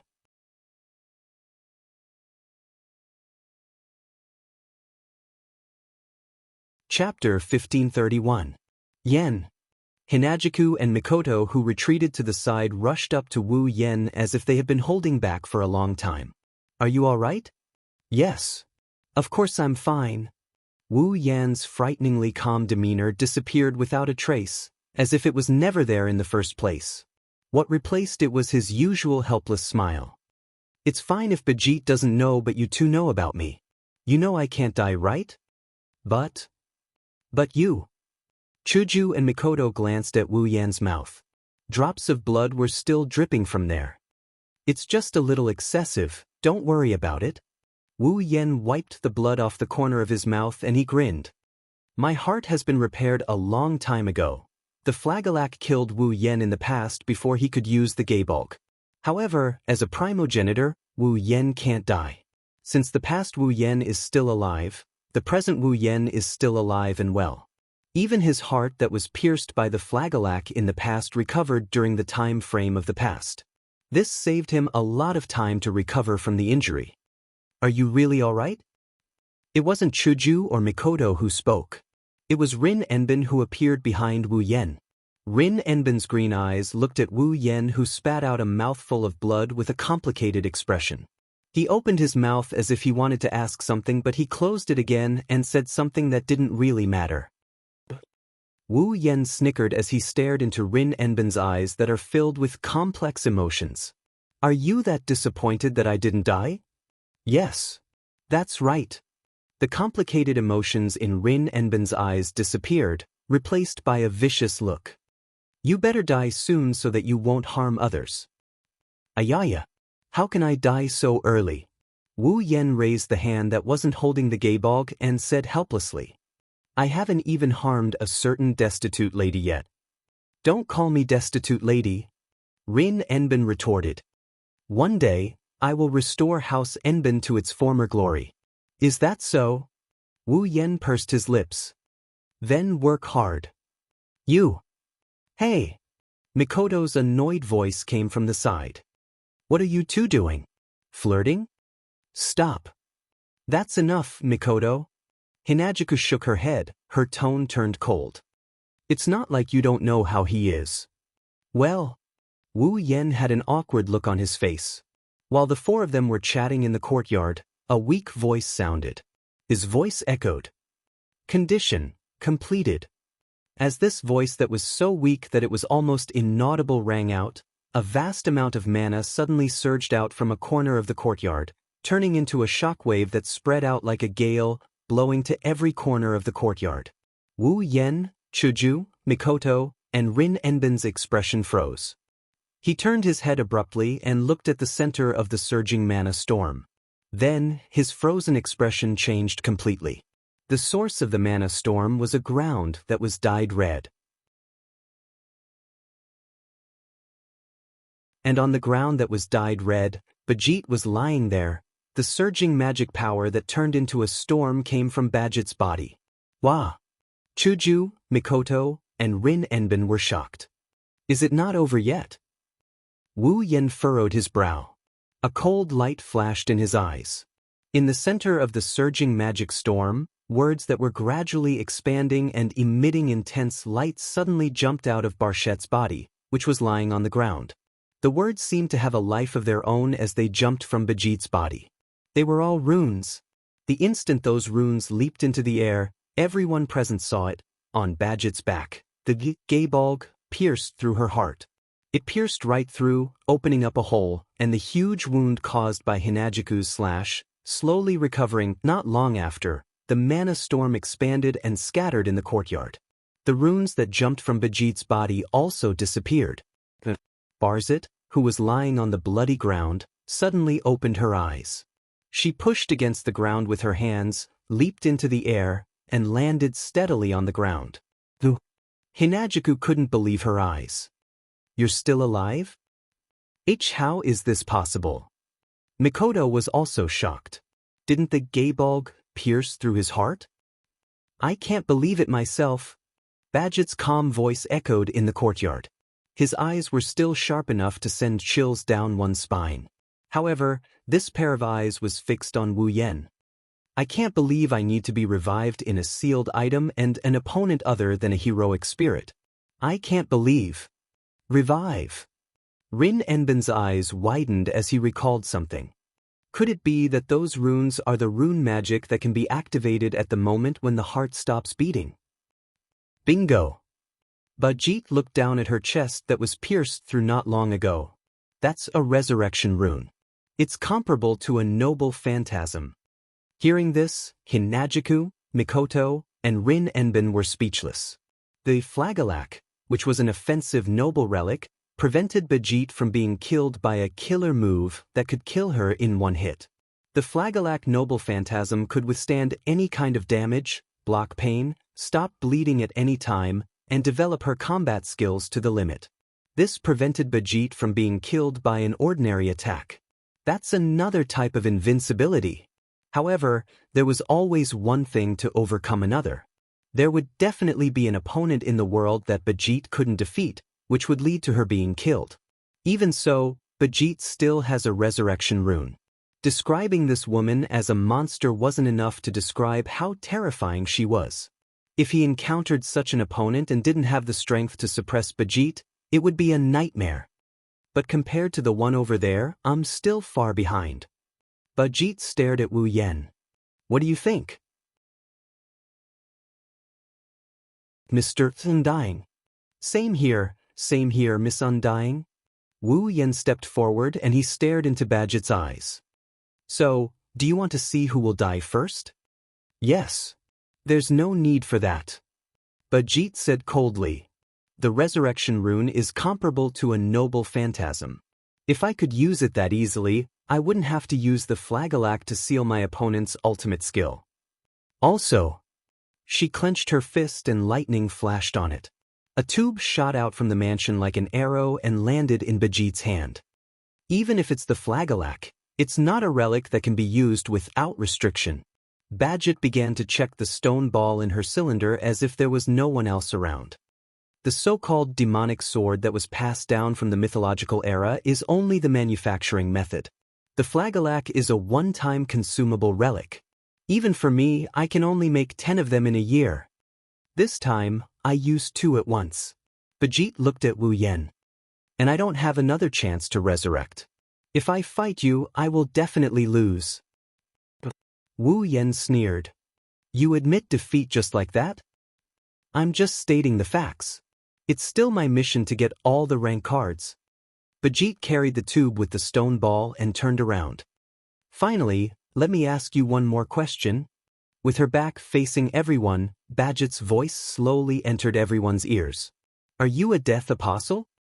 The entire place suddenly fell silent. Wu Yen pondered for a moment and replied. Don't treat me like a defective product. Defective product.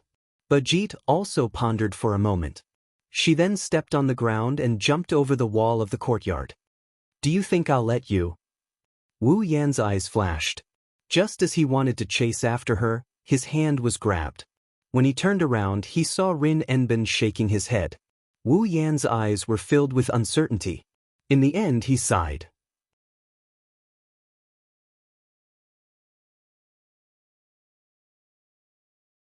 Chapter 1532. Why didn't you let me chase after her? Wu Yen was venting his frustration in the Eiderfeldt's guest hall. I can use teleportation magic to catch up to that woman who only knows how to use brute force. It's only a matter of minutes, isn't it? And then, Rin and Osaka glanced at Wu Yen. What are you going to do after you catch up to her? Of course I'm going to shoot her again, Wu Yen said without hesitation. She doesn't even have a chance to revive. Flagellach can only be used 8 times or less. Geese spear can be used as long as I have mana. With my mana, even if I stab 100 times in a second, I'll have more than enough to stab until tomorrow morning. You don't believe that I can't beat that woman, do you? To be honest, I don't really want to believe it. Livia sighed as she sipped on her tea. I didn't think that tomboy would be forced to run away. This is unprecedented. I've never heard of such a thing. Really? Chuju sighed as well. It's unbelievable that he could force a monster like her to run away. No matter where he goes, he's always on par with that berserker, heroic spirit. Mikoto grumbled. If it wasn't for Yen, we would have had to run away. That woman is impossible to defeat. So why don't you just let me shoot that woman once every minute? Wu Yen insisted stubbornly. Why did you let her run away? If you really took care of Bajit, you guys would be the ones having a headache. Rin and Osaka rubbed his forehead. He pretended to have a headache. Killing the enforcer of the Magic Association's seal is no joke, not to mention that Bajit is a combat expert on the front line.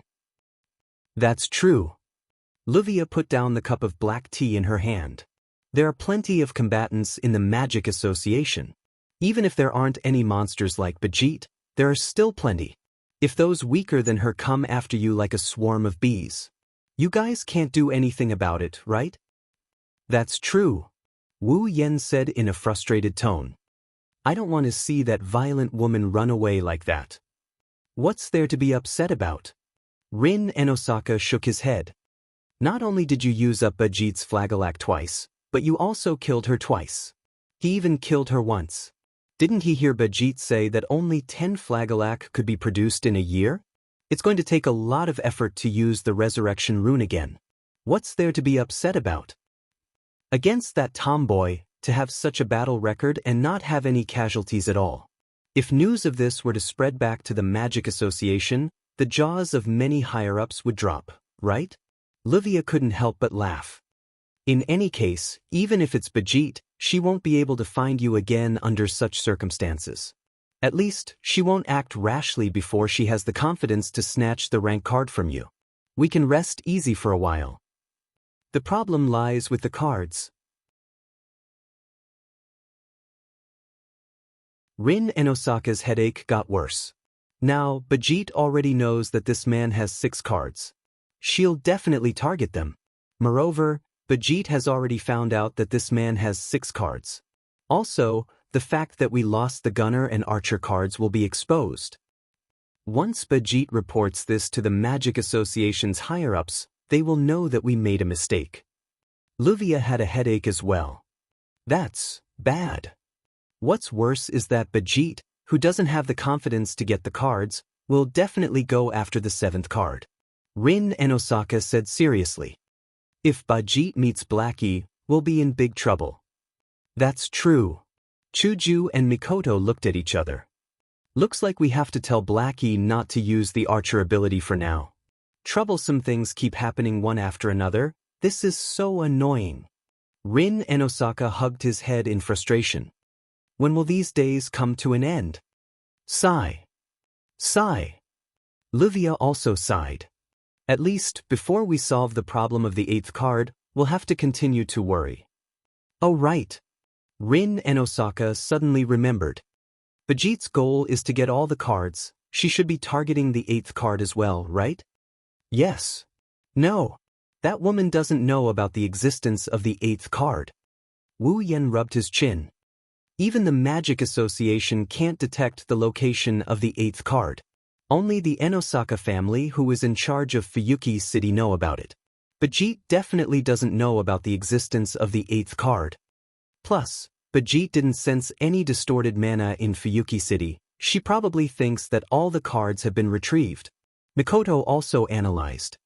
So, Bajit will try her best to find the 7th card. She won't think about the existence of the 8th card. But if that's the case, Blackie is still in danger. Chuju said worriedly. If Bajit knew of Little Black's existence, with her decisiveness, she would definitely kill Little Black without hesitation, right? Now, we can only try to stop Blackie from using the archer ability. Wu Yen pursed his lips. If that woman is really that ruthless, I won't care about the Magic Association or the trouble. I won't let her go. Only you can say something like that in front of Bajit. Rin Enbin bitterly laughed. He stole a few glances at Wu Yen. He looked like he had something on his mind. No one said that you can't keep a secret, right? Wu Yen rubbed his body against the chair he sat on when he saw Rin's expression. Just ask if you have any questions, don't worry about it in the end. That's the biggest loss. Just ask if you have any questions? Then he stared at Wu Yen. Rio mumbled as if he's in a dream. Are you a death apostle? Luvia's hand that was holding the teacup trembled violently. Hinajiku and Mikoto stopped what they were doing and even Wu Yen went silent. The entire guest hall seemed to have sunk into a swamp. The atmosphere was so heavy that even the air became sticky. Death apostle. They were vampires that lived on blood and specialized in sucking human blood. In this world, death apostles are widely recognized as the enemy of humanity. This was because not only did they feed on blood, but they would also turn humans who drank blood into their own kind, causing this situation to continue to spread without end. Many people who know of their existence see them as the enemy of humanity.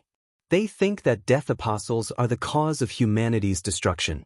Therefore, when death apostles are mentioned, almost no one will have a good impression of them. However, death apostles have extremely long lifespans. Their vitality is also stronger than most life forms. Most of them also have powerful abilities. They are not easy to deal with. Therefore, those who know of the existence of death apostles are both afraid and hateful. Because of this, Bajit and Rin and Osaka both suspected that Wu Yen was a death apostle. After all, even though his heart was pierced, Wu Yen did not die. Even his pupils turned into a bright golden color. This is not something a human can do, right? Even so, Wu Yen still gave the same answer. I am not a death apostle. Is that so? Rin and Osaka was silent. Obviously, he did not completely believe Wu Yan's words. Indeed, my existence is somewhat related to death apostles. Wu Yen looked at Rin and Osaka. His eyes were filled with determination. But don't treat me as one of those defective goods, okay? Defective goods? Rin and Osaka hesitated for a moment before asking. What do you mean by defective goods? At the end of the day, the first death apostles were nothing more than food for the primogenitors who had the urge to suck blood. Their blood was sucked dry by the primogenitors and they turned from humans into blood-sucking life forms similar to the primogenitors. Wu Yen scratched his cheeks.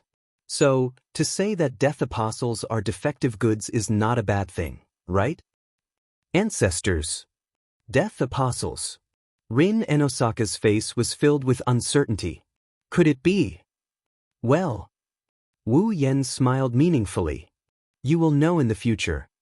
Rin and Osaka and Livia looked at each other. Chuju and Mikoto did not know whether to laugh or cry.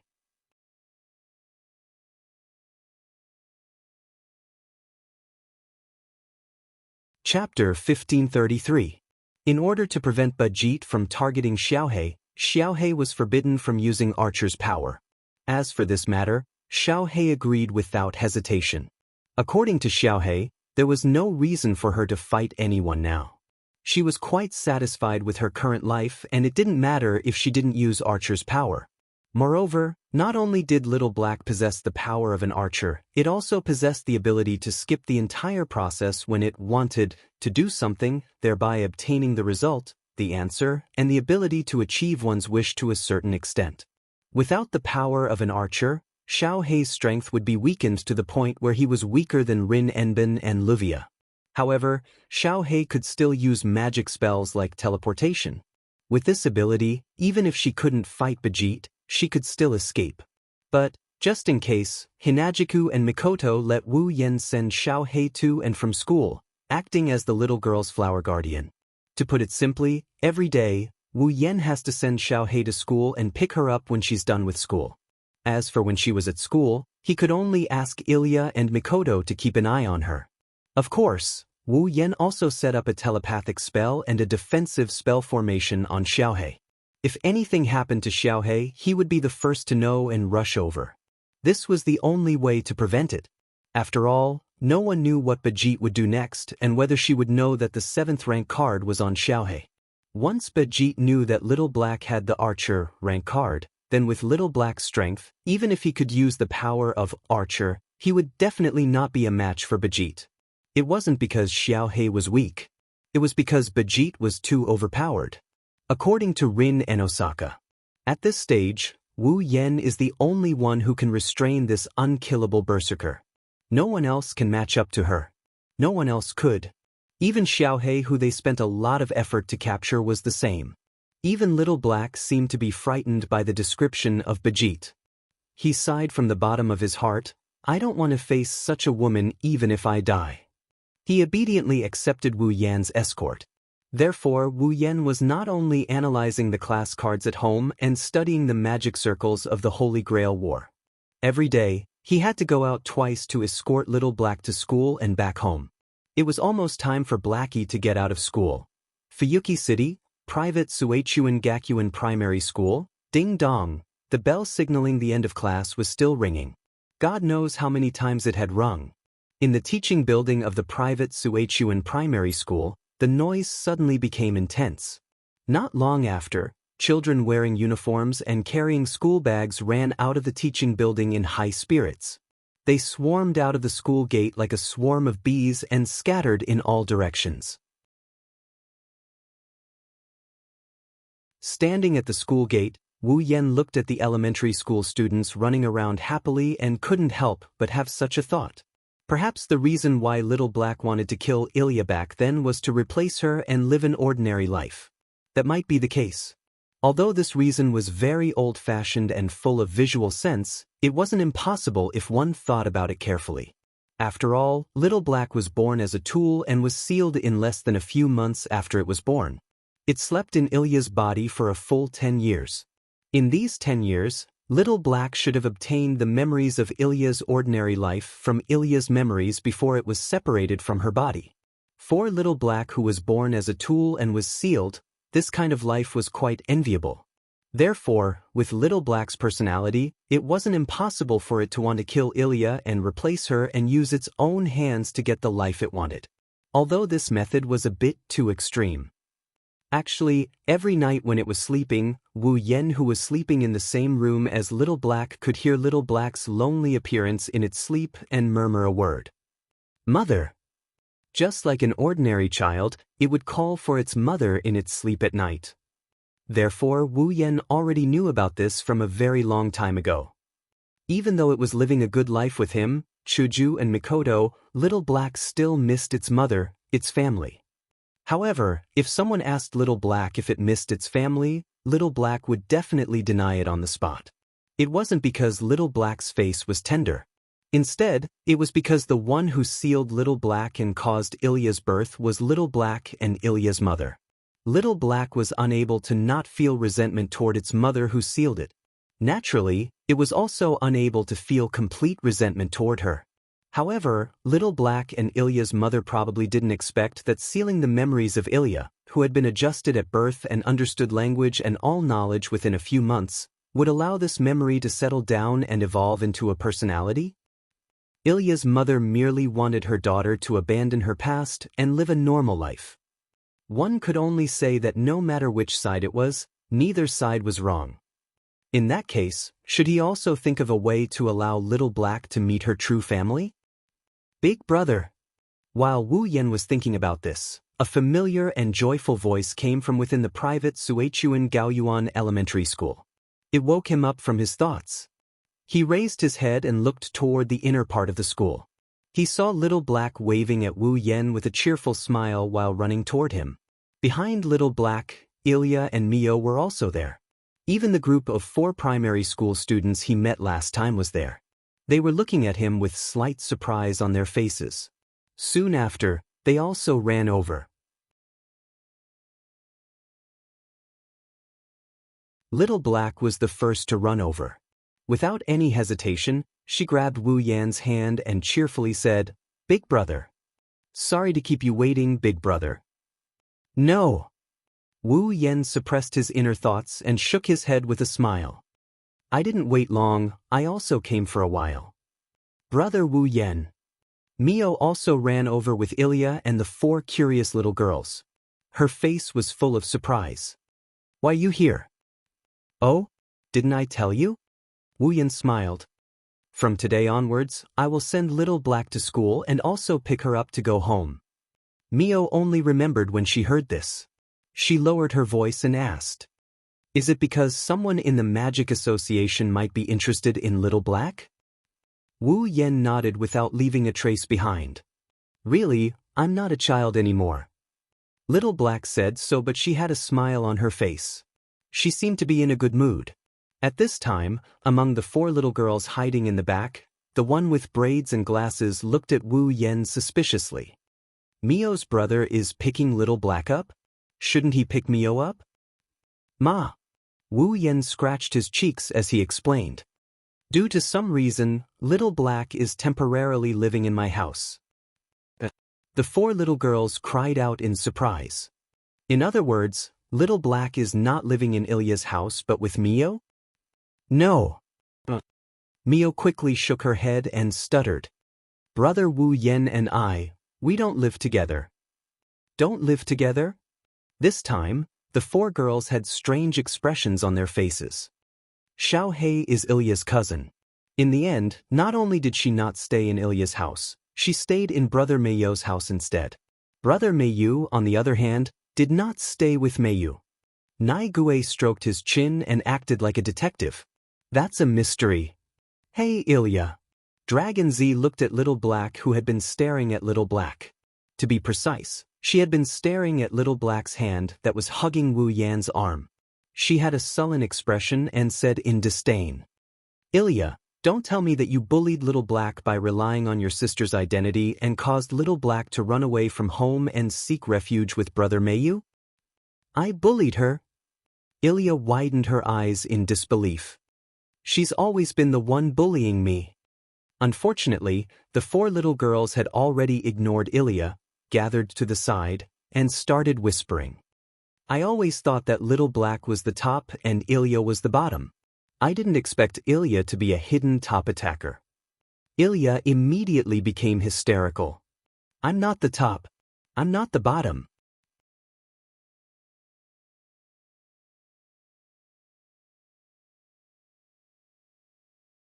Chapter 1534.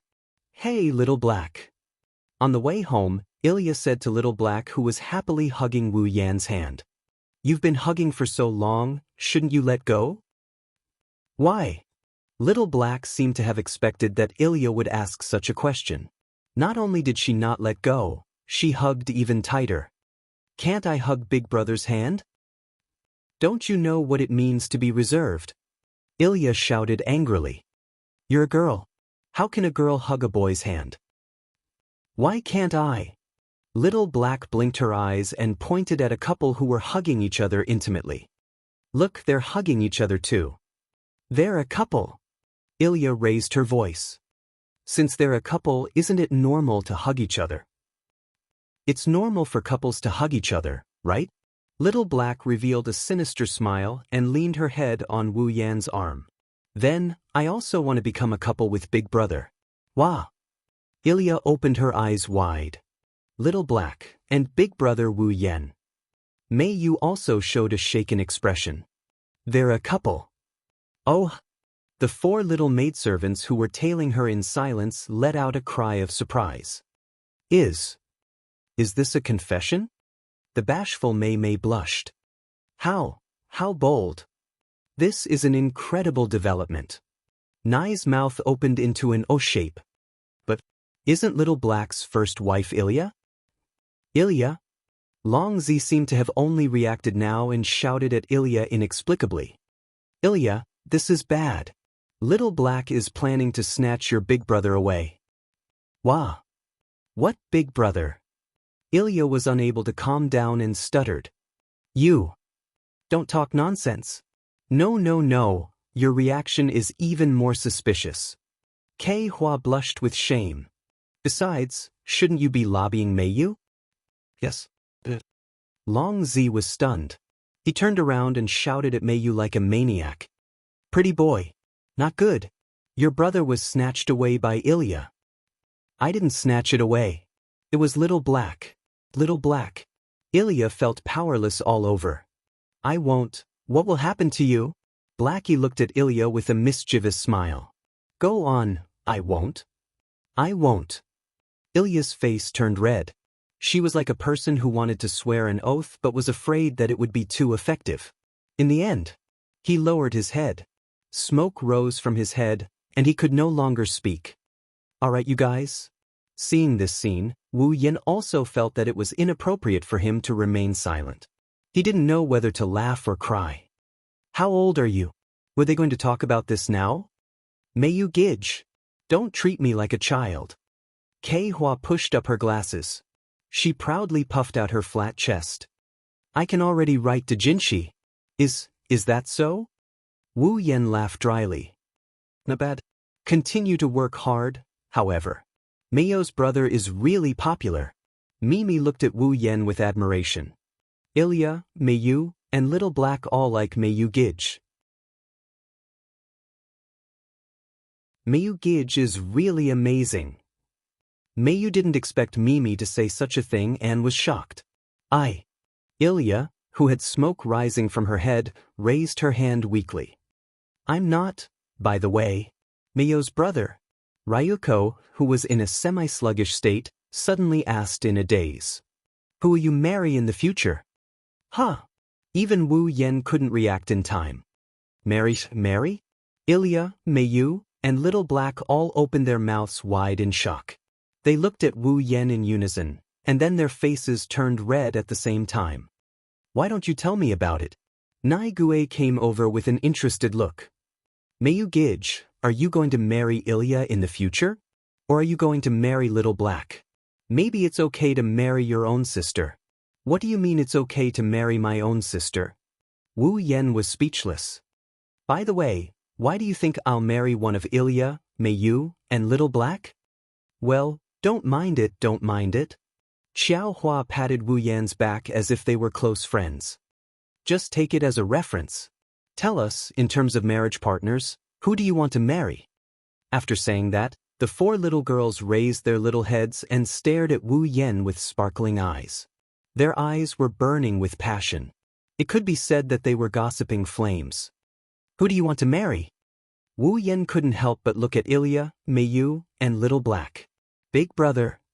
Little Black's face was filled with hope. Wu Yan Gidge. Meiyu lowered her head in embarrassment. Ilya looked like she had crashed. She didn't even dare to look at Wu Yan. If you want to marry... Wu Yan looked back and forth between the three little girls. After a while, his eyes stopped on Meiyu. It should be Meiyu. Oh, the four little girls cried out strangely. It's a real sibling romance. Wu Yan cursed in his heart. It's not like I don't have a sister.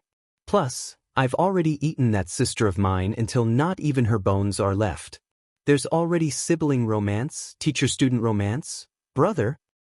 Yan. Meiyu's pretty face couldn't be any redder. Even her ears were completely red. She couldn't speak clearly.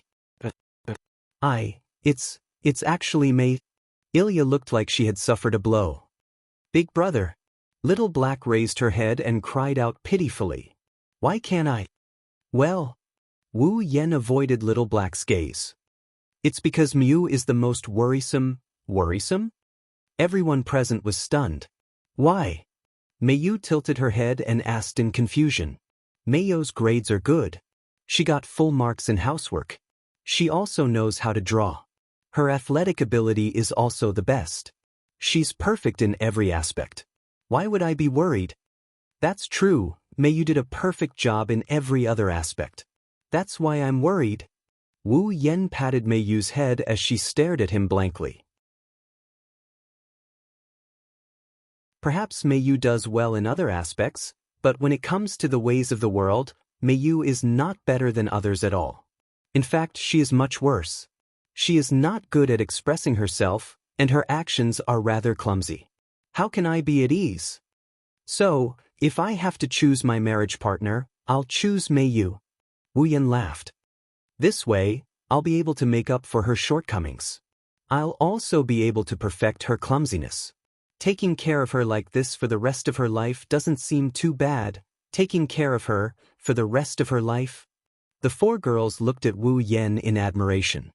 What a mature way of thinking, what a gentle big brother, what a sincere way of thinking, how enviable. Wu. Meiyu's face turned redder and redder. Her eyes began to sneak glances at Wu Yan. Big brother. Little Black looked at Wu Yan with tears in her eyes. It was as if she was abandoned. I'm actually very clumsy too. At this moment, Ilya said in a panic. I don't know how to wash clothes. I don't need to cook either.